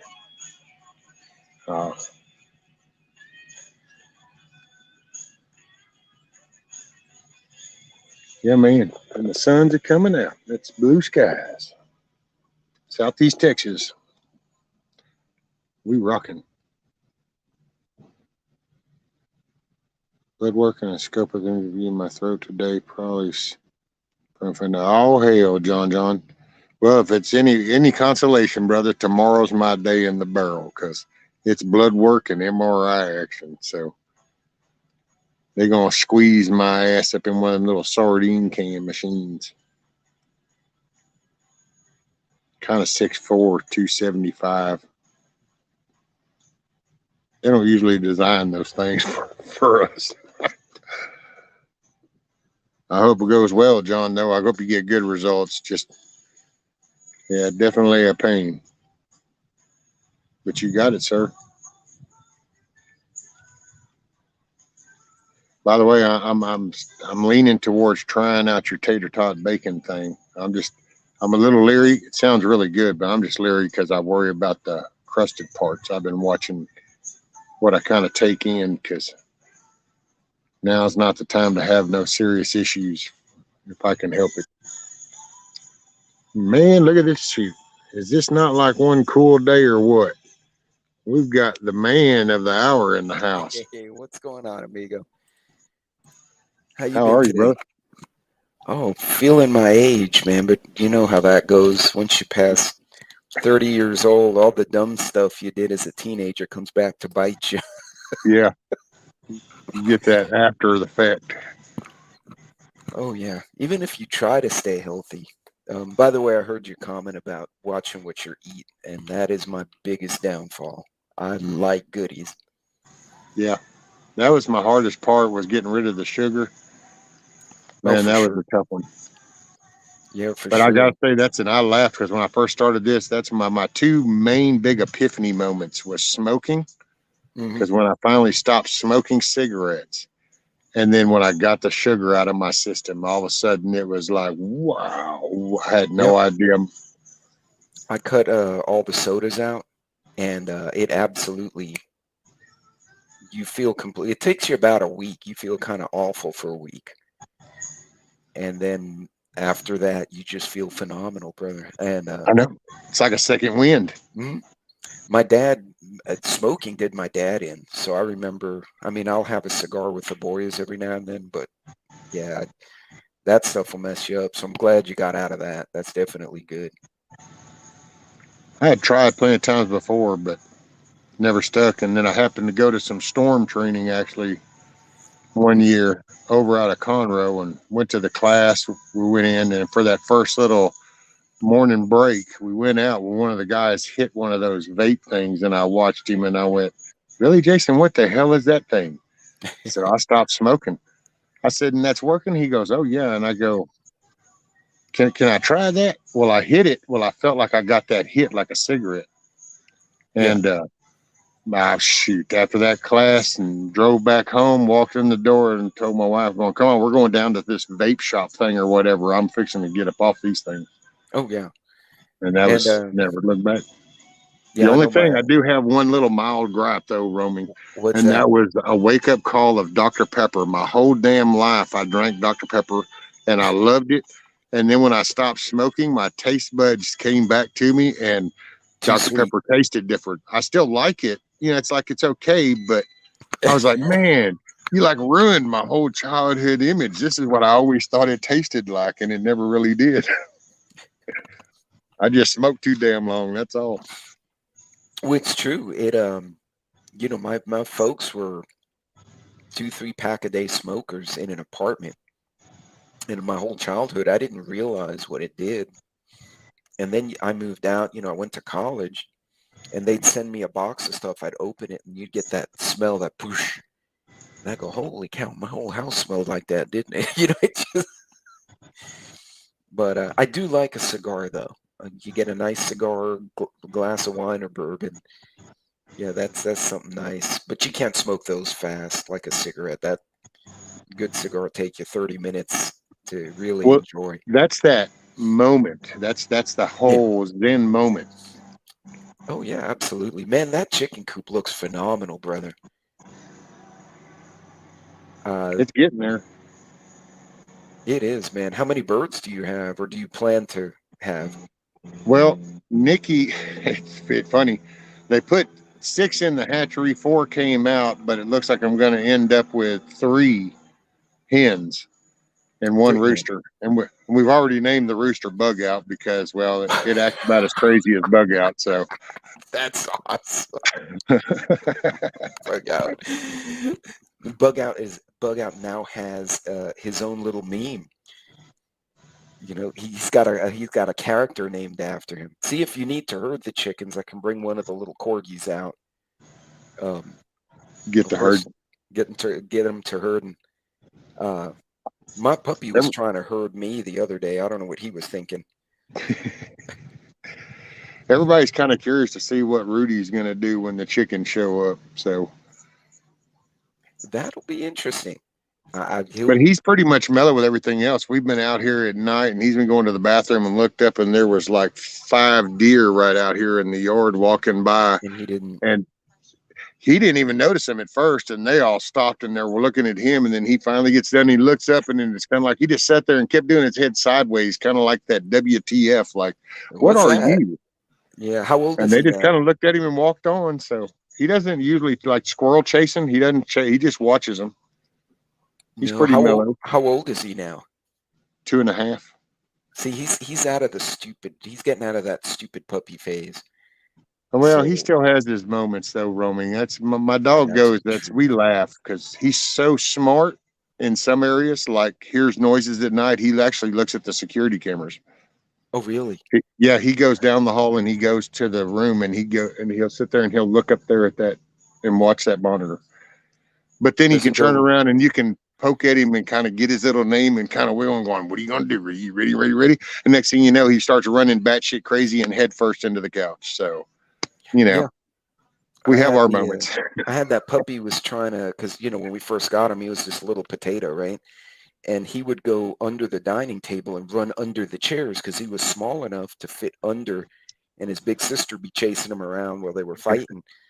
Well, now he's too big, and he tried it yesterday, and he got past that first chair, and all of a sudden you heard this clunk, and he cracked himself on the head, and so he's laying under the table, kind of sitting there doing this, because he just Dude. knocked the sense out of himself. Hey, morning, Hutch. Morning, Jewish redneck Hey, prepper. Shalom, brother. Hutch snuck in there. What's going on, Hutch? Oh, he's always lurking. Oh yeah, I love watching him when I'm not getting work calls. Lately, there's not enough people to do work, brother. And the ones that show up, companies are stealing each other's employees. There's people poaching back and forth because they can't find anyone. So I guess it's a good and a bad time for those guys. You're on the energy side, right, Roman? Yeah, I sure am. That's we just had a conversation with a friend on the utility side of things, and there's actually it's weird too. And it's just I don't know. It's one of those things when it's kind of like, man, with everything going on, I really don't know where to place this. But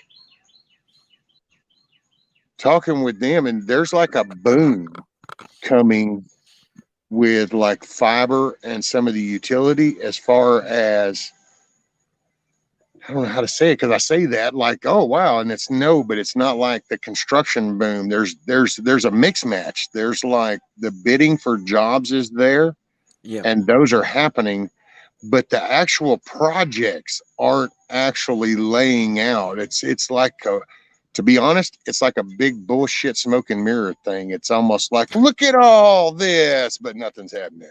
But nothing's happening. See, what we're seeing, like when we had the blackout, I spoke to one of the utility, like he's one of these think tank guys down here in Texas, and he said during the blackout, we had the winter freeze, right? So it locked up all the wind farms. We have these massive wind farms out here too. Some of them were catching fire because the ice had gotten into the machinery, and he said we had to scale back the solar because we didn't have enough transmission lines to get it into the grid. He said we built the farms, but not enough grid to get it, or rather transmission to get it into the grid to help everyone else. So we had to back off so we didn't overload certain power stations. He said it was an absolute mess. And they didn't realize how bad it was till the governor got annoyed and he ordered a review. And they brought all these engineers and utility people in, and they're like, no, y'all are lopsided. So they're trying to fix that now. So transmission line workers, all those guys, the electricians, the welders, they're making a killing out here, out in the country, trying to basically get everything to the rest of the country. Yep. Oh, I gotta say, when that freeze came, there was just one more humongous blessing that we weren't part of that ERCOT shit. Oh no. And I'm up in Southeast. I'm up around Lake Livingston and then Rayburn and shit. So I'm up in there where we got the co-op. And so we're on a co-op system, and it's not ERCOT, and it was a voted against. No, we don't want to join that. So we didn't, and we stayed independent. Well, through all that, we maintained power. Well, what's funny is you'd think I lived in Houston for 13 years, right? I raised my kids there. And you'd think getting hit by hurricanes every year, we'd be good at that. But the hurricanes, when they hit a certain area, right? You know it's coming, and you see it, and it comes and does its thing, and then everyone goes there. But when the whole state gets screwed up at once, they didn't know which way to go. Yeah. And the lack of people with just common sense, being ready for common sense things like flashlights. There were people literally sitting in the dark that had no flashlights in their apartments, in their houses, and it's like that's like if you all you had was a flashlight and a pocket knife, that's a good start to be Right. ready. And they didn't even have that. It floors me. You'd think a town like Houston that gets hit by storms all the time, the folks would at least say, well, we can use the hurricane box for the blackout, but nope, didn't have it. Well, it's the mindset. The mindset is, and I try not to talk like I'm downing anybody, because I'd never try to do that. I've actually, over the last year or so, I've had a major wake up call to what I understood versus a reality, because it's like I've been all over the states in different forms, either working, could have been wildfires, could have been trucking, could have been anything, but I didn't live there. So for years, you get so used to going, I've been through Kansas City, Yeah. oh, I've been through Albuquerque. Yeah, I know Phoenix. But once with all this that just has gone down the past few years, then you talk to somebody, well, now you get a vibe of the day-to-day life.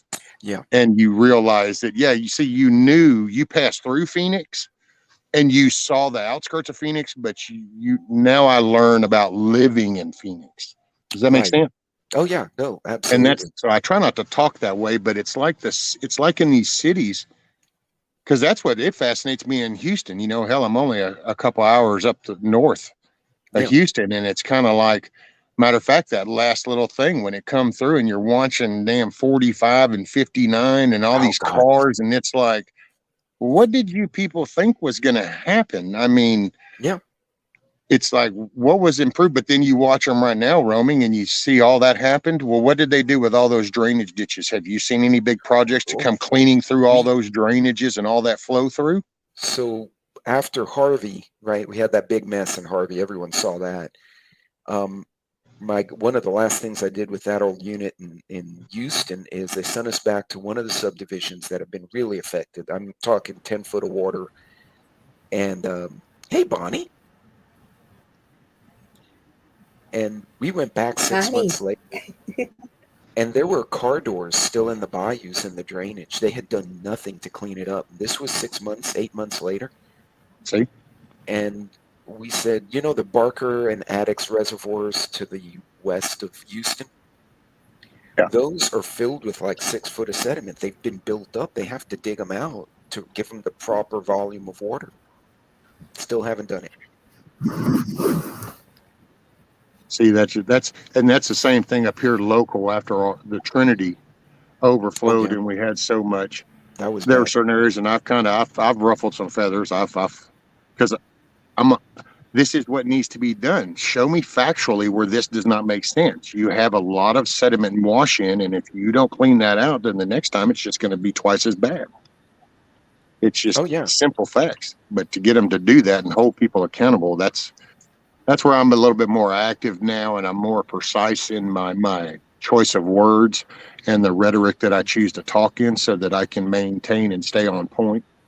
Because people can get emotionally, and I used to be one of those kind of people, I'd drop the F-bomb in a heartbeat, and you do the whole a-hole thing.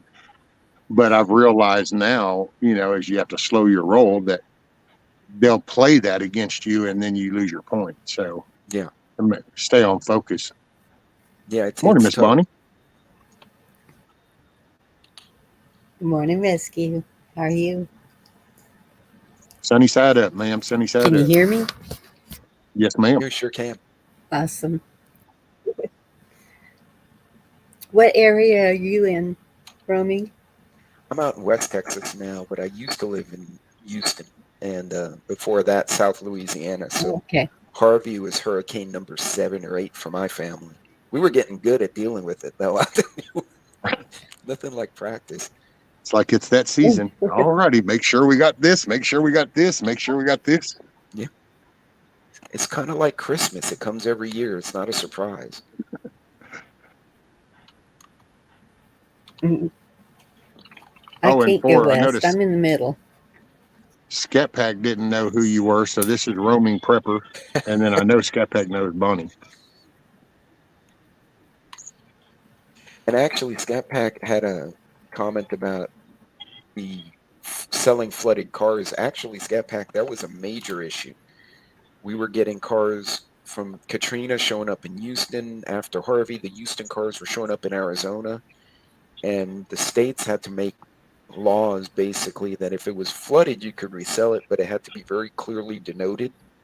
Yeah. And then it was on the buyer, but there was no, you couldn't go, oh, it had an airbag. No, that wasn't an airbag. It was underwater. That's different. But yeah, it was a problem. People lost a lot of money at the beginning because of that kind of stuff.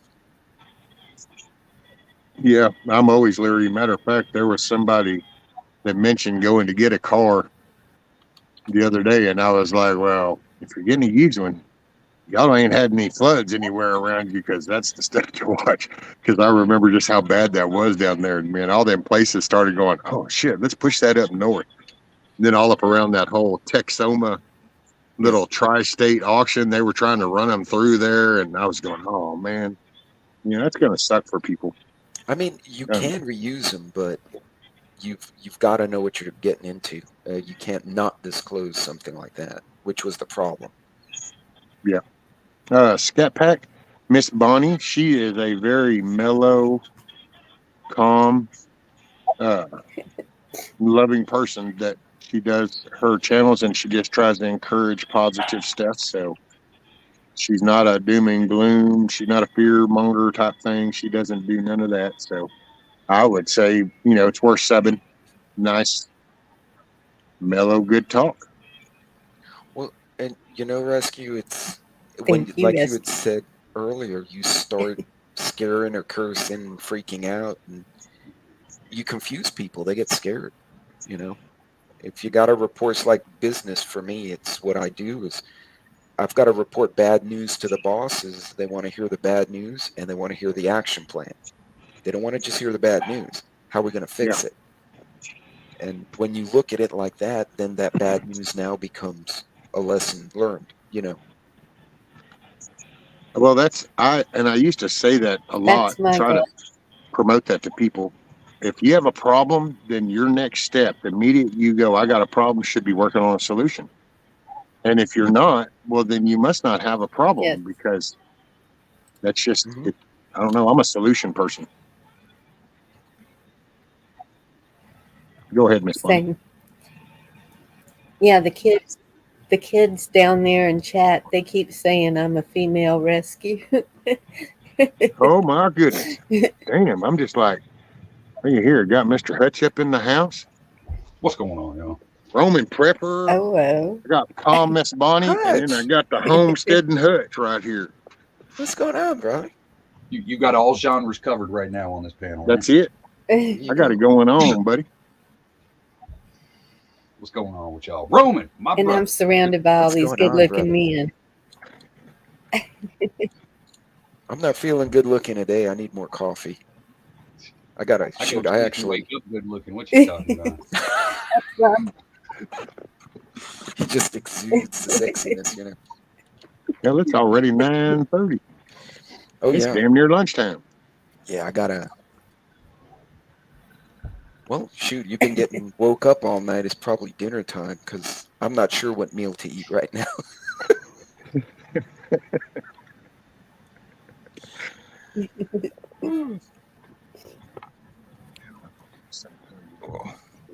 So what you been up to, Hutch, Bonnie? How y'all been? Trying to winterize, man. I'm finally getting a few hours break. Well, until I get motivated to go out there and start carrying some wood, I'm on a break. Dude, your harvest party looked like a blast. Hey, every year until the day I die, I will be doing that, man. That is fun times. Hell yeah. Figure we gotta. We're getting some Yeah, strange just weather. been. Like we're. Oh, go ahead. Go ahead. I'm sorry. It's all right. So we've been all week long. We're like 74, 75, but it's freaking November. We're supposed to be. You know what I mean?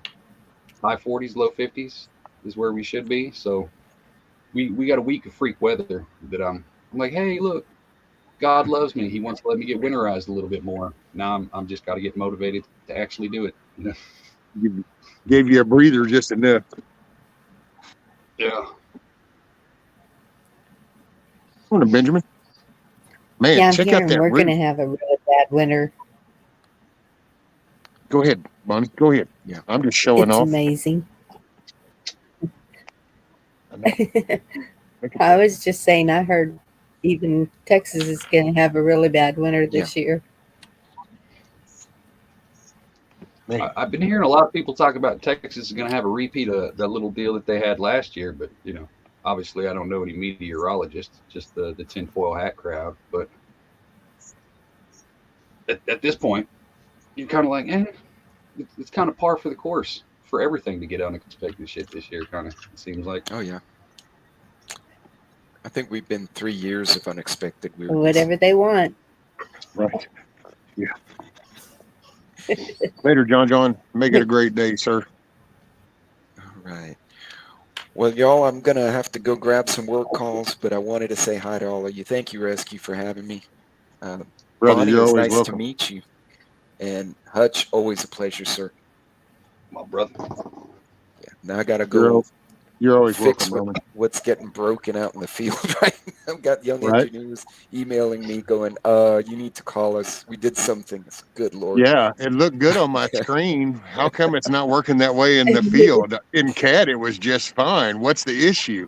I'll tell you what, the best experience coming out of college, they gave me a hard hat and steel toes and said, go follow those fellows around. And I did that for 6 months, just being one of the hands. And you learn, then when you're in charge, you actually know what the hell they're doing. And yeah, absolutely changed the course of my career right there. I used to love the engineers when I was with Beacon Construction because it was like when we did the amines unit for the Exxon plant there in Conroe. Yeah, it was like almost 100% refab because they literally had not foreseen any of the crossovers. So they had piping on. It's like, you do understand that there's like a vessel sitting there, huh? It's like, yeah, it just doesn't run that way. And they're going, oh, well, we didn't know that. And it's like, yep, because it total wasn't on the refab. computer. They need to go out. That's because that's what they do. They go, oh, no, see, that looks good right there. Boom. And it's like, but you never went boots on the ground. That's where it went wrong. Yeah, when I trained the young engineers, I used to make them crazy because I'd be like, what are they doing? He'd look out, what are they doing? I don't know, go find out. Go walk up there and go see what they do. And don't catch fire, you know. That's how they learn. So, well, y'all, it's been a pleasure. I got a boogie before they actually burn something on that location. There you go. Later, brother. God bless Be safe. y'all. Take care. Keep your head on a swivel. I will try. It was Y'all be nice. good. Yeah. Roman's good So people, man. I have a question. Have you seen those? Like, yeah, he Have is you real seen good those people. Go ahead, giant Mark. metal power lines going up? Talking about transmission lines? Because you have, I guess so. yeah, you have big They look like transmission lines, trees and going- then like what you'll see running up and down the sides of the road, most of those are feed lines. So those aren't main transmission lines. Your main transmission lines are the ones you'll see out there on those T-towers. Oh, okay. I didn't know if it was something new they were trying to, you know. Right. Now they are running a lot of new 'Cause I just fiber never across seen the them state. before. Mm. They ran fiber optic here last I'm year. seeing but a they lot didn't of the all- white boxes. Oh, so y'all got fiber last. See, Right I on. gotta It's say, on the highway though. It's out on like the highway. They ran it all the way down the highway. We haven't See, got it it's out so here. different nowadays, dude. I used to think of upgrades, and now it because when we did the whole digital conversion, I remember that, and I went for the whole okay, it's a hardware thing, and yeah, that'll make it easier. And I remember viewing that from that perspective, going, oh yeah, this is total cool. You know, it's just this will make it better on us. Head end will be cleaner, man. We can tidy up this, and this.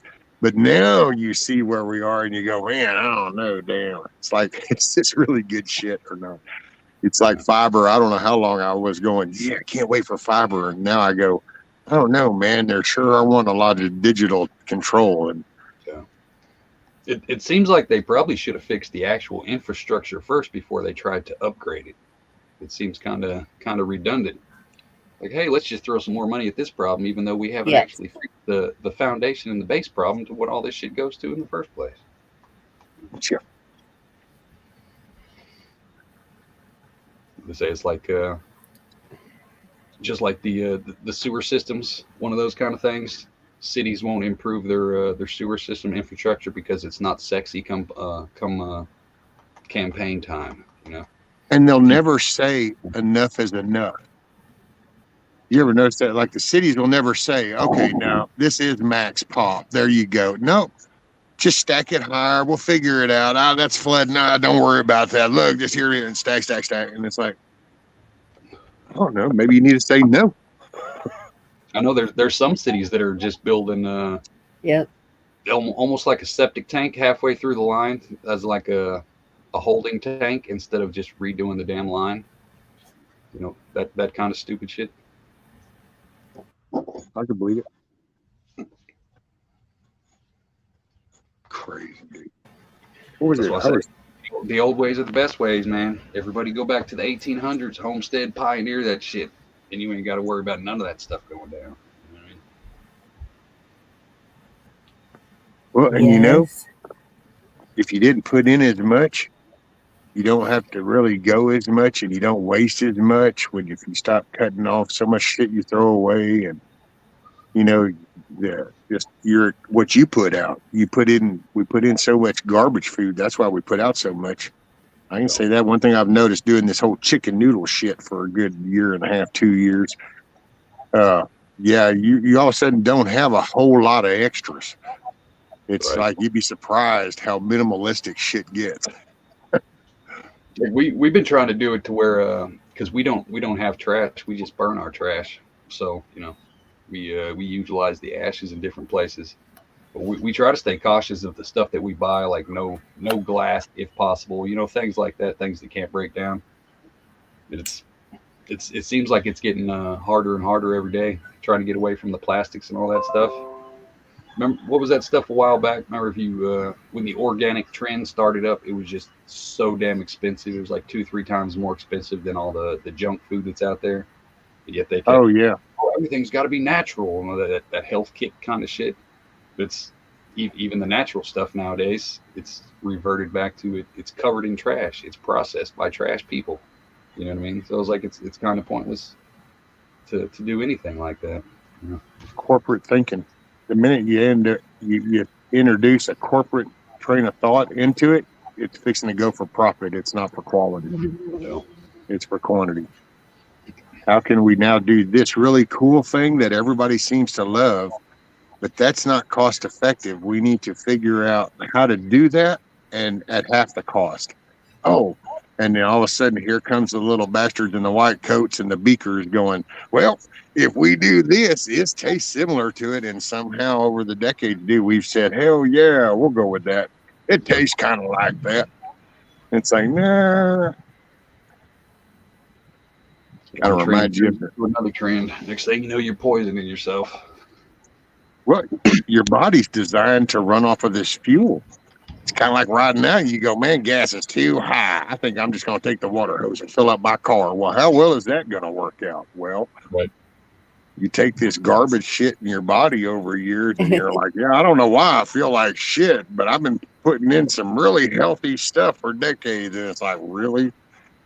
Shoot, yeah, man. I only get one Big Mac at McDonald's. I don't get two anymore. And it's like, or I get the I get the Big Mac with the large fry, but I got Diet Coke. Right. And it's like, Diet Coke, so it's all good. It's all good. I ate a half man. a gallon of ice cream, but it said it was diet ice cream. Right. So I don't know. We've been trying to do it. I'm a diehard supporter of buying something made in the USA for years and years and years. You know what I mean? Like if it's got an America sticker, I'll pay an extra $1 or $2. You know what I mean? Just because. But I'm to the point now. Like I've evolved to where it's American made is fucking awesome, but it doesn't meet my standards anymore. I'm trying to stay Missouri made. You know what I mean? Yeah. I'm trying to get it.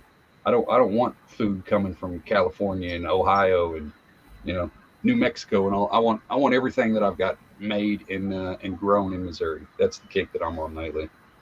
There you go. See, and there's nothing wrong with that. Somewhere, I guess somebody started painting this picture like, we need to be able to, and it's like, no, there's nothing wrong with that.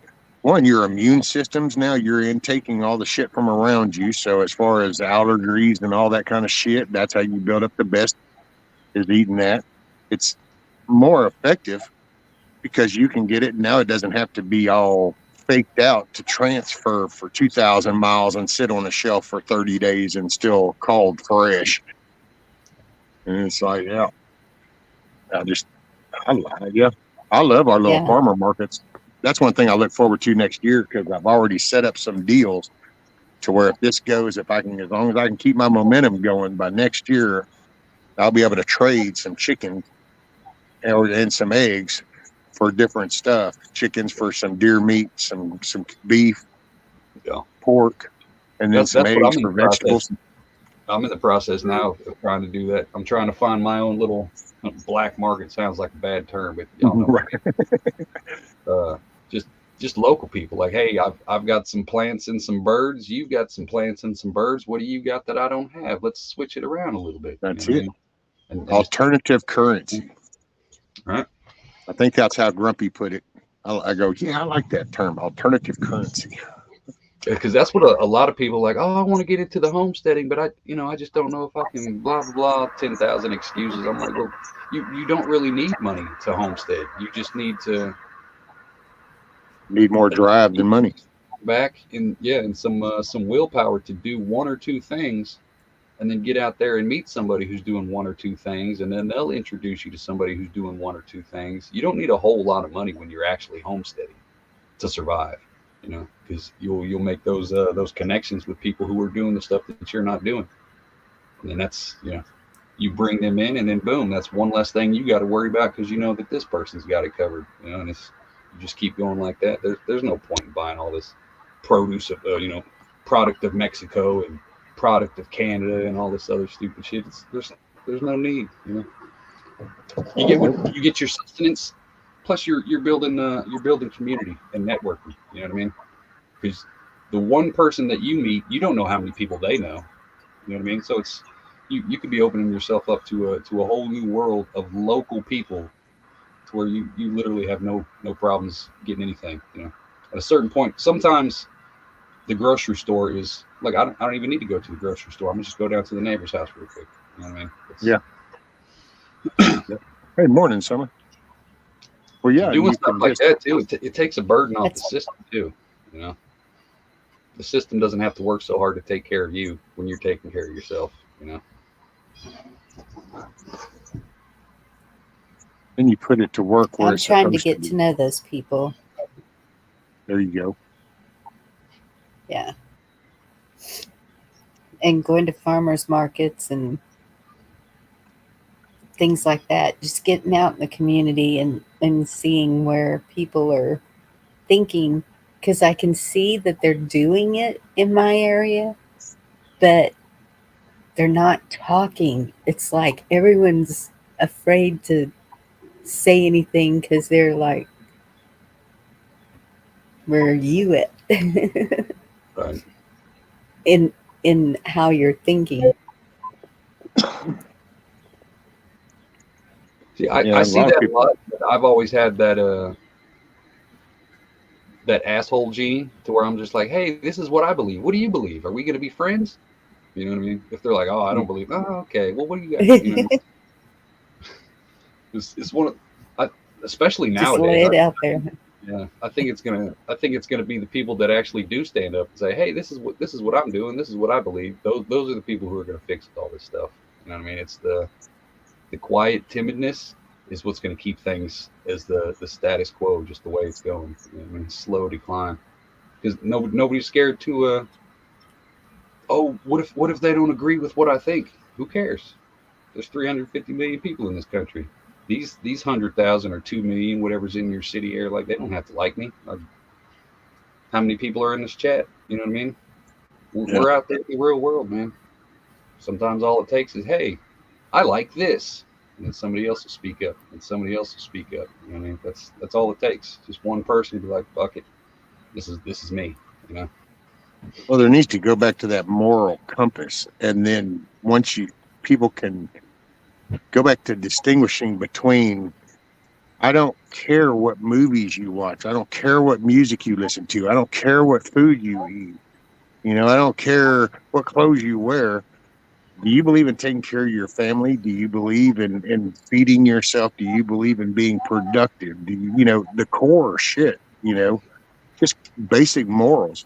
Yes. And it's getting that community back and just getting people to agree on that and then going, yeah. And then you got to, you know what? And see, this is the part that I worry about because I don't know. I look back to what got us here, dude. There was when that thought process of we needed to take the gallows out of the town square because it was just a little too ugly. That's when the ball started rolling down that hill as a BB, and we've gotten to 2023, and that son of a gun is the size of Mount Everest now as it rolled down because it opened Pandora's box. But there's, my wife laughs because decades ago, right when the kids were just born and little, and I was that new parenting mode, and everything's just diapers 24/7 and food and no sleep. And I was so raw. I used to gripe and say we needed a bitch slap law because people were just so gum bumping. And be like, man, you know what? How much of this? I don't have time for this. Do you realize I have a kid that has a dirty diaper? Can you please shut up and go on? Thank you. It's just like, it was one of those moments. I got serious shit to tend to, literally. But it was just, and you stop and think about that.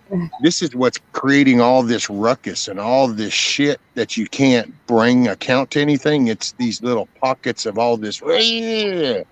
And if you could just walk up there, look at all that shit, dude. City's on fire and shit. If you could have just walked on up in there and taken the moral compass that most people sat and knew what they had, they didn't appreciate that. Nobody just wanted to kind of step up. And I can get it to a point because it's easy to kind of say, need to stand up. And yeah, I don't want to be the one dude when you turn around going, oh, well, shit, that didn't work out. And then here, and it's like, yeah, okay. But at some point, that's what scares me is, are we ever going to reach a point to where our yes is our yes and our no is our no? That's right. And it's right and wrong is wrong. Don't give a shit. I'm not sure about those days. Can I answer Nancy? I remember, Nancy, I'm kind of familiar with the area you're in. And when I used to work in Lakeway, there was this little stand on the side of the road. And it was we've actually had those kind of all around me, even west. Little stands with the box where you put the money. We have a lot of honor system self-pay places around here, and if she could just set up just a wooden, real easy to build table thing, and just put some little baskets or something of the eggs, or if you have the egg cartons that you've saved. I've got a ton of them up on above my refrigerator. Just don't have the eggs to put in them yet, but working on it. I've been taking care of the parents, and that's just turned into full time. I don't know if there's like a little Facebook group where she's at. I know, like, there's a couple of ladies around here, and that's what they do with their chickens. I personally don't do Facebook, but I know that they only do it amongst themselves. So it's not like they do that, but they do it just so that they can post whenever who has what available. Like, okay, well, this week I've gotten 6 dozen, and then you'll see some other ones that'll be low. Oh, okay, well, I'll come by and get two. And I saw somebody brought up honey, and they do the same thing around here. Yeah. Matter of fact, the honey around here, I love it because it's called Rudy's honey, and it was kind of, my dog's Rudy, so it's kind of like, oh, cool, this is your own little honey. Right. Yeah, Facebook Marketplace is the only thing good left about Facebook, because you can find the groups of people who want eggs. Like around here, we just gotta. You can't go 4 or 5 houses without seeing just a sign nailed to the mailbox. Eggs, farm fresh eggs, $2 a dozen. Boom. All you got to do is just pull in and be like, hey, I want some eggs. That's it. Yeah, and that's what they'll do here. They'll put up, I have eggs, or I have milk, or I have fresh beef that we just butchered, and so much pound. And he's not Amish. He's a Mennonite. We got a Mennonite guy up the road. He's got bees, honey, calves, pigs, dogs, and just depending on what time of the year it is, he's just got a little custom sign that he hangs up in his driveway by the highway. So, hey, we got dogs now. Hey, we got calves. It just switches as they get it. Simple. Damn. Watchman said, up here in Washington, the health department is trying to kill people's chickens. One chicken testing positive with bird flu, and they want to kill all of them. I heard a story about that in some states, and I was like, that is crazy, man. If you come in and have one, then they'll go through the. And I was like, yeah, okay, better. It's like my dog. All I can say is you just come ready, pack a lunch, because it's going to be an all-day event. Right. Exactly, Hans. The fancier you try to make it, the more government intervention you're going to have to come in, man. So just keep it simple, old school, poster board and a Sharpie. That's all you need. Oh, hey, what's up, Moose Man? Oh, he said $2 a dozen doesn't pay for the feed. Ours are like no, and we pay $4 a dozen for fresh eggs. Damn. At least. No, we ain't got close. The highest I've seen it here is last year they had them for about $2.50 a dozen. Well, I could see being totally able to do that, though. It's like, because Watchman talked about what to grow in a large garden, but you figure if you had people that are gardening, you got your scraps. So it's like you pluck tomatoes and you have your little stem pieces off, and you throw them chickens will eat that shit all up. So you don't necessarily have to. When I had my last batch of chickens, I bought one bag of food, and it lasted 8 months. Because I just let them free range. I just let them run around the yard doing their thing, and they got fat and happy. You know what I mean? There was no point in buying a whole bunch of food. So location and terrain has a lot to do with that too. That's why I keep telling everybody. I was like, there's no real guidebook on how to do any of this stuff, because it's all personal preference. How much do you want? How much do you want to put in the work to fix? There's so many different things that come into it. Well, and it's Hutch, would you think it's like a simplifying of life? Because it's like you could simplify, and some people look at it and go, man, that's a lot of work. But then you can turn around and dissect their day and go, well, look how much time in that day you wasted getting ready, driving to here, checking this, doing that, talking to this and doing that, when what you see is a waste of time because I spent 4 hours working a field and stuff, and you go, that was a waste. But at the end, I'm not worried about what the store has because my garden's doing fine. And so it's complaining about that the other day when we went to get that car. It was like we spent over 4 hours signing papers just to buy a piece of metal. You know what I mean? It's one of those things like that where you got so many options. How many hours do you spend in the grocery store over your life just ooh, do I want this chicken or do I want this chicken? When you could just go Right. to your backyard and kill it yourself and save yourself literally thousands of hours over your lifetime. Just be like, hey, look, there's a chicken. We spend so much time just looking at choices. Oh, do I want Dr. Pepper or do I want Mountain Dew? You know what I mean? 30 seconds here, 40 seconds here, 2 minutes trying to decide on a drink here at a gas station. That shit adds up. After 10 years, you've spent 2 months looking at sodas. You know what I mean? It's you get your life back when you're growing your own food. You know what I mean? Well, see, and to me, the corporate mentality, that's where they went to the option phase, because it's like, well, damn, we still need our customers. And matter of fact, when me and my wife were talking about it, was like a TV. TV is a prime example. Because, dude, there's still TVs that are 25 years old that work just fine. Why? And so, well, why? Well, because just that. If you make that, then they don't come by it. But if every year you come up with a new model and yet it's really the same shit, so but you're making that money. Well, people get accustomed to that. So guess what? Now we are in the option phase. We all want our options. Well, is that the only one? Is that really? You know, food's food, a drink's a drink, water's water. Yeah, but what kind, damn, think about that. Matter of fact, even with water, well, what kind of water? Is that Nestle? Is that Avon? Is that Dasani? Which water? And it's like, really? Water. Next thing you know, you're going to be breathing, going, I don't know. Which air do I want? Right. I don't know. Let me put on the right little diaper. I can't remember the last time that I actually drank tap water. You know what I mean? It's one of those things where you're like, why am I buying bottled water in jugs of water? Like I can literally just turn the sink on. I know a lot of people can't do that in the city, but you know what I mean. It's well, no, I'm bad about it. I'm bad about bottled water for outside, because this is my portable. I can throw 3 or 4 instead of having to go again, and then I got to go all the way back in there to fill that cup back up. Also, it's part of my laziness that I didn't put the faucet back up. Yeah. I'm guilty. It's Ozarka.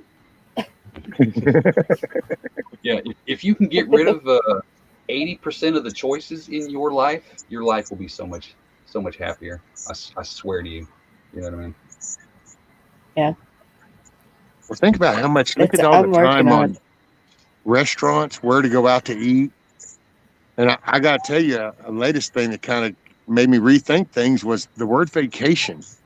I told my wife, going, there's something about that word that's now starting to bother me. And she goes, well, why? And I go, because, when you stop and think of the concept of a vacation, well, what is the mentality behind a vacation? What are you doing?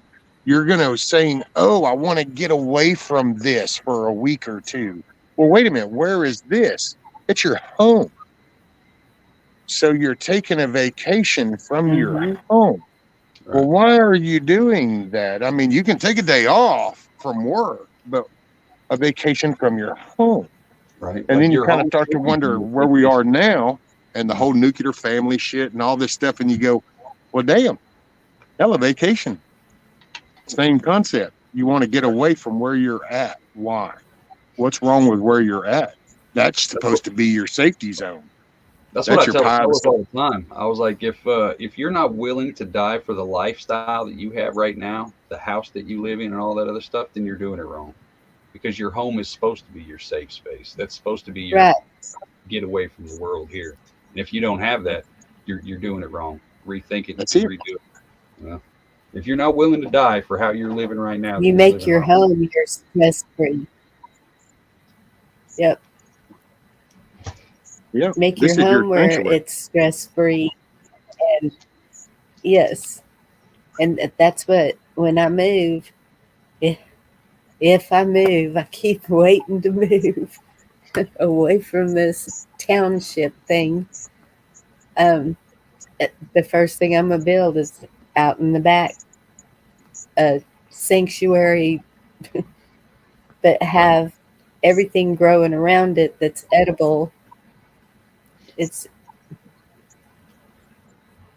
definitely going to change the way we live. Packing up, I have realized I have so much excess, unnecessary weight that I'm just getting rid of everything I can. I mean, if anybody needs anything, give me a holler. Right. That's why I got to keep telling the wife. I was like, if you haven't touched it in 6 months, it needs to go. This just pointless.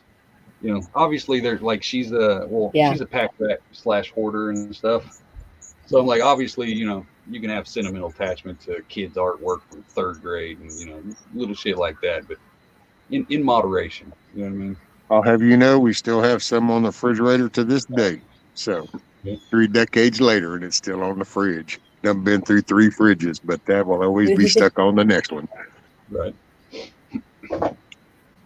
Yeah.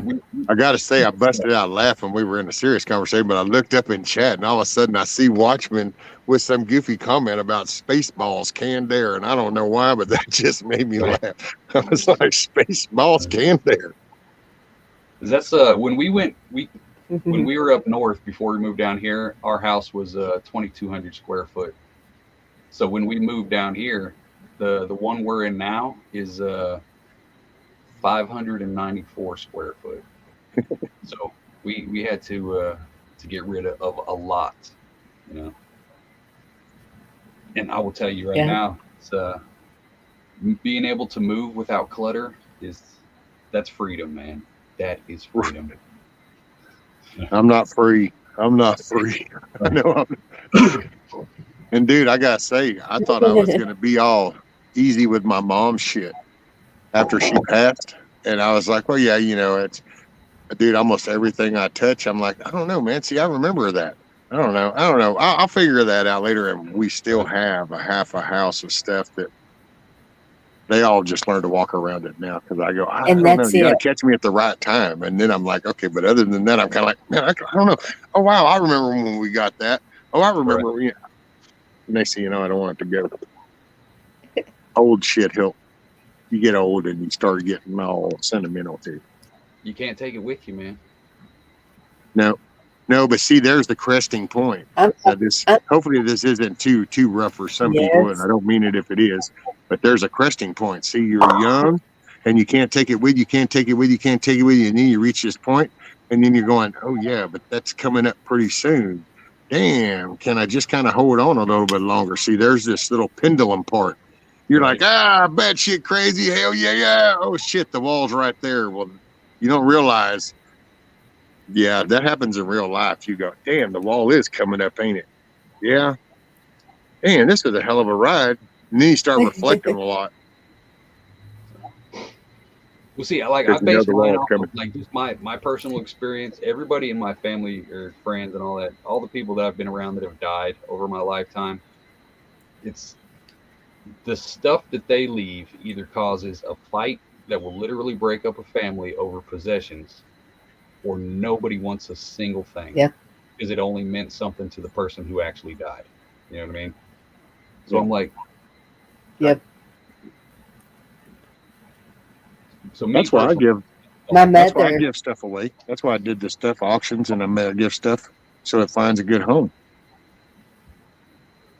Right. Yeah. My mother, when I was out there, she was like, I want to get rid of all this stuff, and it's up above the cabinets. And I got to looking, and I was like, well, wait a minute, Mama. Some of this is useful. She's got scales up there. She's got Crocs, and I'm like, and here I'm now thinking a whole different way than I used to. I want to start making my butter. I want to start making all these things. So I'm looking at what can be used on a daily basis instead of, oh, this looks pretty or this is cool. And it's not even that. And I'm hoping to get everything to where one U-Haul trip will move me to my mom's, not 3 or 4. It's gotta, I really got to get rid of some stuff. Right. That's like when my grandma died. They were like, "Oh, do you want these hutches?" And I was like, "I just want the cookbooks. That's all I want. Just give me the cookbooks. Everything else I don't care about. They can fight over Yes. there." Yes, and that's my sister even told me. She says, "When Daddy goes, don't expect anything." And I said, "I want one of Daddy's watches. He collects watches. He's got fancy. That's what reminds me of him. That's all I want is one watch. Hey, She TT1, can have all the other. welcome back, Josh.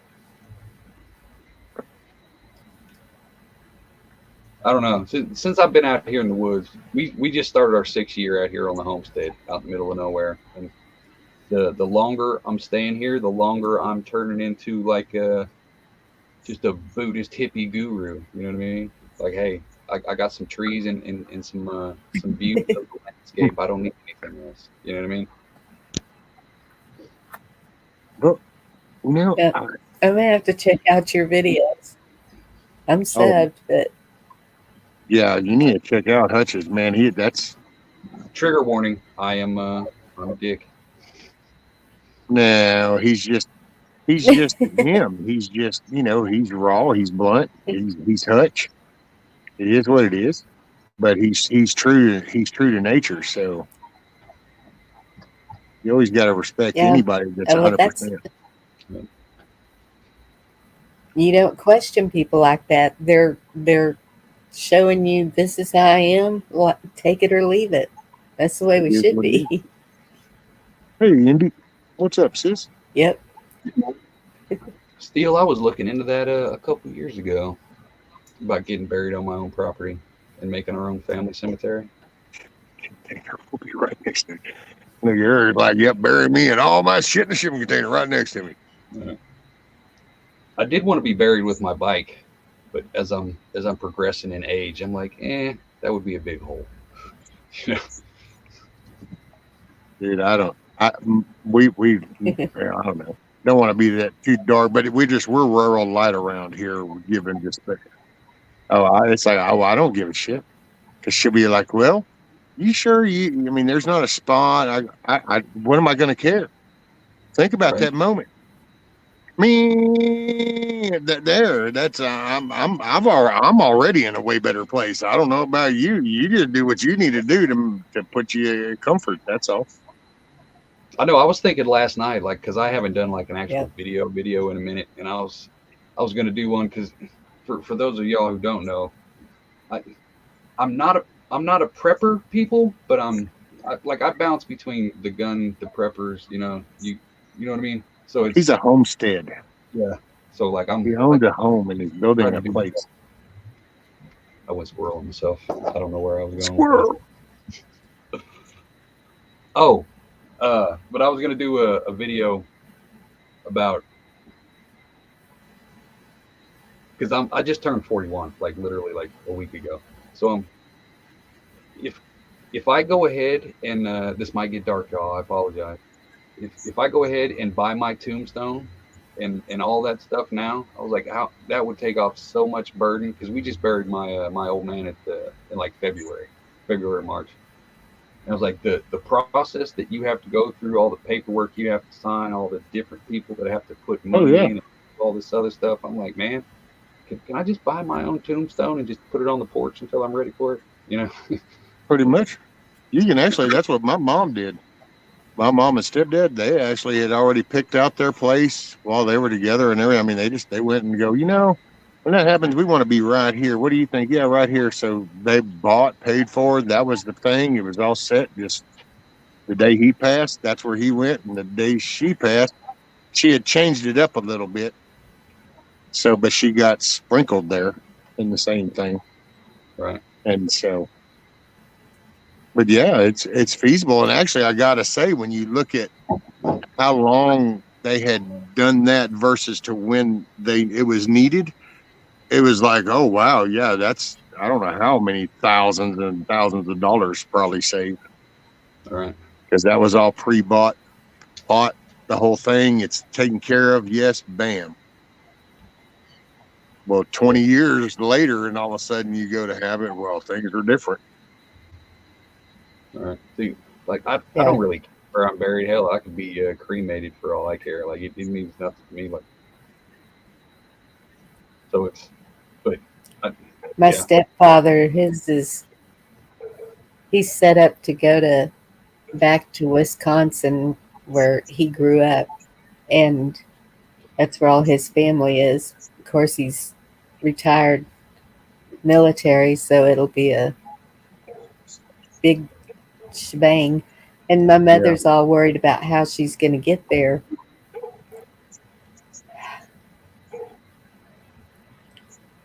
If I'm not mistaken, they help with travel, or they Yeah, used to. that I should haven't be. been involved in it in a while. Yeah, It should be immediate. Family should have they probably would. some kind of benefit. Well, with her health, I don't know. The last trip they took up there, she came back and straight into the hospital. She was so swollen from head to toe from the trip. It was just,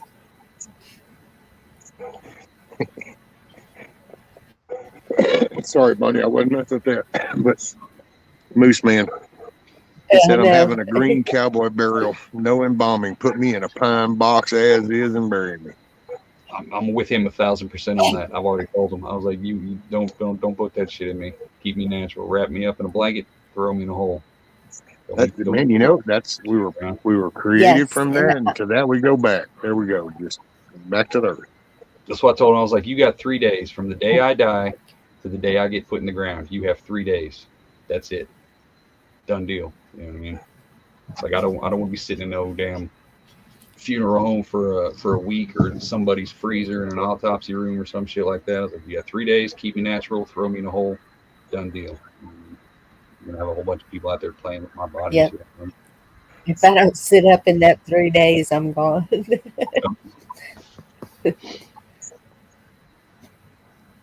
I saw down by Houston, they have a place where they do that. They just wrap you in a blanket and bury you. It's like a Indian burial, and it's pretty cheap too. Of course, I don't want to be buried by Houston. That's I never understood. Why would you pay $3,000-$4,000 for a piece of aluminum casket that's just going to get, thrown in the ground? People see it for a week and then that's it. Like, it makes no sense. Like, I was actually thinking about building my own coffin the other day. I was like, damn, I wonder if I could pull that off. That might be on the arts and craft list. What's up, Scooter? How are you, buddy? How you been? There's you people, Mr. Scooter. Right, Mama Red. I told him that too. I was like, man, if anybody cries, kick him out. I was like, y'all better be in here partying. You know, my dad used to say that, and I didn't understand it when I was young. But he said, and I don't mean no offense to nobody, so if this don't get butthurt on me, but he said, people cry out when people pass out of selfishness. Yep. And I'd be like, what? And he said, yeah, it's because of it's the things that they regret, that they either didn't say, didn't do, or the way something was left, or that's why people cry. Guilt. And I was like, oh, and it didn't really set till I got kind of grown, and then you're doing your thing and you start losing some friends different ways, and then you kind of realize that no, it just depends on your environment, what you're in, and it doesn't get perceived well by the general public because then you're callous or you're cold. Right. But it's like I don't do funerals no more. I don't. I didn't even do my dad. All I did with my dad was I went in the back room and I kissed him on the forehead. And I said, I'm not going in there. I don't participate in none of that. I did good to do that because the last visual is not going to be anything connected to that. I want it to be. It's like right now. If something were to happen, God forbid. Yes. Right? But I'd rather sit here and think about you busting out laughing on a joke than this big group of them. We're all going to talk about how you're now gone and we're going to do all this down sad thing. And it's like, no, man. They lived an awesome life. And that's what I'd rather recognize the good life. Yeah, Pack, you're saying the same thing, but see, you're sad because you'd never see her again. So see, that's selfish reasons. You know what I mean? Well, it's you. That's what I meant. I wasn't trying to be ugly to nobody. But it's all about yourself. Yeah. I wish I had said that. Oh, I'm not going to get to see him tomorrow. I tell you right now, it's all about me. I I miss my mother out of my own selfishness because I regret not asking things and writing things down and kind of filing it away. Oh wow, that's the goofiest things from biscuit recipe. I wish I knew my mom's biscuit recipe. Right. Just little things, and you think about little things, but Yeah. I don't know. My grandmother was my rock, and even still, I'll talk to her, and I can hear her saying, "Yeah, that was kind of stupid, wasn't it, Bonnie?" I mean, yes. That's why I'm a big fan of legacy, man. Because nobody's getting out of this thing alive. If you've got that legacy to where as long as somebody remembers your name, if your grandkids remember your name 20 years after you're dead, you're immortal. You know what I mean? That's how that works. So if you can have 100 Yep. generations after you're dead still saying your name, you're immortal. You know what I'm saying? You've lived forever. That's how that works. Leave that legacy. Make people want to Somebody will remember say you. my name. that's it. I have a list of music, and I told the kids when I go, I want you to blare this as loud as you can.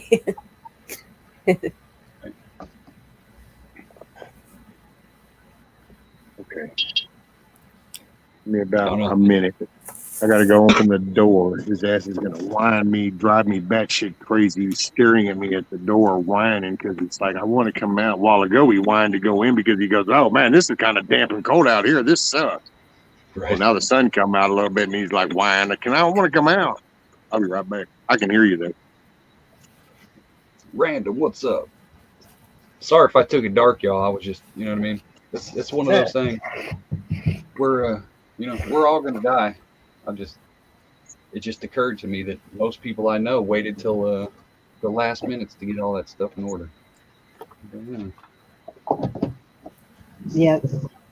especially with the way the world's going nowadays, you might as well ought to have that stuff taken care of because you never know.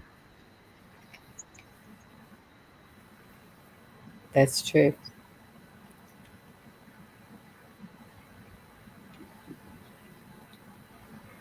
That's what I had. My country grandma taught me how to actually cook like real food. You know, chicken and dumplings. You know, all that stuff, and woodworking.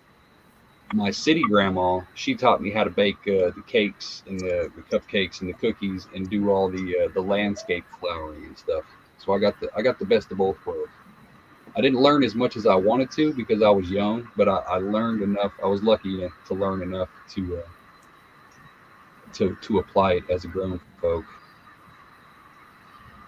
And that's the benefits of having the family all together.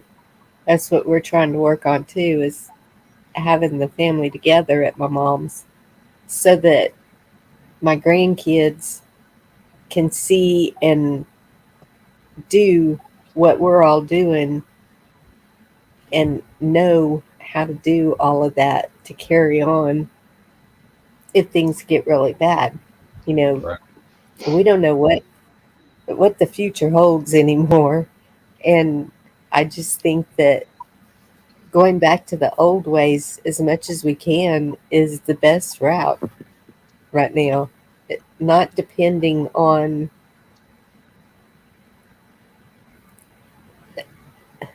agencies and any of that. Right. What's up, Deanne? Hey, Dan. What's And up, it man? building that family unit back up too. See, that's what's weird is like all this stuff is this is relatively new the way we're living now. You know what? 60 years ago, people still had victory gardens and had family dinners around the table and all that other shit. But if you ask anybody nowadays, even some of the people who grew up with Yes. that, they have no idea how to get that feeling back. You know what I mean? They act like it's something in the Yes. history books, homesteading and growing your own food and all this other shit. That's stuff from the history books. You know, it's been so long since we done it. Nobody knows how to do that shit anymore. And the people who do, you know, it's not culturally sexy to be able to do yourself, so nobody pays attention to it. You know, you you tell somebody that you live in the country, and they automatically, oh, look at this inbred hillbilly, ha ha. You know all the jokes and the Right. stereotypes. Like cool to be from the country. Like they're killing that mindset that you can take Yes. care of yourself. And that's where we are. Literally 2 generations made the entire country forget about millions of years of human history. You know, Right. yourself feeding yourself, doing all that other shit. Nobody knows how to do it. It's fucking disgusting. What are you whining for now, dude? He wants to sit on your lap, man. Well, that shit ain't happening. You ain't a Chihuahua, homie.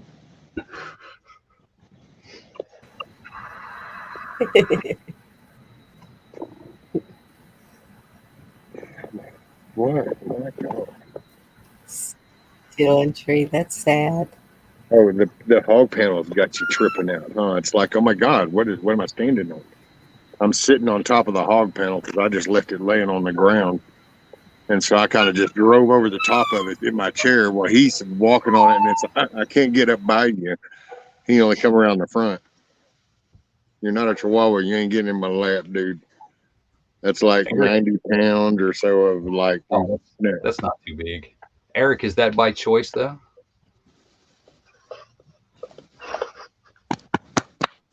I will say the family that I have now, the brothers, the sisters, the cousins, the aunts, the uncles, like I don't talk to them. But I'm trying to like the harvest party, TT1 came over. One of the coolest dudes on the planet. If y'all get a chance to meet that man, he's cool as shit, just saying. But we're trying to me and the wife, we're trying to establish it to go back to the old days to where we're the grandparents that everybody comes to for the family reunion once a year. You know what I mean? One of those kind of things. We're trying to establish the family tree ourselves and just start it over and see if we can do it. It seems we're getting that way. The boy wants 11 kids.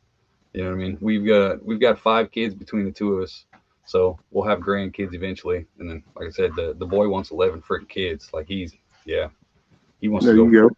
Then he wants a ranch and a farm and all that shit. When he gets back from basic, he's gonna start land hunting and shit. So we're building our family tree. Hell yeah. Get angled right to damn glare. Yeah, you fixing to have a lot of grandkids, actually. Yeah. How is Well, that's now kind of what I thought. has he already got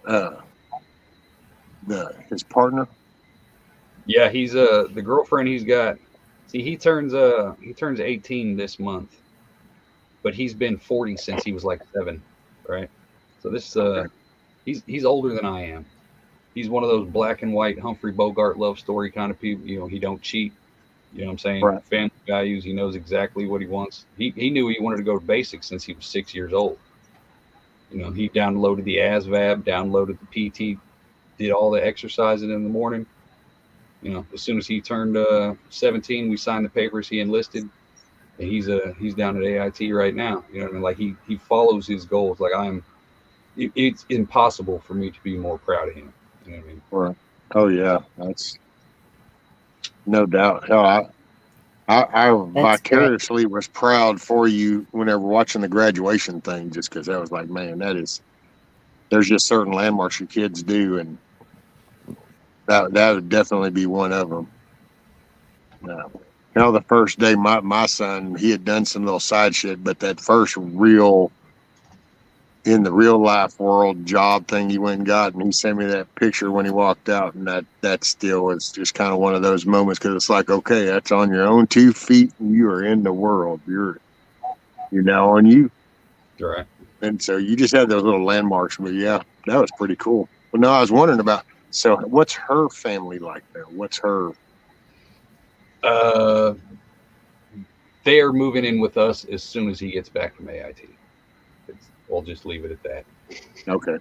So then there were, because that, and I only say, because man, I can say with my past, boy, that whole other introduction aside, that can totally It started off friendly, and then we found out that we were different people, and we set boundaries real quick.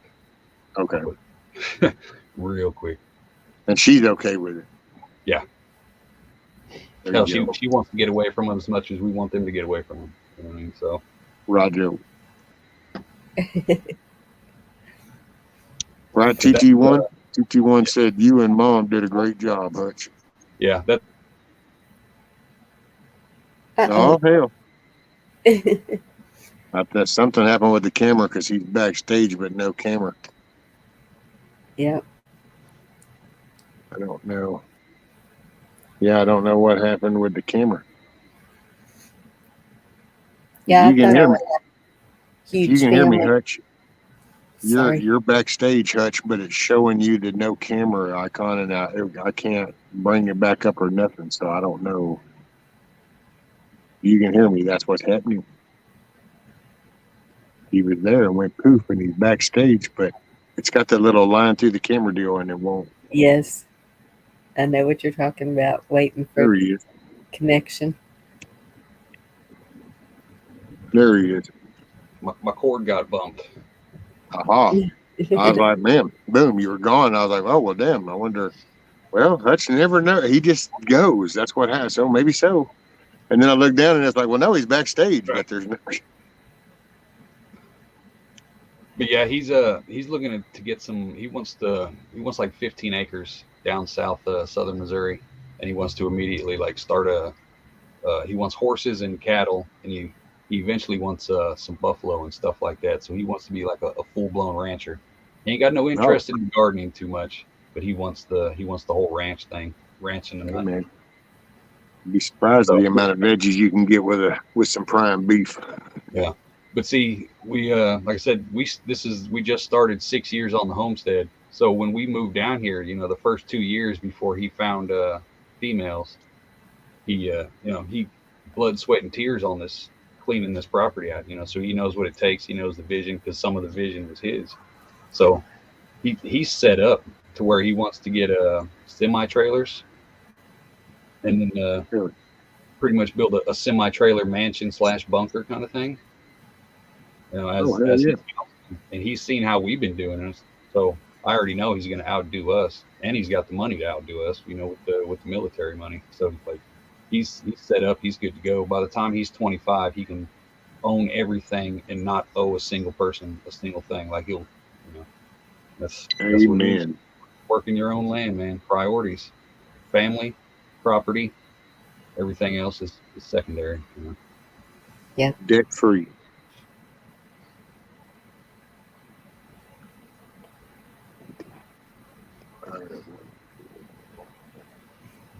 Yeah, Emily, I hear that.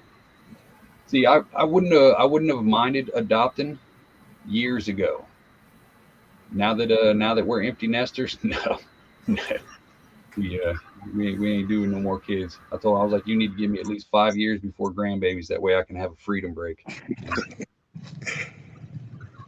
I was like, and they better be potty trained when you bring them over, because Grandpa don't do diapers. Oh, come on now. Nope. I will spray you off with a hose and let you run around naked in the yard.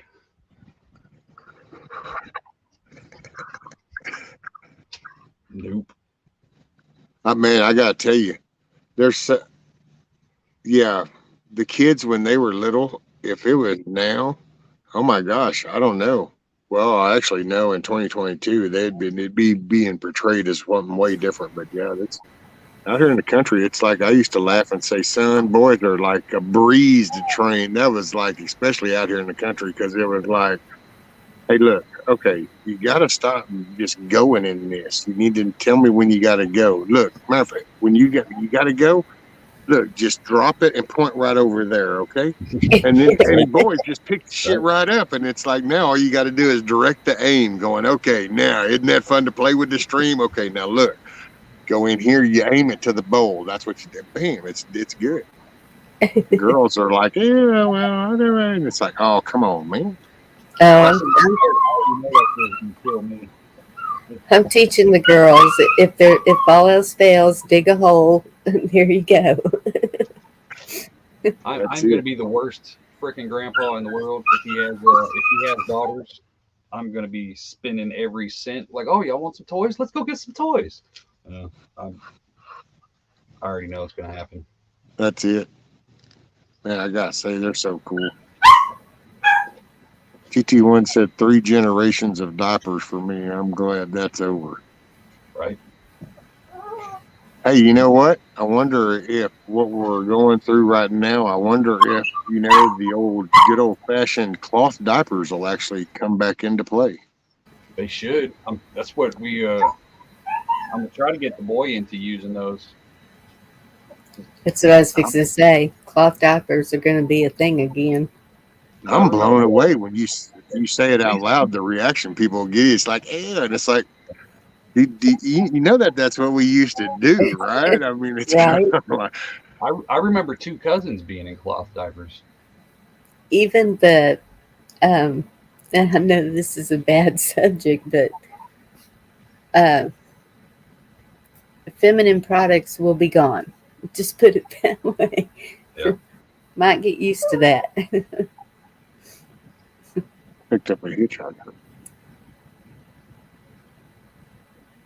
Oh, there you go, parachute down. I don't think you can see him on the camera. I don't think he's too small to see. Oh, there he goes. Right, TT1. See, that's what I'm worried about because growing up, like I was a wolf. First kid popped out, I turned soft real quick. Now I'm worried when the grandkids get here. I know I'm going to turn even a little bit softer. Is that that Yeah, transition? because for me, I got to say it was because the parenting thing, see, that's a job. So you're doing the job. And so you relish that, but it's in a different perspective because it's a job. But then the grandparent thing, it's just like, it's kind of like sitting on the beach in the lawn chair with the margarita. And it's like, oh, so all the hours, well, yeah, that was all okay, but so this is the reward, and that's kind of to me what grandkid, because you just get to enjoy the moments with them. There's no, I mean, you just get to. I miss my granddaughter. Right. I'm just looking forward to a handful of chocolate and maybe a 5-hour energy shot right before I drop them back off at home. Those are the times that I'm looking forward to. All righty, here you go. You're home. Every toy gun that makes the loudest noise in the world. Oh yeah. I did that with my grandkids. Get them the noisy stuff. Right. Drive the kids crazy. Bet you's already wrapped around that little finger. That's legacy. That's it. Right. He already knows what's coming. The first week that we were here, I was already planning where we were going to put the playground and shit. The wife even still, like he talks about he doesn't want grandkids, but he's already got the playground figured out. I was like, well, I'm efficient with my space. That's it. Yeah.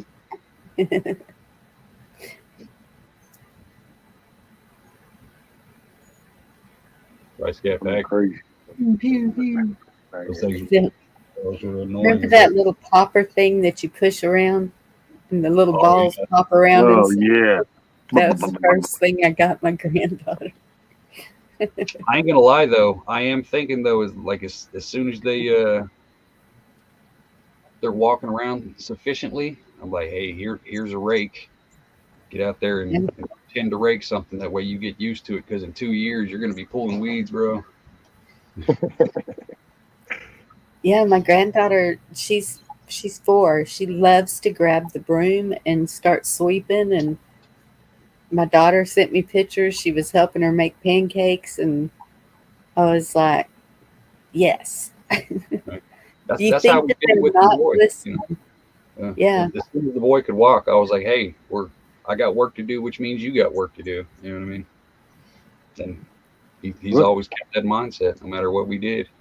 If it was yard work, if it was housework, if we were doing something, he had to be doing something. That's how it goes. Yes.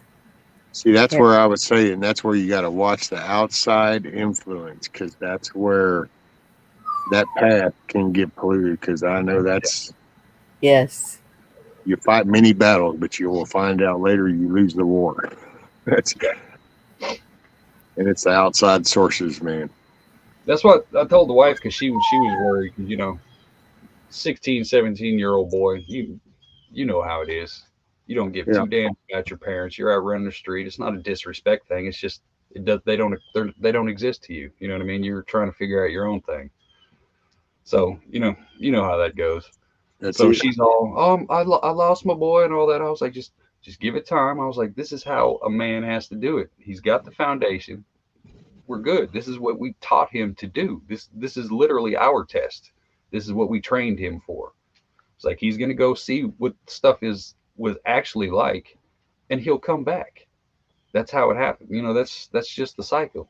He's got to go see it for himself. You just can't tell somebody, hey, it's like this. Take my word for it, and never go check it out yourself, because then that's it's No. always there. You got to let them get out there and have that experience and their own failures and all that other shit. And they'll see that everything that if what you've been saying is true, then they'll come back because they know where the foundation's at.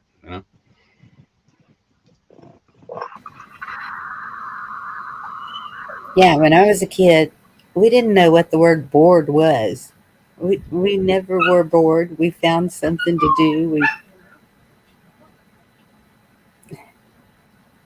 I talked about it once before. I remember growing up, see chores and helping and having to do things around that wasn't looked at bad. Like when you went to school and you said, oh yeah, this weekend, no, it'll probably be in the afternoon Saturday because Saturday we're gonna be doing this. And nobody was like, oh man, to hell with them. Well, you ain't got, nobody talked like that. It was just like, oh yeah, well yeah, we got to do ours. So collectively, you would just everybody agree on, yeah, in the afternoon will be better. So you just, I don't know, it was the perception of home. It just wasn't, because I That's why reflect back now raising the kids and kind of going through some of the conversations when the kids were little versus when I was, and I just didn't see it then because hell, I'm in the new parent kind of frame of mind. I'm just trying to figure out which way's up, point that over there. I mean, that's shit. Wipe what? Oh man. Okay. Yeah. It's that time.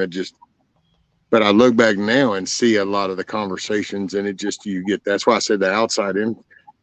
Hell, you just got people just tell you, God, whatever, you don't have to listen to them. And you don't, wow, I never had that. Never thought about addressing that. Right. That's why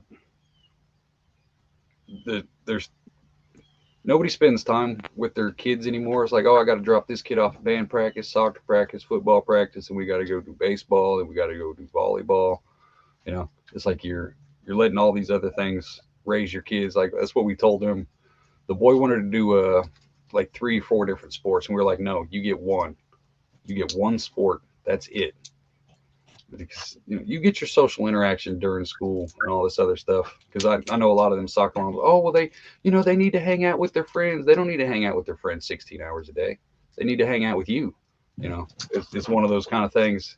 This is going to sound extremely weird, but you've got to be able to date your kids. You know what I mean? You've got to have that time set apart to where you're it's just you and them.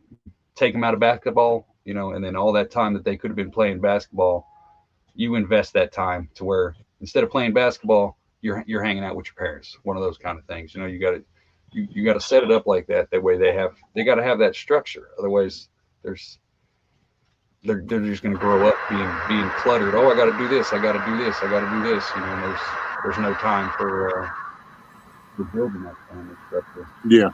Well, yeah, you pretty much have to remind them that family is important. Home is important.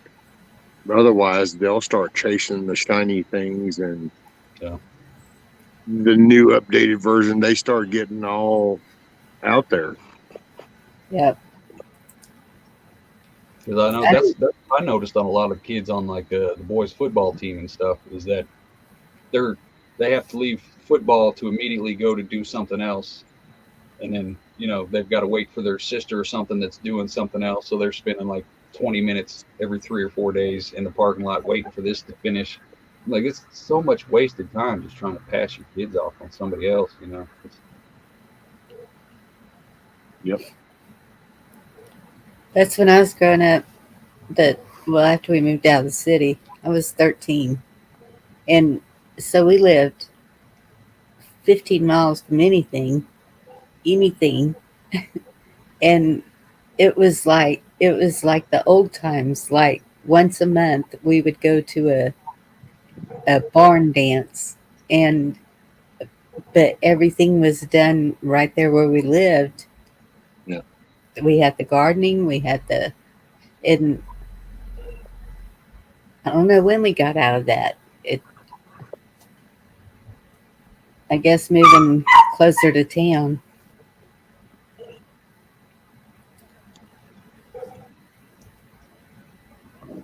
Yeah, city and town life. I think it's kind of like I remember being a kid. And matter of fact, New York, Las Vegas, the Hollywood, and those were the city lights, and that was always portrayed because that was everything was lit. You know, it was just like, man, look at all the shiny new, all big lights lit. And Vegas, the city that never sleeps. You know, Right. and it was it was kind of like, oh, that's there, but really that became everywhere, and that's just and your kids. Oh, that's Somehow we got to man. a point where it's never enough. We always need more, more, more. You know. Oh, the cell phones. I told my wife that the whole cell phone thing that turned the world into crack addicts because it was instant gratification from then on, buddy. Yeah. You can't reply fast enough now. What, man? I just asked you what, and it's like, oh wow, you know, I kind of had to. I did a bunch of other shit, you know, but oh no, I used to laugh back with the whole Facebook, you know, going out to eat, getting ready for work, and it's like, wow, really? This is so we've done that. So now we're just Yeah. this is like drug addicts, man. You're wanting instant gratification. Give See, it to me right that's now. why I used the work when he was younger to teach him that kind of stuff, because I've been through a rough kind of life, so I knew that I was self aware enough to know which triggers kind of would send him in different kinds of directions, you know. Yeah. So if you take that need for instant gratification, then something like mowing, because you can immediately see the results, and the more you work, the more result you see. It's, you know what I mean? It's something simple like that. That's just a little mental trigger, you know, like, and then that praise is that immediate gratification. Like, oh my God, it looks awesome. You know what I mean? That stuff like that.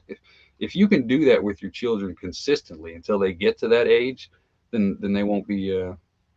Chances are they won't be affected by any outside shit. They won't get caught up in all that because they already know Well, how to I'll keep throw a themselves. wrench in. I'll throw a wrench in for you, Hutch.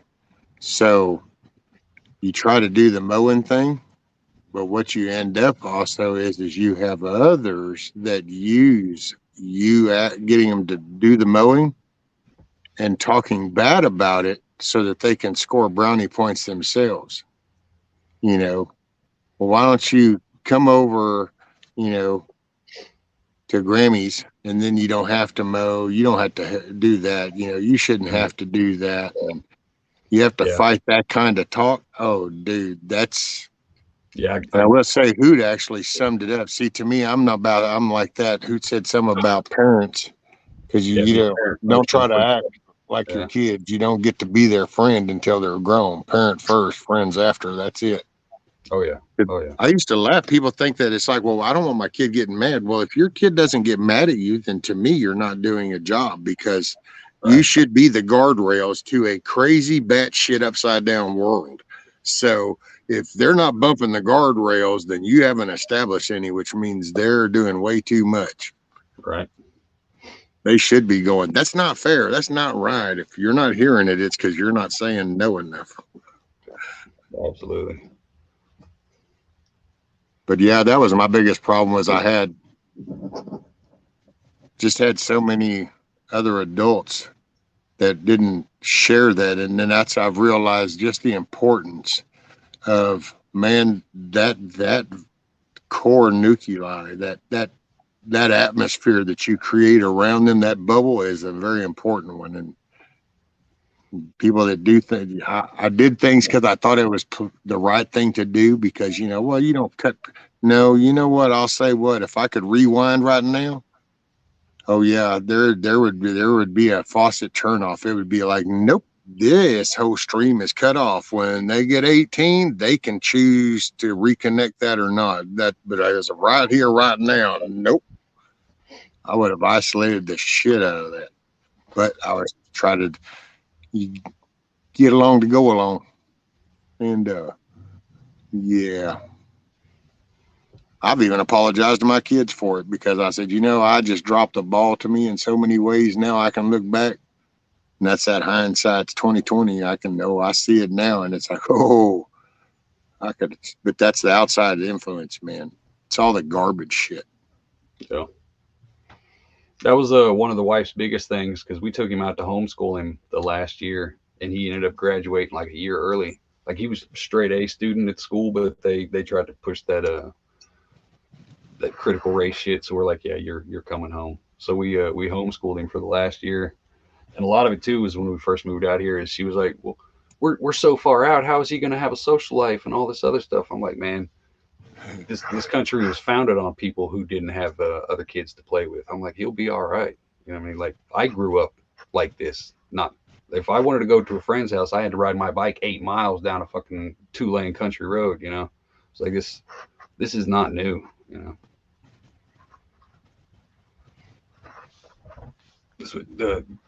That's a big thing. That's what I don't understand. I mean, I understand it, but the concept, if they would have done the lockdown things in the 80s, and they were talking about all this depression because the kids had no social, they've been by themselves for so long. Like you could have done that in the 80s, and those kids would have been fine.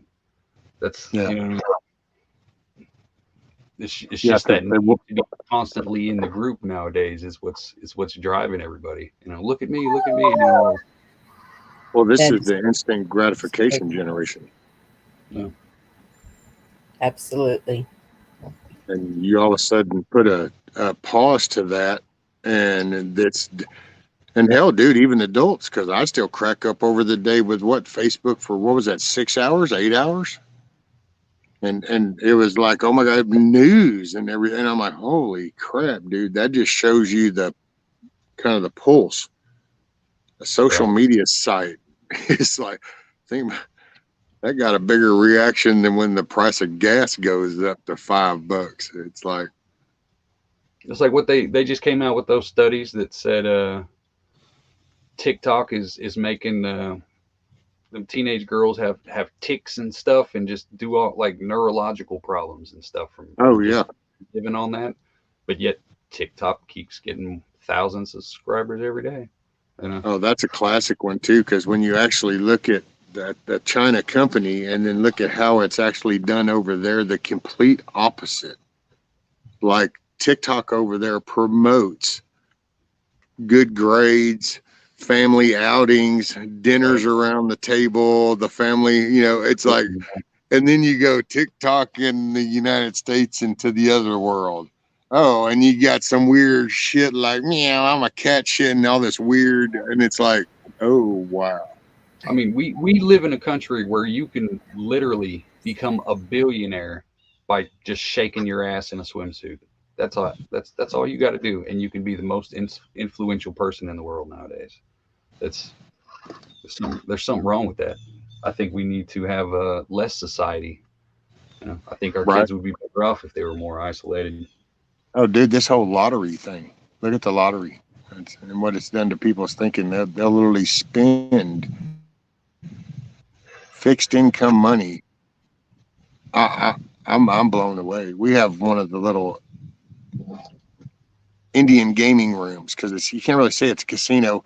If Texas wasn't such an ass, then basically what the Coushatta did over in Kinder, Louisiana, when they pretty much established that whole Coushatta casino over there, that would have been right over in here, but because Texas, well, anyway.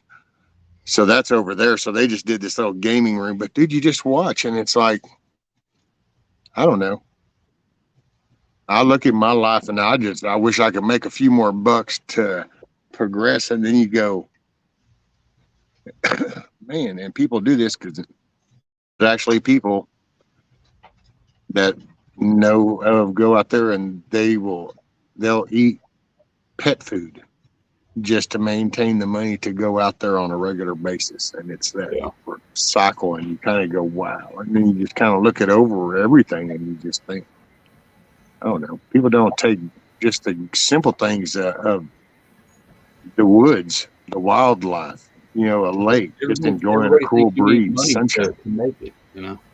Oh, one sec, Hutch. So Hoot Owl said, in case you couldn't see the screen, wanted me to tell you what they said. Hutch, did you see it? Yeah, I see it. Okay. I just want to Hoot done chewed my ass a couple of times. One time this morning was because I didn't say hi fast enough. Yeah, he'll do that. Apparently, we said hi to Milkmaid before we said hi to Hoot, but Hoot was here first, so that was ass chewing. So I try to prevent those. Oh my goodness.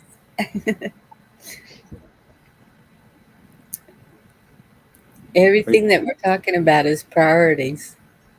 That's where the whole thing is. The priorities got all mixed up. Yep. It's only going to get worse. I mean, that's the mentality of people who are 40 to 90 are addicted to this stuff already. When they lived a majority of their life without it, and they're already addicted. So imagine being born into this. You're getting off of it. Freaking iPad in kindergarten, as a babysitter, it's going to get so much worse. Kiss off. Well, and when you think about just the way it's always darkest before the dawn, per se, hurricane comes in and you always think, oh my God, this is so bad. And then it gets all quiet and stuff.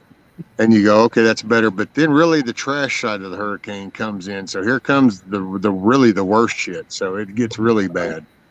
Well, see, I'm torn in that phase because if you look back to the 1800s, everybody had a horse, and then the car and a light came around. So imagine the tinfoil hat people back then who were like, oh my God, we got magical glowing balls now, and we can drive in these cars. There's something wrong. The world's going to end. Right.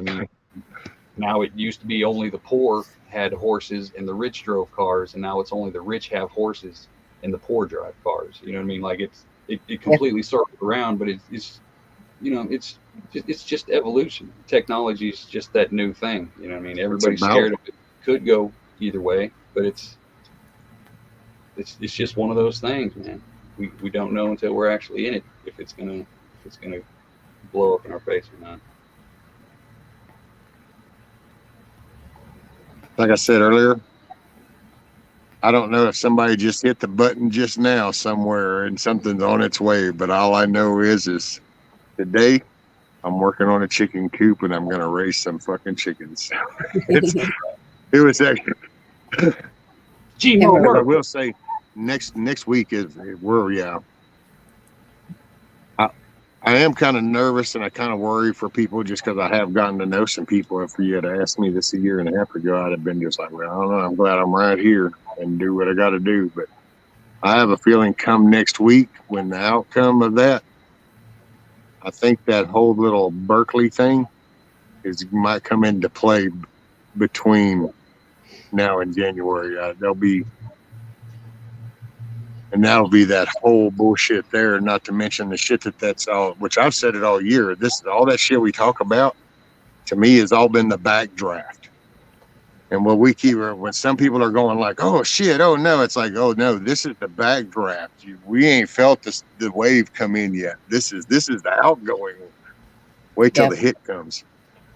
And the hit's going to be next year. Next year is going to be, that's going to be the ride run. Tuesday's voting day, right? I hope y'all get out and vote, man. Vote local.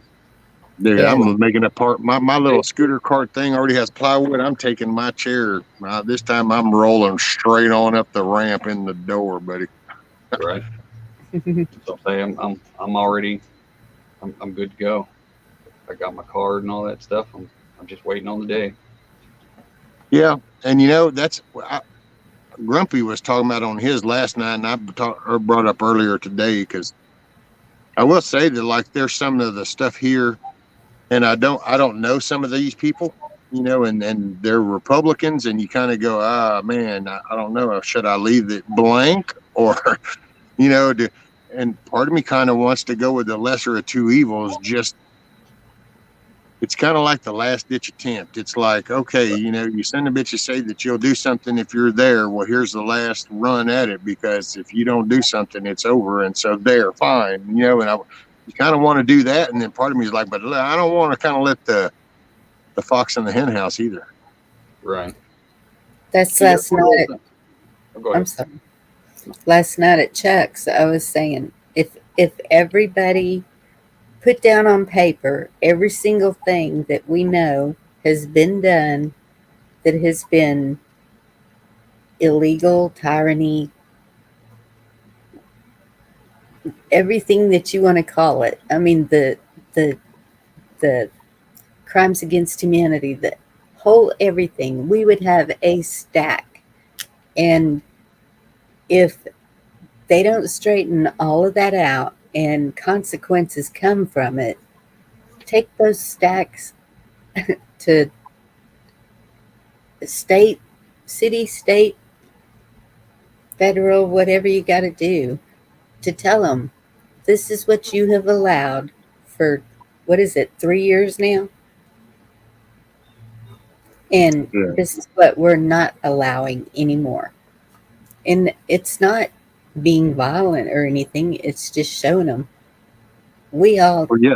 these people that have researched and dug and found all these truths, we've got more people coming out telling the truths. We got, what do they call them, whistleblowers all over the place in every organization. It's there. They know it, and we just need to say, here it is, and it's got to stop.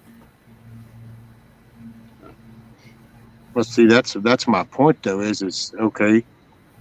Next Tuesday is the day, so being able to do that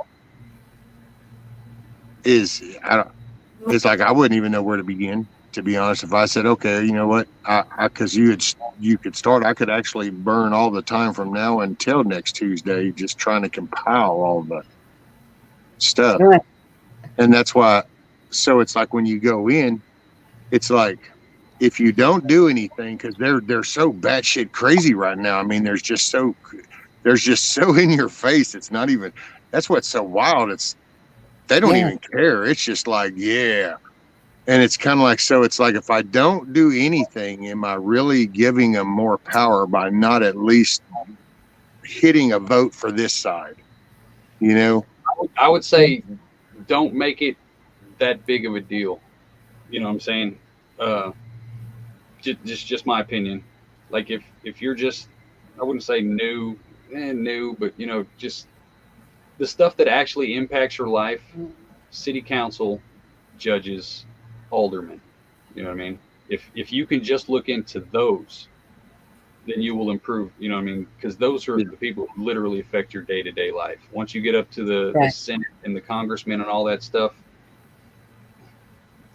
See, that's where I'm at. Pretty much, because I mean, it's one of those things to where it's. Yeah. It depends on how big you want to go or how deep you want to go into bigger government. But for me, like, as congressmen, senators, like, I don't give two damns about them. I'm in Missouri, so I don't really have to worry about it because we're just one of those kind of states to where it's no matter who I choose, it's pretty much the status quo kind of thing. You know what I mean? Right. So, but the city council people and the aldermen for your district, and especially your judges, those are the people who actually make your city shit or not. Do these judges let pedophiles go? Do they let rapists go? You know what I mean? Those are the people that you need to do your homework on, because those, like I said, those literally affect your day-to-day life. City council, you can't have chickens, you can't catch rainwater. That's because of your city council. Know who they are and vote them out. You know what I mean? Senators and congressmen ain't got shit to do with what you can do inside of your city limit. So no. Well, see, for me, and it is just for me, is the city, not the state rep. That's me, only because the county, I don't know, been here so long and know them, and you know, and I talk about that. It's like our kids went to school with their kids, and you just kind of know these local people. So I don't really worry about this, but I worry about next door, and I can't do nothing about the next door counties. So the next thing I can do is the state. I am benefited with the representative that we have in this area is Brian Babin, which is, I don't know. I like him. I know that I can respect Al Capone. You know what I'm saying? I mean, so there's a certain there's things you can, and that's where I come from. I'm a full blown constitutional person. It is not going to happen. Hell, you're not going to find an American citizen that's 100% constitutional because most people don't even understand the Constitution anymore, much less that it's been carried out. And so that 100%. But do you find somebody that views that at least the document is important? Oh, okay. Well, then there's opponents. Do we at least coming in with the Second Amendment and the First Amendment ones, like some critical ones? Yep. Okay. There. And so then I got a big gray area after that, you know, as long as we get some core principles. And then I got to say, I'm kind of, you know, I've kind of tried to keep tab a little note of some of these that have talked a good line about not being able to say something and not being in them seats. And it's like, well, when you're handed these keys, if you are handed the keys, then here's the feet to the fire type thing. Right. And I'm all for that.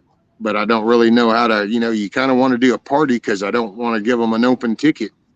Or they're already going to bullshit and lie. You know that's coming because they're already keep saying that we're going to do it. And you know how they roll. If they say it out loud, it's like, this is what we're going to do. We're fixing to blame it on them, but we're doing it. Right. See, that's what I'm saying. Like if some of those cities, Detroit, Baltimore, Chicago, if they were conservative ran, city council wise, mayor wise, then that would have never been a factor. You know what I mean? It's those small people that everybody forget about. People only got into politics lately because of Trump, so they only think federal, but federal don't mean a damn thing. You know, it's that local that literally affects your life. Well, That's yeah, it. That's outside your front door. I've been battling with my city council for 5 years, but the federal does affect. I can see where they are really pushing to change Texas because they know that there's so many here that will stand up that. So I don't know. I see it dividing. It's scary the way the people moving in have changed Texas a lot. Texas Oh, is no yeah. longer Texas. Do Texas what? ain't, Texas ain't been Texas in a while. You know, that romanticized vision of what Texas Yes. used to be. Yes. That's been gone for a while now. I'm saying Austin is y'all let it get too weird. You know what I mean? Yep. And keep Austin weird. That's the thing. They kept it too weird. Austin has Yep. ruined as a state, man. And that's the thing. I'm like 50 miles from Austin, but it was always like a hippie town, and so we just figured, oh, let them just be hippies. That's no big deal. But it just changed into something different along the way too. I watched the changes, and I couldn't stand even going there. If I wanted to go somewhere, I'd make the longer drive to San Antonio even. San Antonio's not quite as bad as Austin. Well, See, that's now the catch-22 with freedom, though, is I respect the fact that Austin was like, hey, the city can't tell you what to do. Do what you do. But yes, the price that comes with freedom is that you got to deal with a lot of nonsense. it's getting worse there. Oh, yeah. That's batshit crazy now. Hell, I Yes. remember. That matter of fact, it would that shit, all that crap, all down under them underpasses and up on that shit. That wouldn't happen back in the day. I can tell you right now, that wouldn't happen. There would have been some weekend trips, and that would have been an interruption into a good little 40 to 50 person group to Hippie Hollow, and that would have been like, oh no, homie, you got to go, and that would have been herded on up out of there. That wouldn't have been because between Barton Springs and Hippie Hollow, that was some of them weekend runs. That was you fixing to do a little hill country run and come around, and then we gonna fixing to go there and party for the weekend, and we all gonna have a good run. And that would have been in the way if that were to happen today. And so that would have had to be moved. Hey, I got to dip out, y'all. I got to go do some stuff. It was Later, nice brother. meeting Appreciate you hanging out, Hutch. I feel honored, sir. But there's a few of them that just poof gone. Yep. Hey, I gotta ditch out later, guys. So if you ever watch Hutch's lives, he'll be sitting there talking. He'll be like, "Well, yeah, click," and that's all righty. Well, you can go.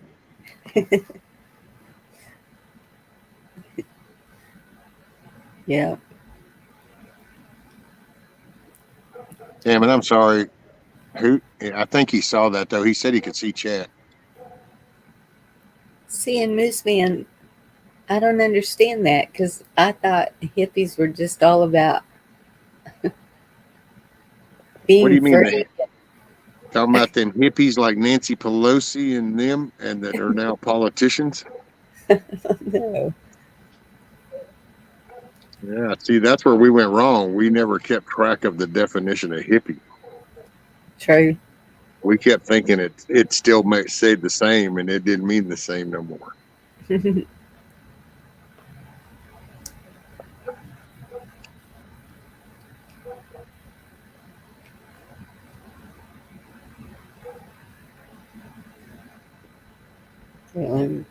And I will say, I don't know if POTB came for the birthday. I know that he was there at the harvest thing.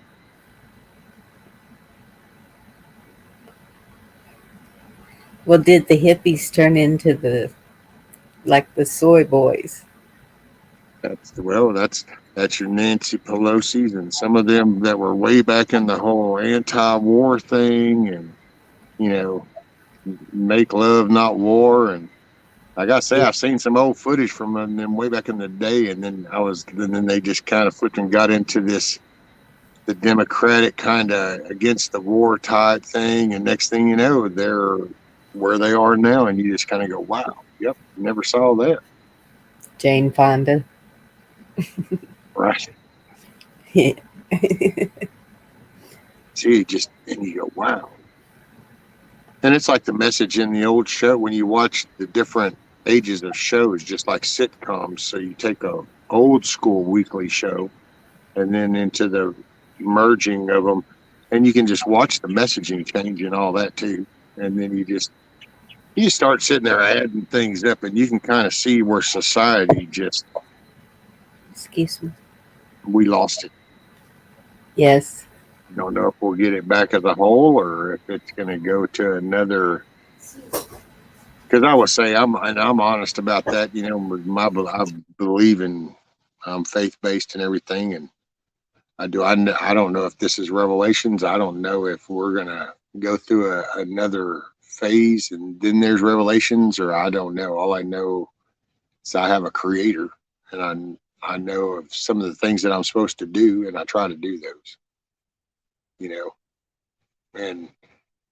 But you kind of wonder because it's going to get rough, and you just wonder, well, when it starts getting rough, then how rough is it going to get?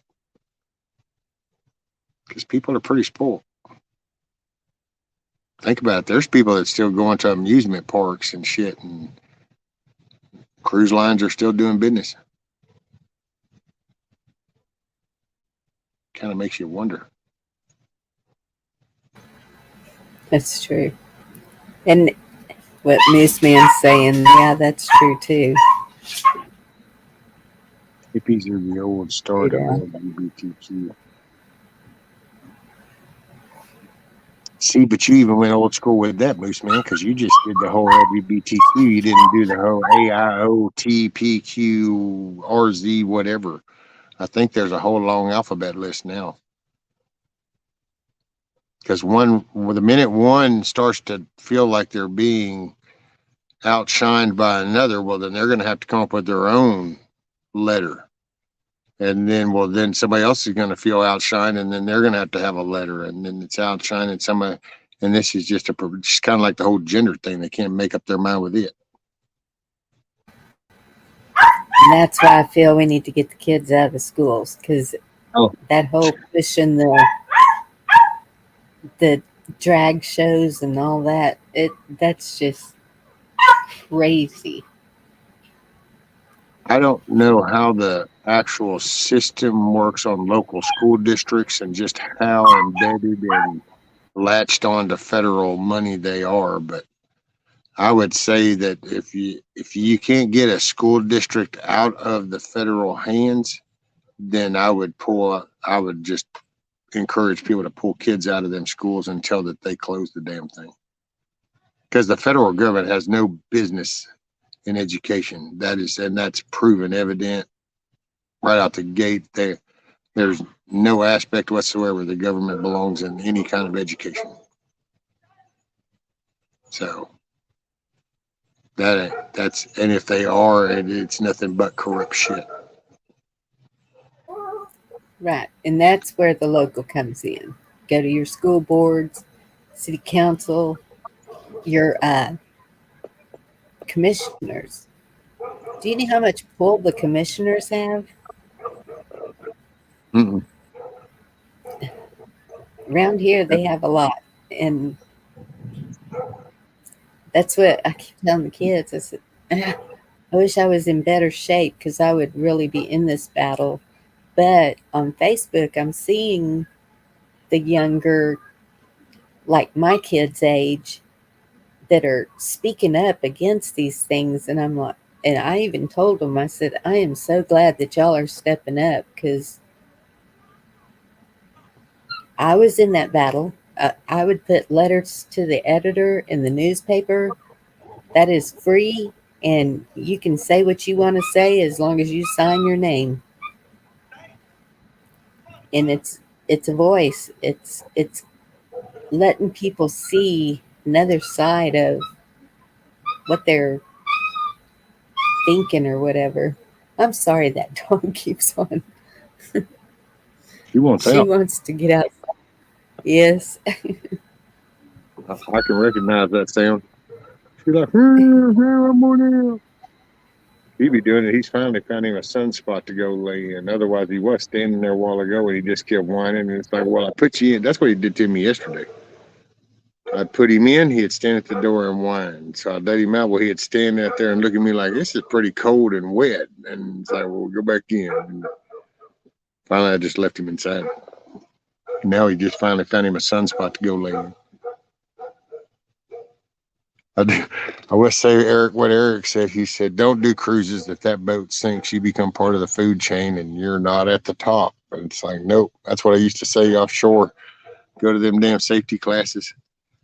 They'd be like, you need to pay attention. This could save your life. It said, this ain't going to save shit, dude. I'm going to be on the last piece of metal that goes under. I ain't voluntarily jumping into that. I feed that every day. I know what's there. It is the food chain.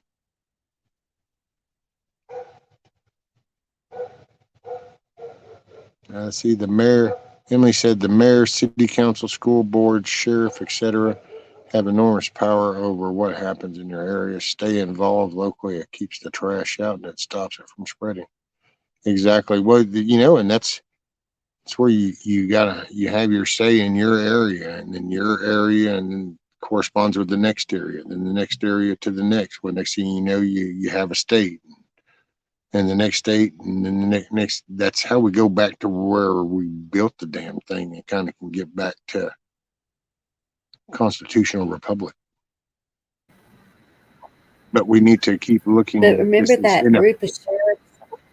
This is on a people level too. We got to remember that all the titles and all the names are all behind people. So it's all people. So it's that core moral fabric that we build. Yes. Go ahead, Bonnie. But remember the 7 sheriffs, constitutional sheriffs that got together and they said, all right, this got to change. Especially, I think it was more about the border But I Oh yeah. saw a video last night where they had lines and lines of, and they were up against each other. They built a wall out of the police vehicles with their lights flashing, and they were just all the way across. And I Yep. was like, if that's what it takes, that's what it takes. It's got to stop. Well, that's good.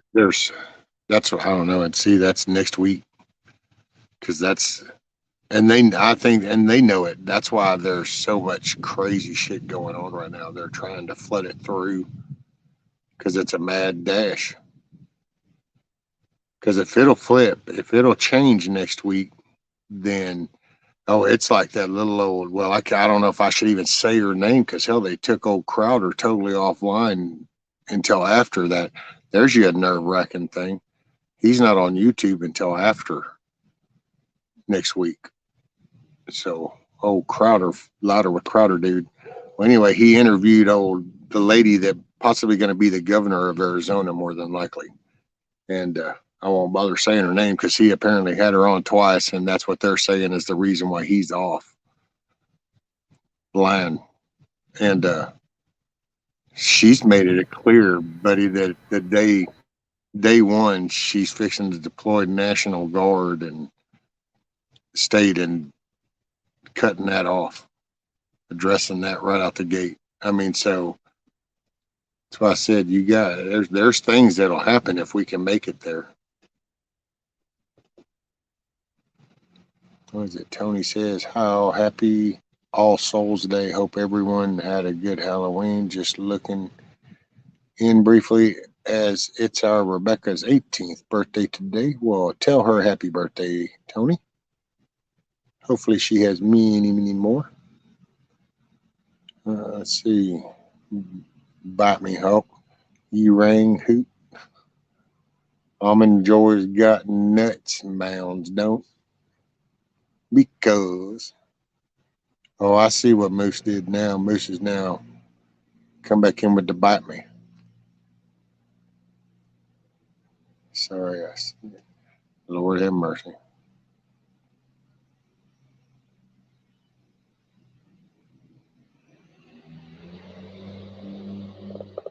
Oh, okay.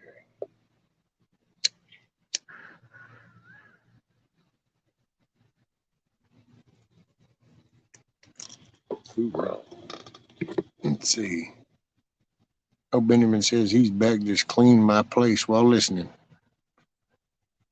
Well, cool beans. Let's see what's on the Pandora thing.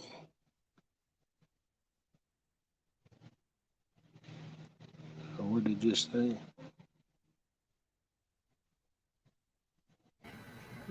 Everyone's waking up. Oh, yeah, it's 11:30. Well, 11:20 in Central Time Zone, the only time zone that really matters.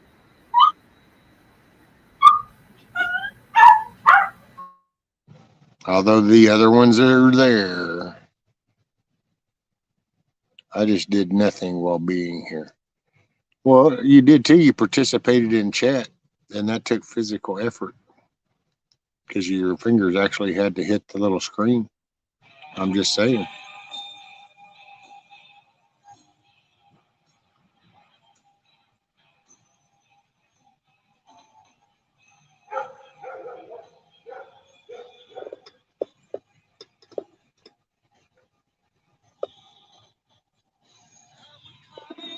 Let's see. I don't want it to be too loud, and then they hear it too clear. Then all of a sudden, it's a big to do.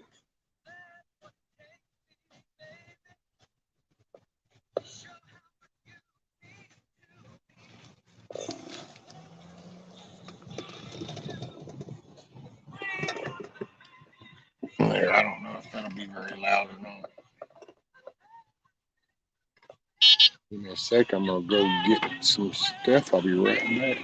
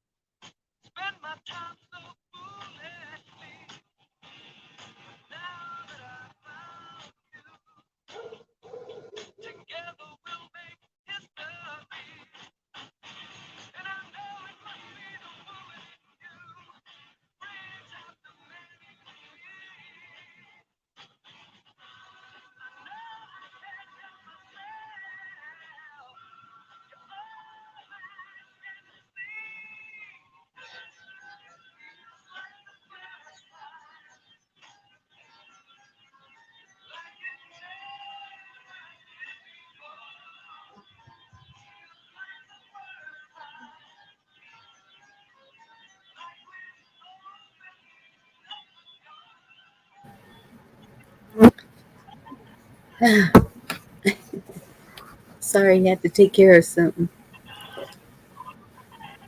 Rescue rolled away.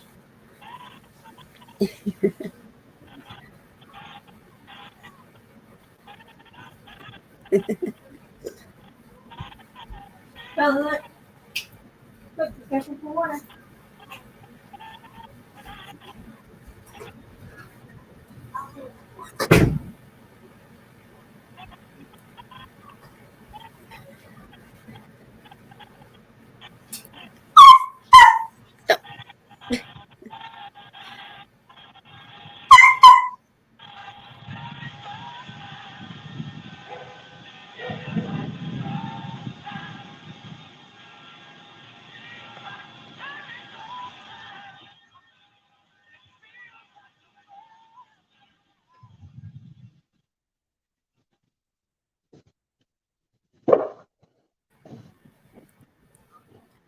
She's hungry.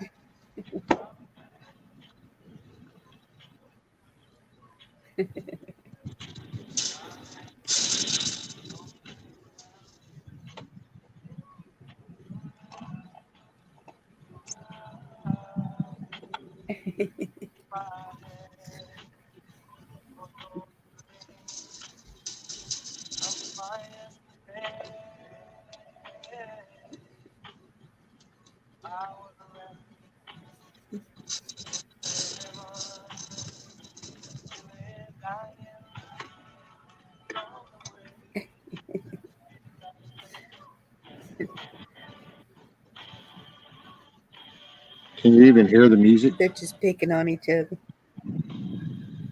Just barely. It's a good song. Maybe it won't be too loud. Oh, we need to sing Kiss Off the song.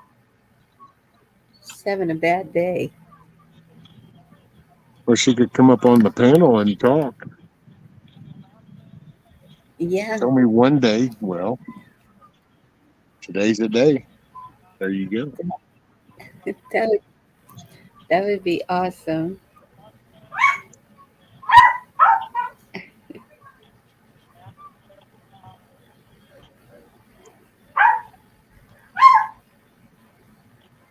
She said there's something about this day. It's uneasy as all get.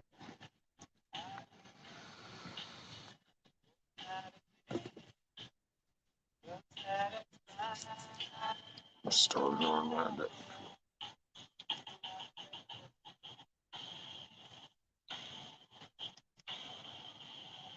Later, Eric.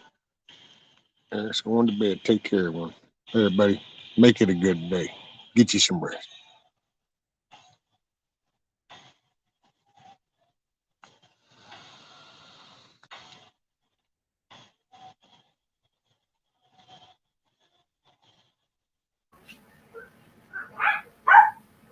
Oh, you're not having a Oh, bad day. okay, Kiss You Off. just, something just doesn't feel right today.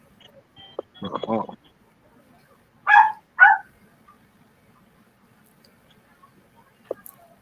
Where am I at? 7 hours? We just love you, Kiss Off.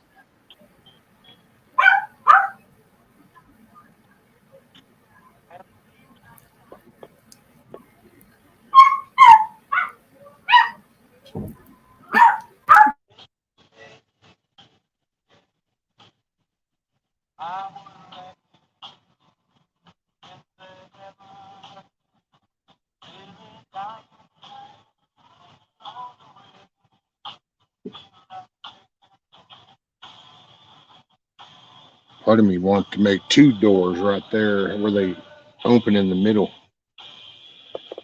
But then it's kind of like, well, I don't know. Then I got to get the stuff to do that.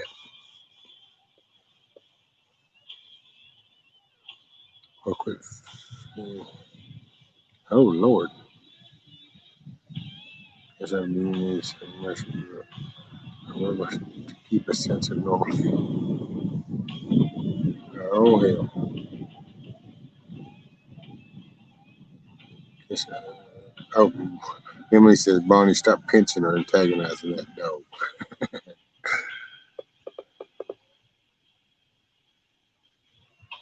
Let's see, from the sounds of it, I'm going to go with a min pin or a chihuahua. Yeah, min pin or a chihuahua. Or a teacup chihuahua thing or something like that.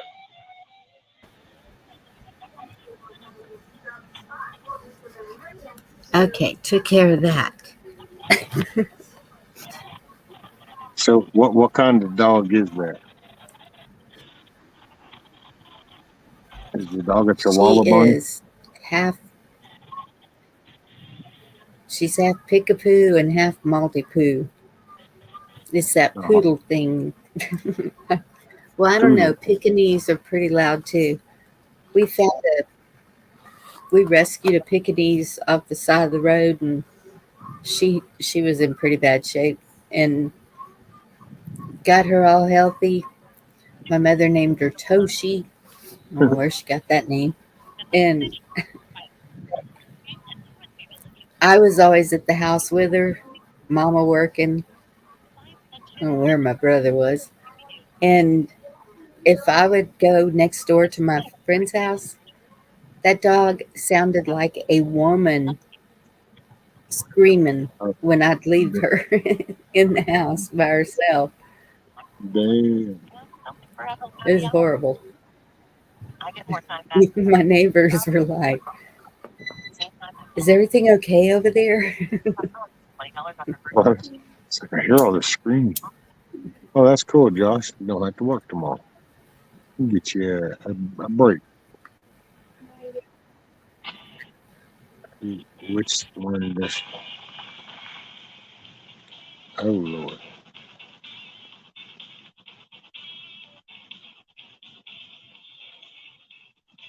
Oh, what you got, Benjamin? Today is just like every day. I'm still broke. Right, Benjamin? But hey, you're sunny side up. And if you're not, well, that's some weird shit because you're typing on a digital device. So that'd be weird. That'd be an episode of Ghost Hunters. Oh my God, he's so pathetic. He's got this head peeking around this board looking at me like, really? It's like, man, it's just a little overcast.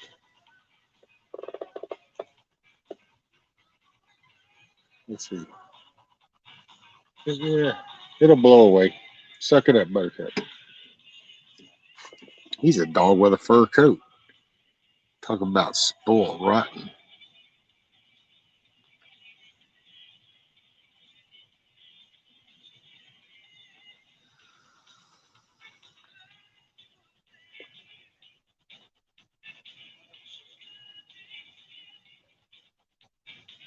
Falling for the lady.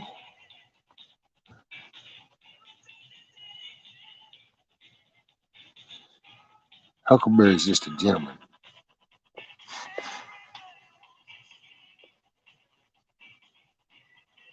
I can't tell what all Benjamin's got up there. Coffee, cookie, donut, smiley face. Bringing all the goods. Let's see, what's it? Josh Scott. I will be up all night somewhere, I am sure. G-Maw says, I went to feed the critters and 6 little faces were waiting, peeking over the deck. Man, I cannot wait.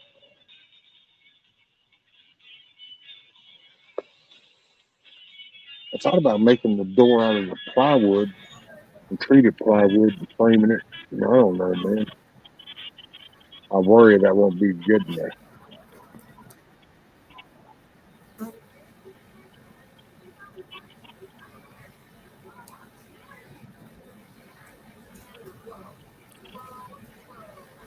It's fancy. Mine is, I gotta say, I'm hoping I can get it on wheels. I don't know how to. Yeah. I bet it weighs a ton. Oh, well, Roofing.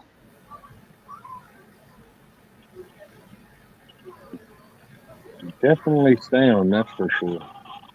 I got some pretty good wheels. I just got to figure out what kind of contraption I can use to raise and lower it. I don't know. I'll get there. The bottom has wood around it, right? Yeah. But it's probably right on the ground. I was going to say maybe a jack. Yeah, it sits on the ground right now, and see all the screening will cover everything. So like when it's sitting during the day, it'll sit flush on the ground like that. But then Hmm. I got some wheels so that when I want to move it to a different place, I can lower the wheels, which would raise it up, and it would roll on the wheels. That's the idea. Now, Okay. never seen one of these before in my life, and never even heard of them until 90 days ago. But that's what they call a chicken tractor, and then you can move it. Only, I've noticed that most people that built theirs didn't build theirs that big or that with that material. But it is what Right. it is.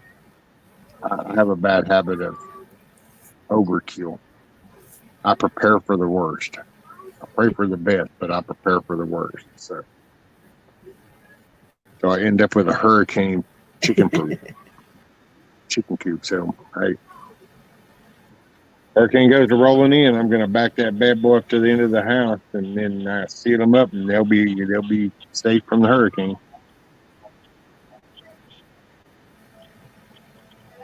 But yeah, Do have a you bad get habit. hurricanes there?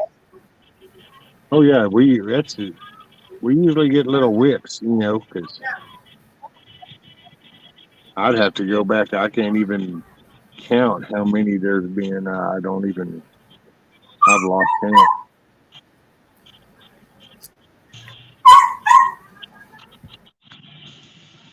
Ooh, Emily's gonna maybe make tacos for dinner. There you go.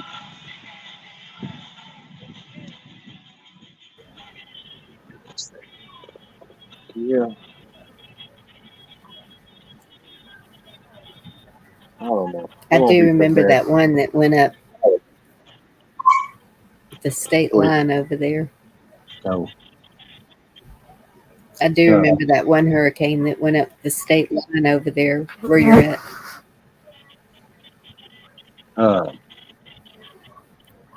let's see. I forgot what the damn last one's name was. Not the Ian, but that last one back to Harvey. Was that one that tore up Houston and all that? Was Harvey or?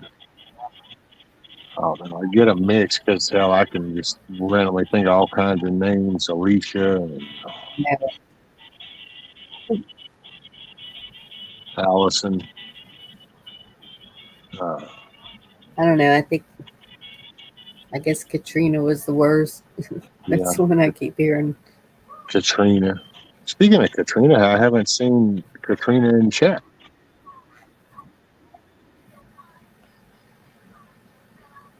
She would come There's a by. few people.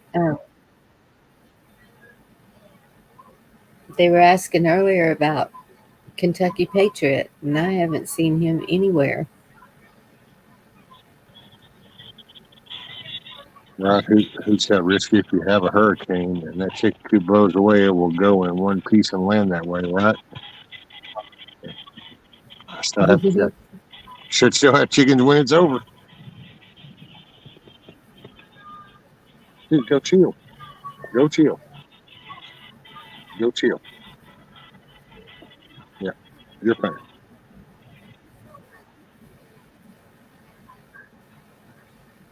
Man, I was like, I'm gonna have Is to get him Nikki some and kind of. Jeremy going to come back? Oh yeah, yep.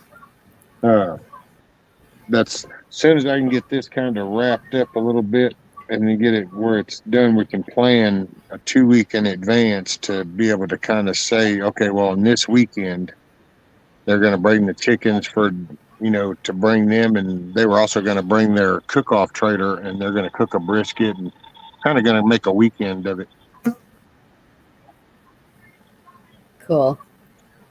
And That'd be I'll good. stream it and I'll throw it out, and then that way anybody that's within driving range feels like coming could come and see what happens. I'll get some chickens. Yeah, that'd be good. That's what I was telling Chuck last night. He was asking me about the mesquite thing that Jake was putting together, Nunya, Texas. And I said, that's one thing I got to do today is go back to his channel because that's where he announces it. Sometimes he'll send me an email with a schedule on it. They schedule each event that they're going to do, and he said if I wanted one in Central Texas, he'd come help, and I just got to find a building. There you go.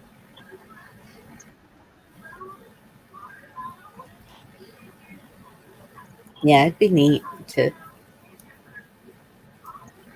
And I've already got several people here saying that they have things they'd like to share. There's a self-defense guy, and there's a EMT that wants to do the CPR and first aid. Slowly but surely, I'm getting some connections for something like that. Yeah. Well, and that's, you know, if you're, because that's one I've realized that when I talk, sometimes I take so for granted where I'm at and around me and stuff. But yeah, that's in your environment, learn ways in your environment.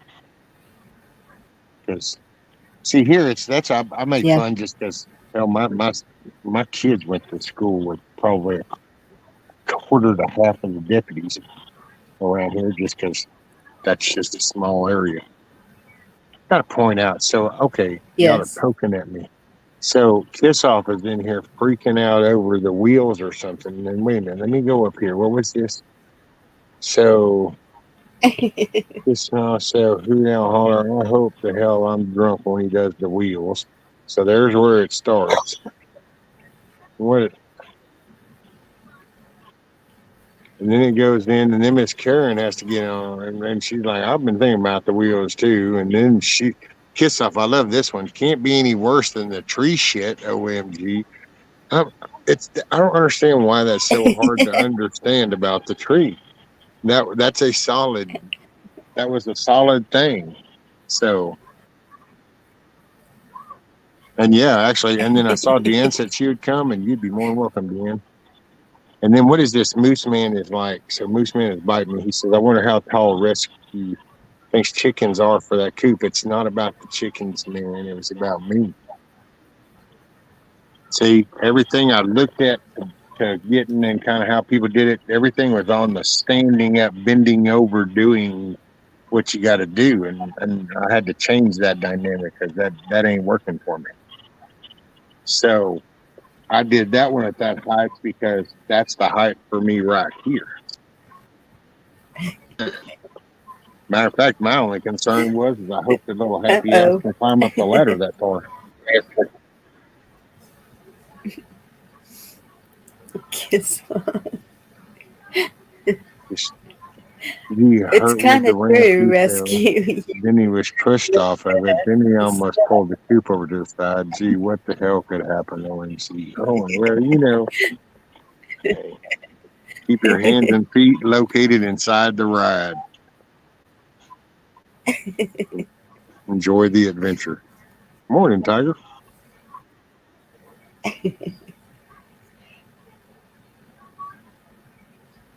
Oh, the internal height of the coop? Well, I did it because this guy had a cool concept. And so inside there, like right above the entrance door, since you can see the entrance door, there's going to be a sheet of plywood that comes from that far side over at an angle, but it's not going to come flush to this wall. It'll be lined up this way and over this, and then it's going to come at an angle and stop. And I saw that because a guy did this, and it was a shit collecting tray, and it made it so easy to clean out. Well, he's showing me standing up, and I was going, if I was sitting down, that would make that a whole lot easier to clean. So I basically just made it so they have their little roosting part, and then there'll be that tray, so I can just take in all the little shit that they'll dump, their main shit when they're roosting on their little spots. I can just rake it right over to a bucket, and it's high enough for a 5-gallon bucket to stick right underneath that shelf and rake it to. Because I was going off of portability, being able to maneuver to do the stuff, and it's definitely overkill. I have no idea what the hell I'm doing. Hell, I've winged that shit. I don't have no plan. I started to draw something, and then I'm like, well, I don't even really know what the hell to draw because I don't know. Chickens, when I was growing up, just ran their happy ass around the yard. So I don't know. I winged it. So it was like, here we are. Sounds like a plan. If it's any consolation, I did this about 35, 40 years ago with a rabbit cage one time when I was asked to build a rabbit cage. And it was just after I had finished, because this house used to be on pilings and it had a whole second story underneath. And I had just finished closing that all in and had all this extra scrap lumber. Well, I ended up building this rabbit cage that took 4 people to come move because, yeah, it was all out of treated lumber, 2x6, 4x4. I even had a ceiling fan in it. Pitched roof. I never think of having to tend to it. Like, this sounded really good in theory, and I'll still manage to make it work. You just watch. I'll figure it out. Where there's a will, there's a way. Right. Bite Me said they put rabbit wire floor so they didn't have to deal with. Well, where'd the shit go? How does that work? Oh, you just let it rain down on the ground. It's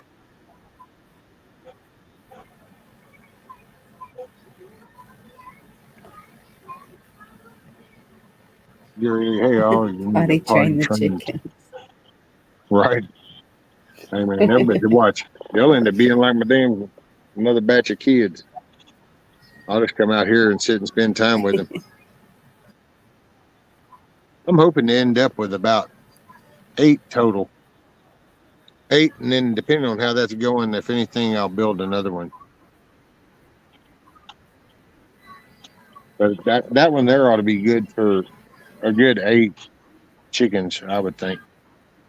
So I still got to do the little divider boxes in the nesting. Need one of them little nail guns like Jeremy had. That would be easier than the screws. Screws are kind of a pain in the ass because little piece of wood it wants to split. Got to drill a lot of holes to keep it from splitting. Where there is a will, there are relatives fighting over it. This is true, Miss Man. This is true.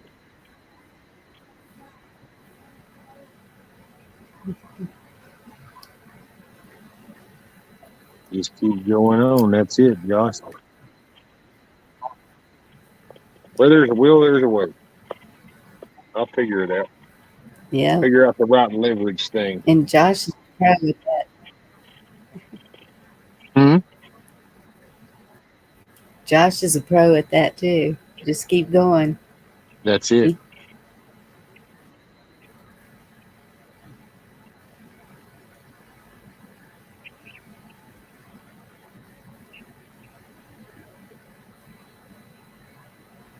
Oh yeah, let's have a free injury. What are you hurting your foot now? Yourself? My goodness. Do I need to do it just to show you I can do it? Okay. Let's see. Where's my folder? Let me get that there. I see. Icing on the cake. Oh, Lord have mercy. All right, I'll be right back.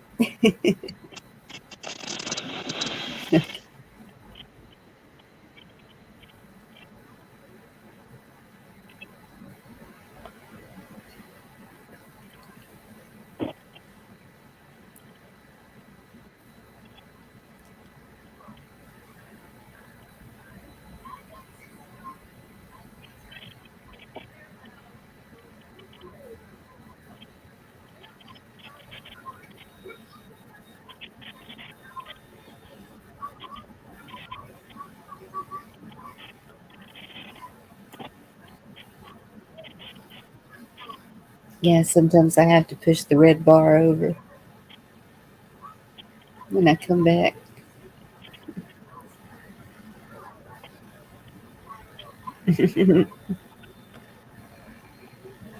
Oh, with the nail gun.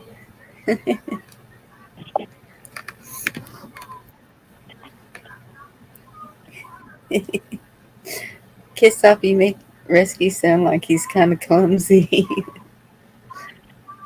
Glad he didn't hear that.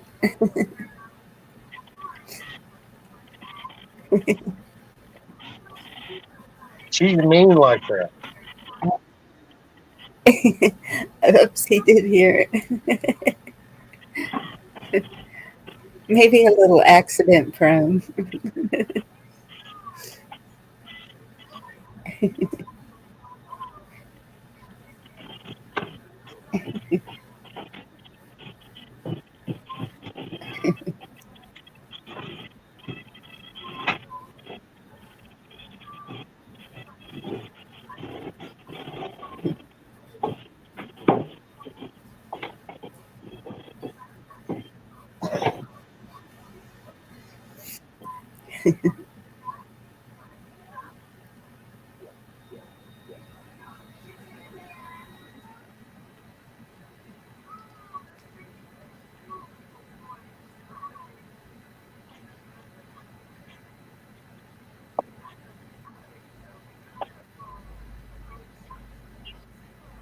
Yeah, I'm gonna have to start packing today pretty soon.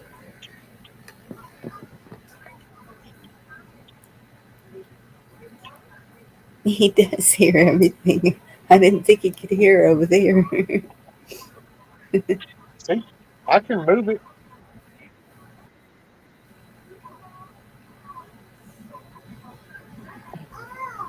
What are you moving?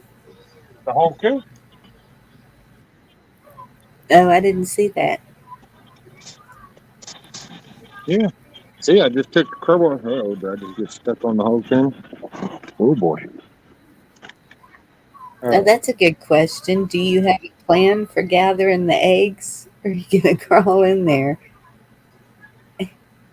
No, that's why I did the nesting box on the back side with the doors. Oh, okay. That's right. So the nesting boxes are right there, and that's actually, instead of doing like everybody does the little nesting box lid opening, I didn't. I did the doors so that I can just reach in. Yep. Jeremy has a permit to carry a nail gun. He just keeps. Oh Lord. Oh yeah. By the way, in chat, don't forget to go to the top and select the down arrow and go to live chat. That way you're current. And on a mobile device, I think it's 3 little lines that you select and go to live chat. So is Rescue going to crawl in there to get the eggs out? Now see, watch this. I'll take you on a road trip. Yeah. So see, this is the way. Yeah.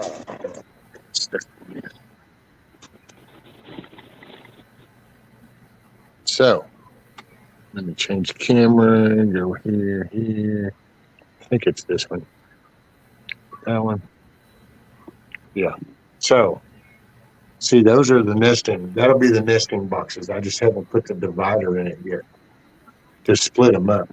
And then the roosting bars And this is so I can clean out the floor. And that plywood I'm talking about is going to go where that black line is, right above that black line. And so when they're sitting up there roosting, it'll collect the shit right here, and I can just rake it to a 5-gallon bucket right here on the side, and I won't have to clean this base floor so much then. And then, see, this will be the nesting boxes. So I'll just be able to come up here, boom, bam, bam. And now I put these little latches so I don't have to worry about no critters pulling no shenanigans. And see, and then this will be the back of the nesting boxes where they're sitting with the eggs. So it's actually all right here out of my chair. There you go. And that's the main thing is everything's accessible from my chair.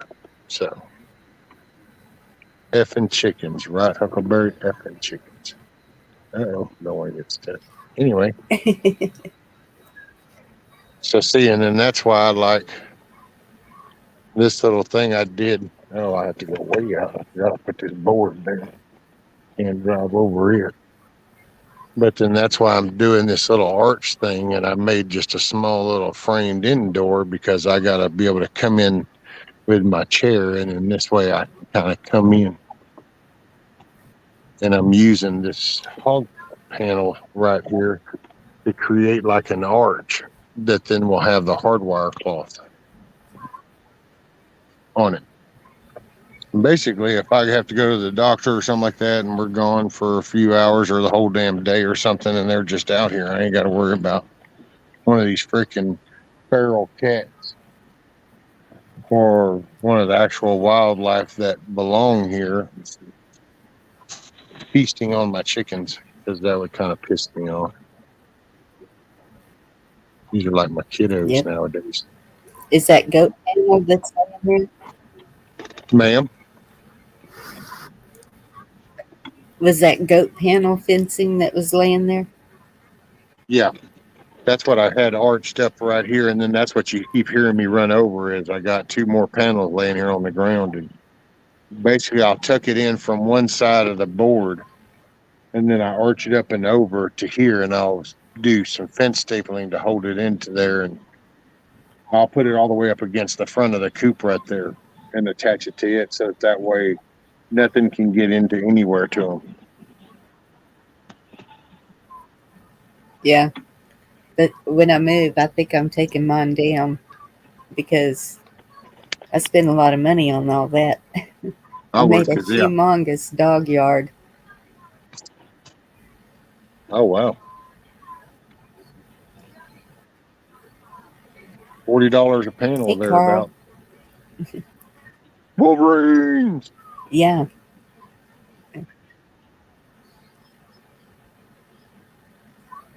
Bushman arches like McDonald's for chicken nuggets.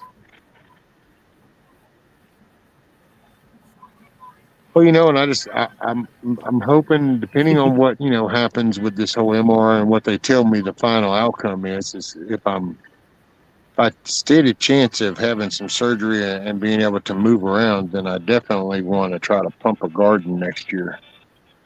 But if not, I want to maybe do a little bit of raised bed stuff, but then I'll just probably maybe try to get more into the chickens, because then I can always barter and trade between chicken. Everybody loves a good chicken breast, and everybody loves eggs. So. Yeah.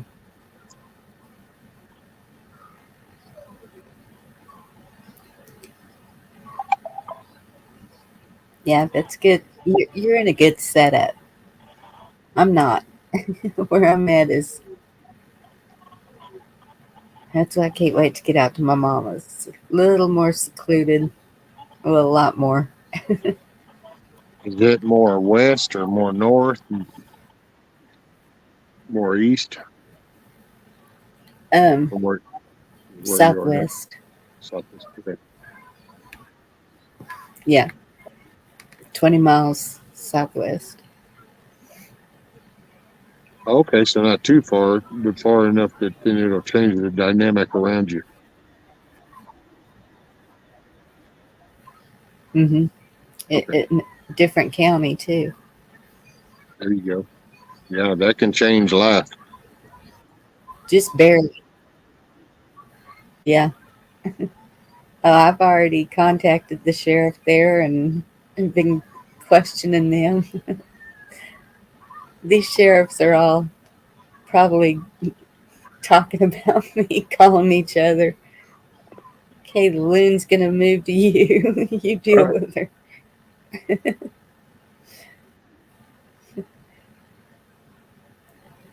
But I'm not gonna just sit and be quiet.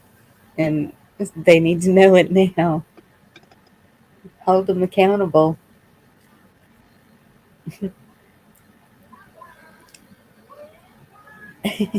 Carl.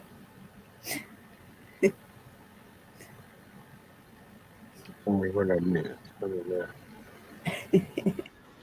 Oh yeah, who got the hatches on? He said, "How much to rent?"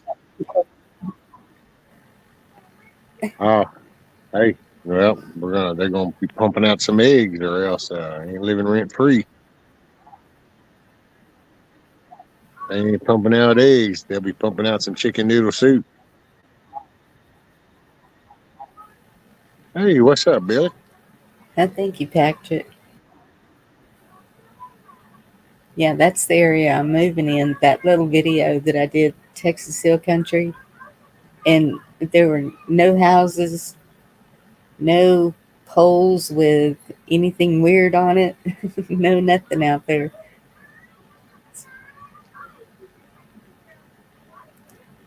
Good country living. Yeah.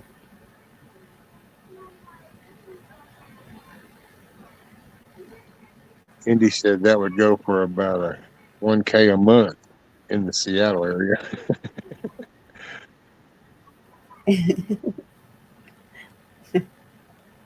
Damn. So what are you trying to say? India ought to just start cranking out a few more of these and just send them up north?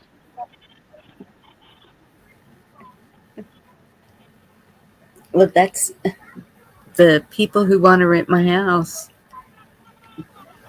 I didn't even give a price, and they offered $2,000 a month, and I'm like, sure. Yeah, before I go to the workshop. Oh, are you doing some more knife work, Billy? What you? Oh no, wait, that's not Billy. I saw the bee and I thought it was Billy. So it's Bite Me. It's Moose Man. What are you doing out in the workshop, Moose? What are you working on? I missed it earlier, as you said. Damn glare. I see pretty much that shovel Oh, and that bite me and reflection. moose. Yeah, Bite Me is Moose Man. Okay. Hey, I'll have you know, Moose, that my chickens will eat them up. I'm gonna have some gangster chickens. Nikki's making sure of that. This is the Clucking Alamo, buddy. We'll fight to the last cluck.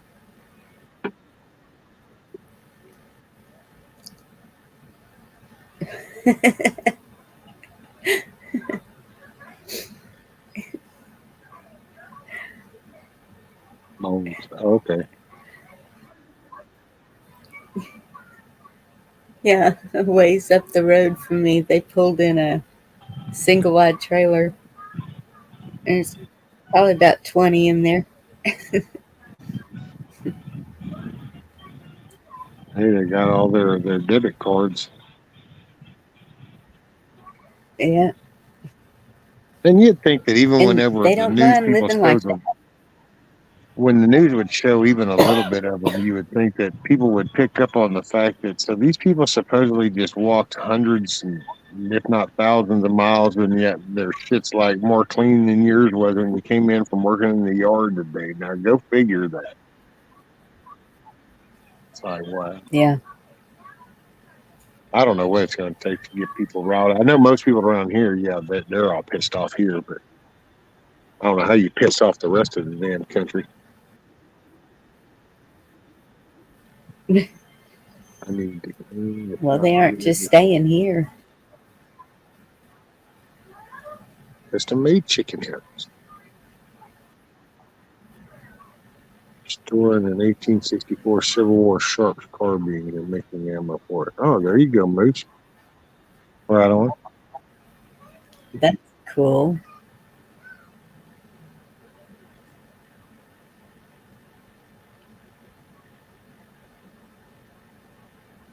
Oh, shit. Damn skiers.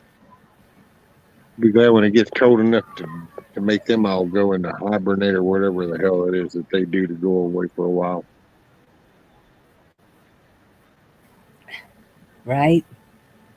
I think it's first freeze, isn't it? Supposed to be. I don't know what'll happen nowadays. Everything's so batshit crazy. Who knows?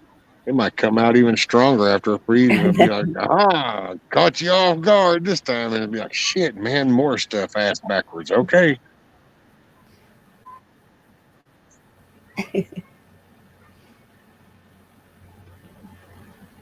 Billy, don't get snowed in. You'll rust your knives trying to. By the way, okay, Billy, so a quick question since you brought up freeze. Have you, so wasn't it last year that you were going to dig your water line deeper so it wouldn't freeze again? Did you do that, or you didn't get around? You didn't get that? In here, I can post a link. I'm gonna be on for a few more. Yes, maybe tonight and this weekend. Oh wow! So Billy's already fixing to get some snow. Row snow. Yeah. Yeah, I've seen it coming down up there, and hey, there's D-Dog. D-Dog, what's up, buddy? How goes it? You fine, gentleman, you. That's about the only other way I can say it, dance around the 3-letter word. Did y'all look at that Truth Tornado video I put up in my community page? No, ma'am, I have not. I haven't done a whole lot of nothing there, to be honest. I don't know who Truth Tornado is, but it's a woman's voice, and she puts out the Constitution thing pretty good, telling how, just like D-Dog does, how it can all be applied for everything right now. Oh, okay. So Billy said, no, did not get that done. Maybe next spring, be no water around February again this year, probably. Well, Billy, can you get like a storage container to put like either in the shop? Can you get some kind of water container to put inside the shop or the house or something so that in that way, as you get closer, you can then fill it up. So you'll have maybe a good month or two to get you through just flushing, if nothing else, and just kind of washing a few dishes, take a little sponge bath at least. Would putting hay over it before it starts freezing help? Or something like that? I mean, I don't know. I'm just... Yeah, I'm not quite sure of the whole layout. I know that last year he had an issue because it froze up because it was too shallow. So and he's in Wyoming, so it gets pretty nippy. Yes.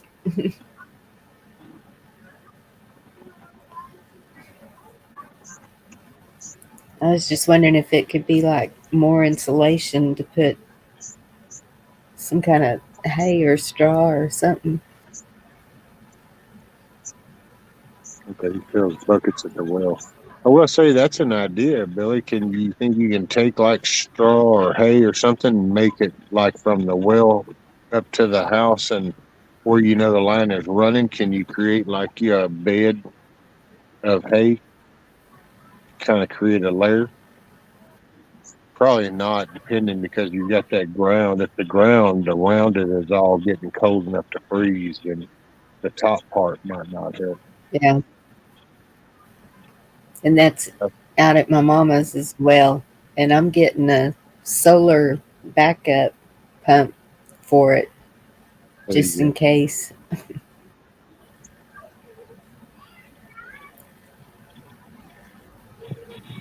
I designed a drainback well system in Alaska that won't freeze in it. Oh, there you go. Okay, and Patrick Crab, Bonnie, shout out to Truth Tornado. He put the link up. Thanks, Patrick. I moved it to well. The line is 300 foot long, and I am not sure where it freezes.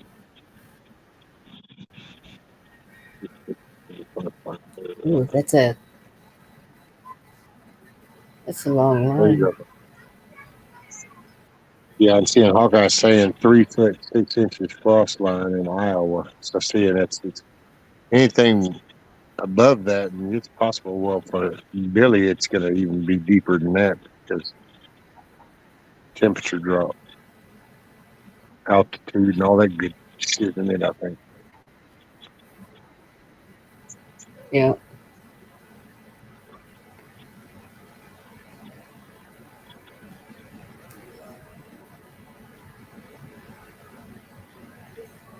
Ooh.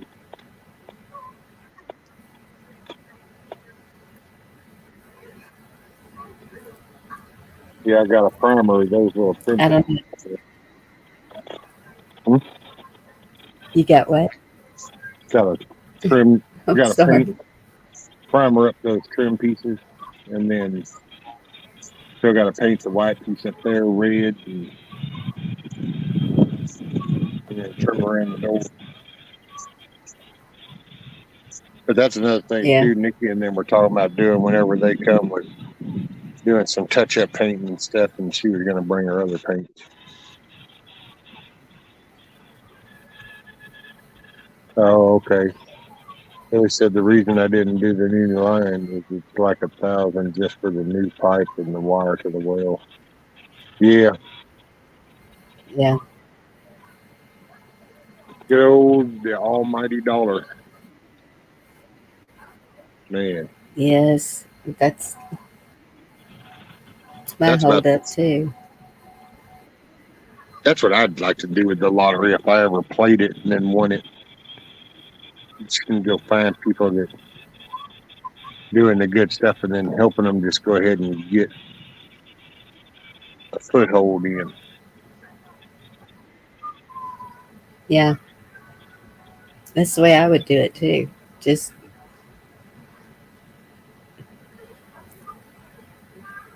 because look at all the people we have contact with and things like that. Oh yeah. Life Get it changing done. stuff. Yes. Pay it full. But I don't even play it. When the scratch off spurts came out, I bought $1, one scratch off, and I started scratching it off, and it was 10,000. Second one was 10,000. I was like, no way. And I started scratching the third one off, and I saw the 10. And you know how when you almost have a wreck and you get that feeling and panic, and I was like, I'm not ever doing this again because I'll just have a heart attack and die and won't even be able to enjoy it. But it was only $10, the third one, when I finally scratched it all off. Damn. We used to laugh and talk about, oh, we win the lottery, and then it's like we look at each other and go, oh, we don't play. That's right, because I've done a few scratch offs just killing time, but it's just that it's piss off money. It'll be like, okay, well, here's $5 and we'll go play. See, sometimes you win $3, but I just Now I used to have a friend Who that was? Oh no, man, that was religious right there, buddy. Every morning, every payday was a big mass amount scratcher. He used to, and then he'd brag if he won one, and I know, but look how much you had to spend to win that. So was it really finally worth it, or I don't think so.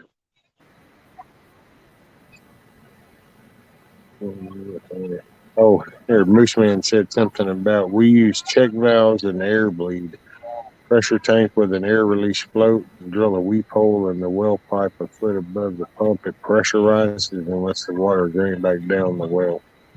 So only air is in the line if water isn't bleeding pump. Well,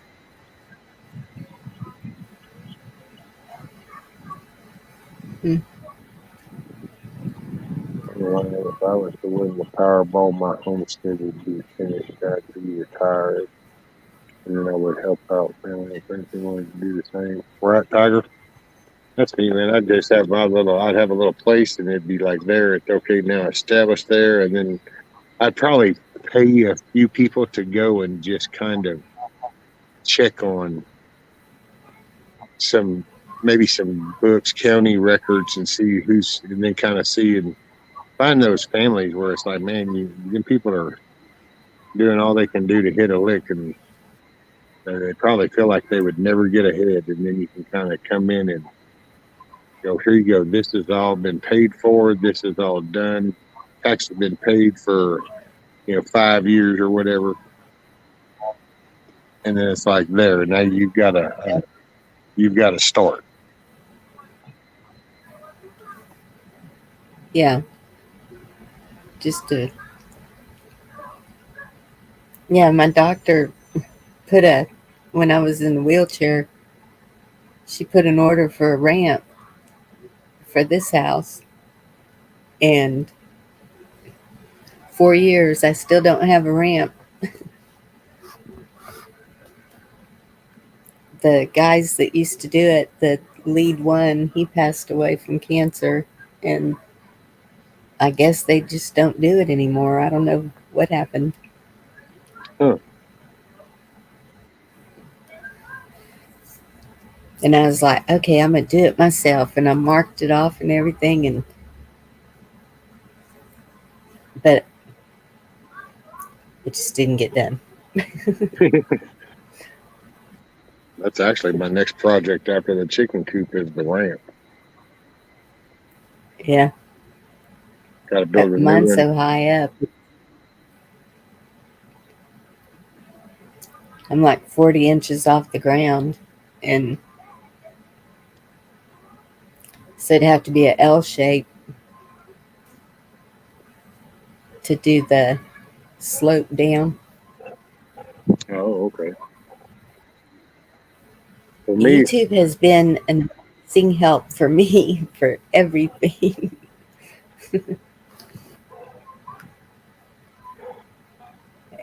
Mostly the people in chats.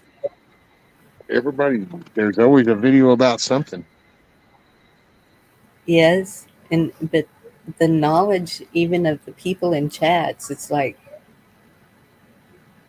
that's why I just like watching the chats too, because they're on it.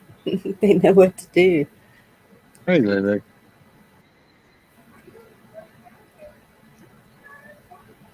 We were using a submersible pump to move the pressure tank and control into the house and plumbed it up. Oh, there you go, Moose.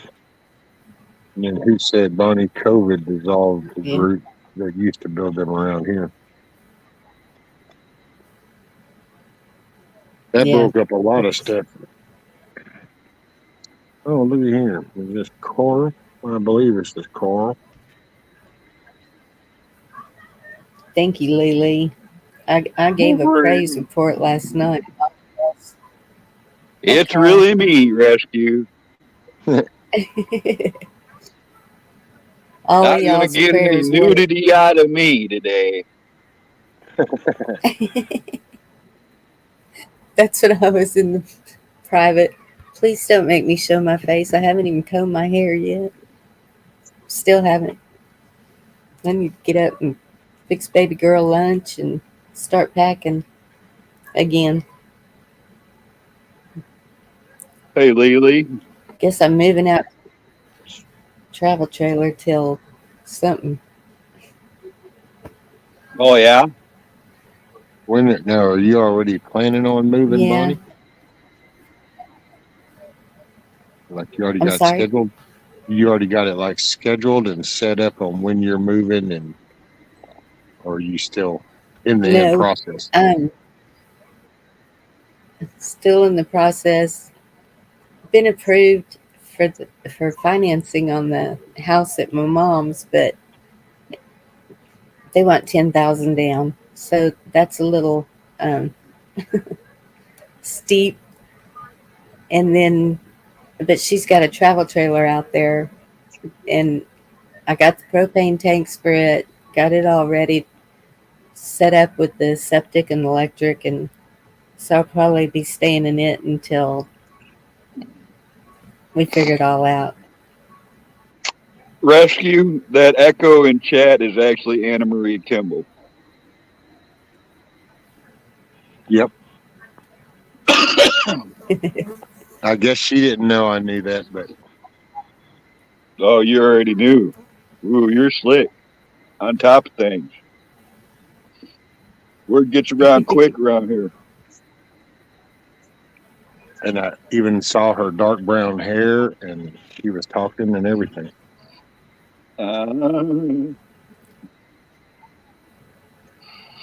Oh, you were lurking last night.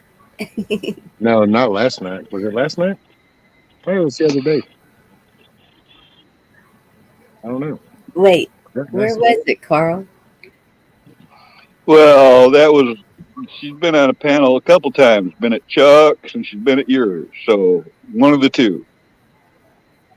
There you go. And I can't even tell you which. So Okay. I just know I remember seeing her sitting there. Talking. She was smoking a cigarette. She has pretty brown hair. She used to come on panels all the time back in the day as Dragonfly. Oh, okay. I have read part of that, Double Dog. Geez, I don't know what to think. What's your proposal 3? Proposal 3. Probably a Michigan Yeah, you thing. know. Yeah. What's it? What is it? Proposal 3, I think, is the repealing the what they did about Roe and Wade. Oh, I don't know. I got to go back and read those again. That's homework. I hate homework. D-Dog's good at giving us homework, isn't he? Yeah. Doggone, his whole page is full of stuff that, be honest, I'm going to have to do this in the wintertime. I mean, when I got the time for some of that. And the connection. I've been having some crappy ass connection. I'm surprised I'm even able to stay up here right now. which, by the way, morning echo, Miss Anna. I guess I echo now. Echo, echo, echo, echo, echo. So what is it? It says it lets the state. That's smart to see. That's more people, like I it. mean, people need to be paying attention. It's almost like they're afraid they're going to lose their blood supply.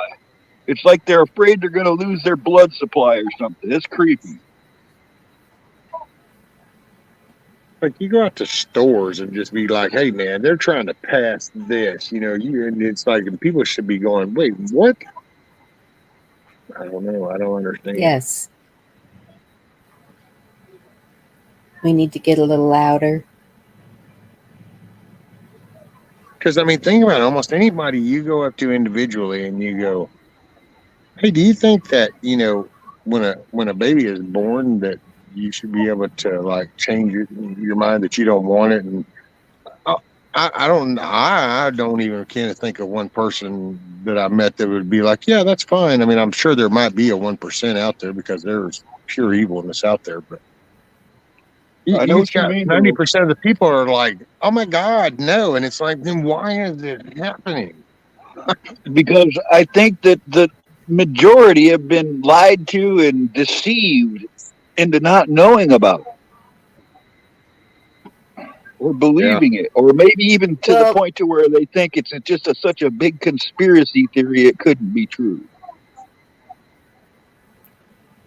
well, I have a close friend that her reaction to that would be, "It's none of my business, and people can do what they want to do." Jeez. And so, how many people have that mindset? I know it's well, you crazy. know what? I would say look at your friend and go, so when somebody's hungry and they decide that your refrigerator is the best place to get something to eat, you're okay with that? I mean, because, you shouldn't step in and say anything. I mean, they're just being them. Why don't you just Yeah, mind your own business? It's like, see, that's what people would, man, these damn, I don't even know what you call them anymore, just twisted up people. But this whole, I don't know, you got the right to do that. And it's like, well, does somebody got the right to punch you in the mouth? Well, no. And it's like, then how is it? Uh, Dang, that's a good way to yeah. spin that, Devil Dog.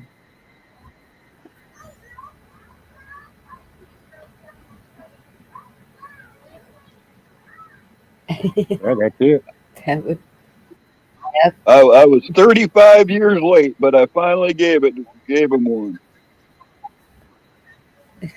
Oh, Indy, I heard about something about that. I think it's Washington where they're a damn teenager can go and decide that they're just no, it's just this is too much. Don't want to do it. Don't want to be here. And the parents can be like bawling and crying that like no, no, and they can be like, and then they can actually get help to do it. Ain't that's? I mean, see the mindset. When do people even wake up about it and just wake up enough to Maybe just we're giving them too much It credit, is. thinking they even have minds.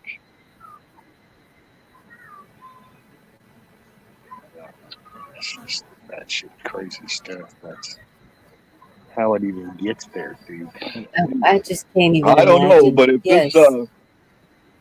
I don't know, but if this red wave actually does happen, there's going to be some stomping out of stuff like that.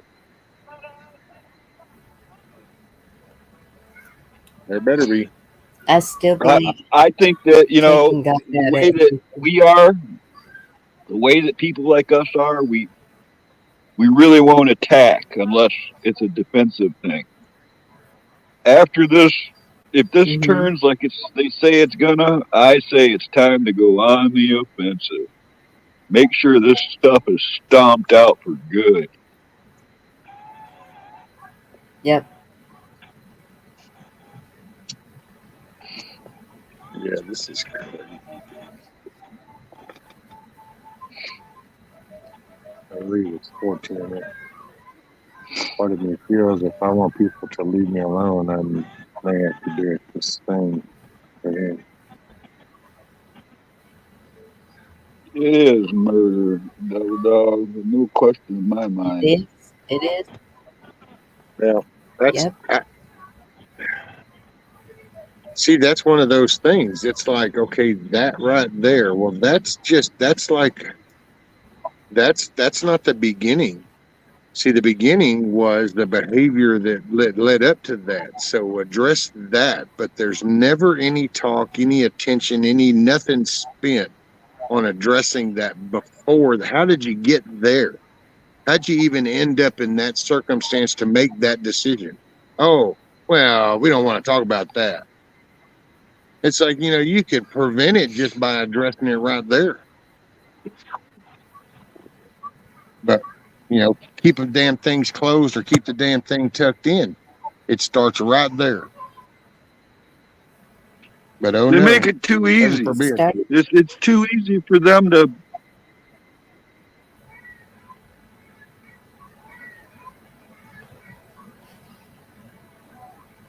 Yep. Started when they Crazy. took God out. I think. when they start taking God out of everything, and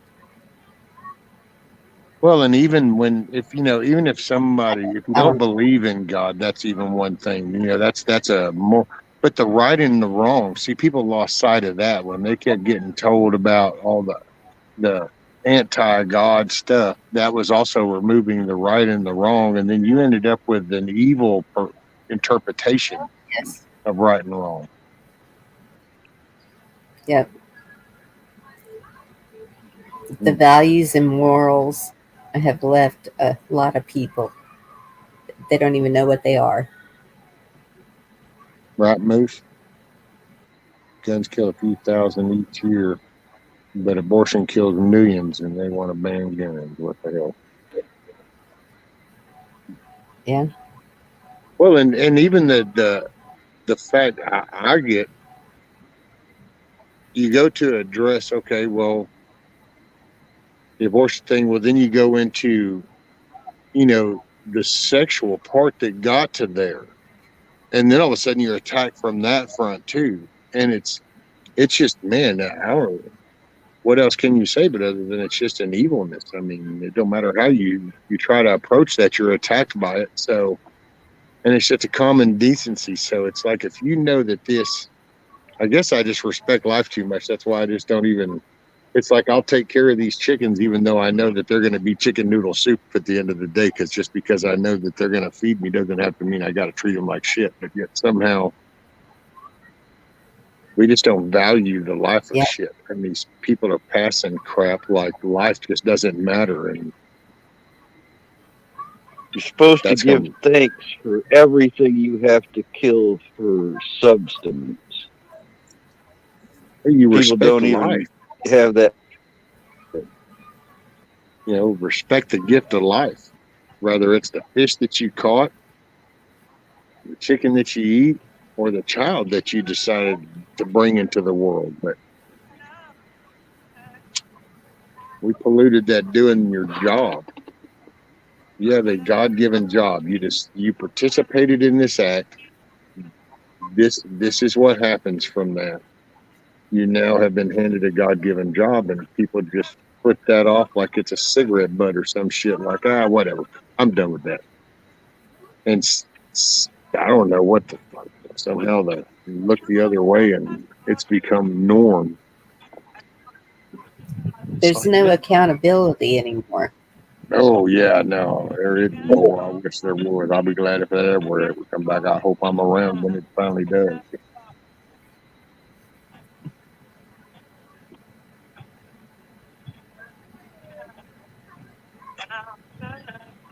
Oh, let's see. Kiss off's going off. Let's see. Oh, you're welcome, Josh. I just looked up and saw that. He said, "Thank you all for being with me at work today." Oh yeah, they're What's up? full at it. What Chat's saying is they're full at trying, There you go. and it's clear. You watch Yeah. all the outlets and all the reports full on trying to do it again.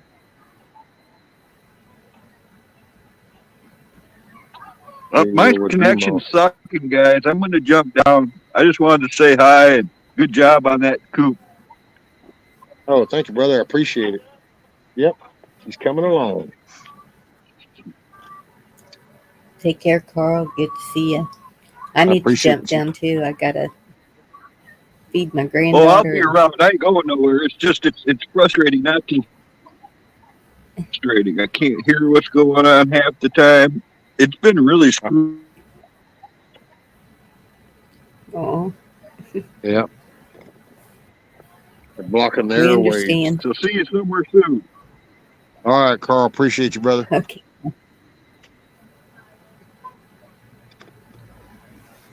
Let's see. So it's a rescue. I think California passed a law saying Peter is. They want to. Oh yeah, that whole, what is it, map or whatever. See, just the fact that they, man. uh,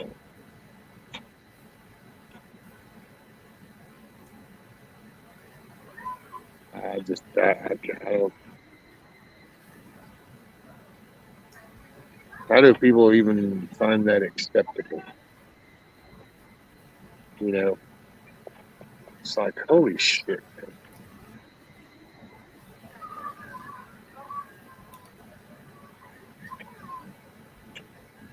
You know, somebody calling for their dog.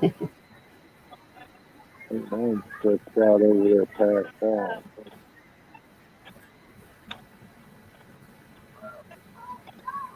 Hey, Yeah. what's up, Willie?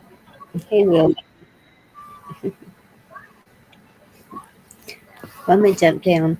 Thank you for having me up, Rescue. You Appreciate it. got it, man. Yes, ma'am. Thank you for being up here and hanging out with You me. have I a good appreciate it so day. much. Thank you. And yes, the coop looks amazing. Thank you for showing the inside. I hadn't seen that yet. Oh, thank you, ma'am. Yeah, I even laughed the other day when it was raining, saying if I could get up in there easier, I'd go climb up in there and just stream from in there for a little bit. There you go. All right. You take care. All right, Miss Bonnie. Have a great day, man. You too. I can make that. Okay, my red ball's not working. Uh-oh. There it goes. Good afternoon from the East Coast. Rescue and Bonnie comes on home. While you're having a blessed day, everyone keep the faith. I'm feeling a lot like happening that we have no idea about. Oh, yeah. Man, yeah, people just stay focused. Just stay focused, stay grounded, don't get wound up. Between now and the 8th, there's a lot coming.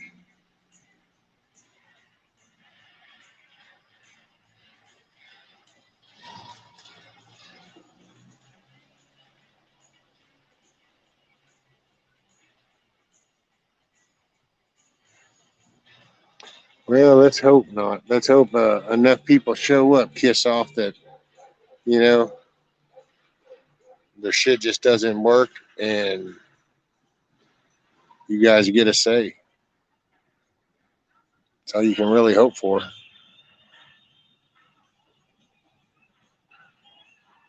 I know local, man, just and getting out and bringing that up, making them people aware of just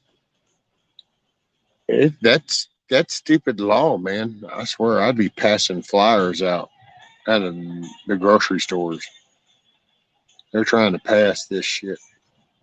It's crazy, dude. Rescue and Pelosi more sympathy for her. Oh yeah, all those people need to be held accountable. I'll put it that way. They should all be held accountable. When you're walking in the dry and just in the homeless, taking words,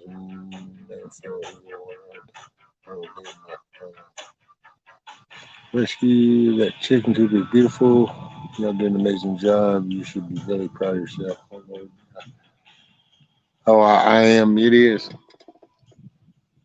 and it's going to be pretty awesome. I'm going to try to finish the doors here in the next few days. I got the latches on the back doors, the nesting box. I got to do dividers. I'm going to try to do that this afternoon.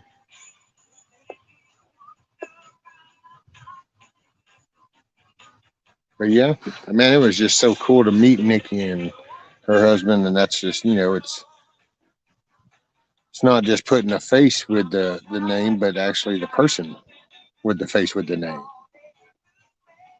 And it was pretty cool. It was an awesome weekend, and I can't wait for when we do the chicken delivery part. I think that's going to be super duper cool. I'm hoping maybe I can get some wood together or something. We can have a little fire or something. See how this goes. Let's see. I hope Lucy Tuck is a crock of sheet. That's it. Shite. They even tried to change the map here in the county. So you got, oh, damn, kiss off.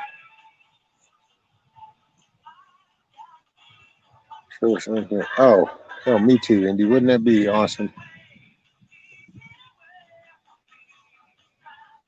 That would be badass if you did. That'd be cool. Too cool for school. Oh, man.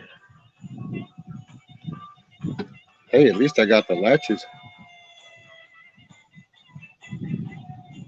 So I did something on the dang stream.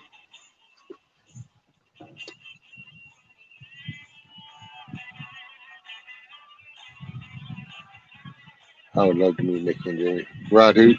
They were pretty cool people, solid people. I gotta say, hell, Jeremy just popped up right there and was like, all right, what we got to do? And you want to here, and bam, bam, bam, bam, knocked it out. Nikki just got, okay, we're going to paint here. Give me the paint. Boom, boom. And up there painting. So, I mean, they're badass. They were awesome people. Awesome people. Let's see, D-Dog says, posted his false flag. Who saw what the House of Representatives did 3 days after the snowfall? Oh, well, nobody. You're not even going to see it. Even if that hadn't happened, the media's only going to show you the part of the picture they want. It's like that whole part even going bad. That's just, I think that was one of their stupid things going wrong, and now they go, oh, well, wait.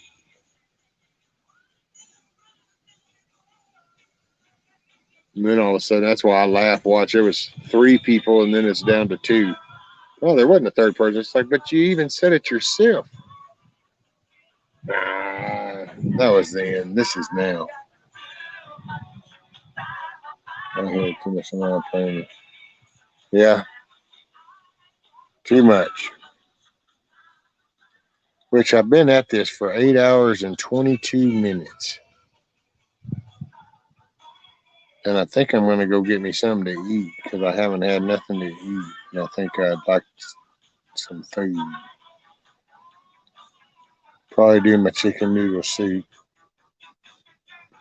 Oh, going to be trying this chicken a la king that Yoda, Grumpy's wife, put up. I know we did the garlic chicken, grilled chicken. Tried to do it kind of like she did. And it wasn't bad. The chicken came out good. But yeah, I think I might call it. I'm hungry. Yep. Does anyone follow Derek Johnson? Oh, I'm sorry all for his kingdom. No, I sure don't. I saw that guy twice, and yeah, I'd steer far away from that guy. That's my 2 cents. So I have a whole, yeah. I think the day after I saw one of his, I kind of had a little rant because it's like, man, you got people all screwed up. I got to get busy too. Y'all be safe and careful. Right on, Moose. I don't know if I follow is the right word, but I have heard his shows. Yeah, I've heard the rhetoric, man.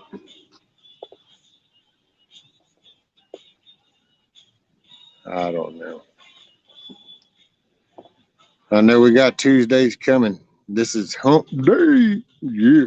So we got a week.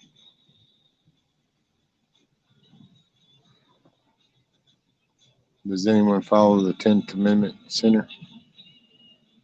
Had a fabulous day, Rescue. You too, Miss Emily. Make it a good day. You better eat, Rescue. I've been listening since the beginning. I was in the kitchen dealing with 30 pounds of chicken leg quarters. Look at you, TJ. Yep. Need some chicken noodle soup, man. Get my grub on. Hey, you know what? So here's the deal. So you can think of things. You can look into things, but don't put too much negative garbage, even if it's negative factual stuff in your head.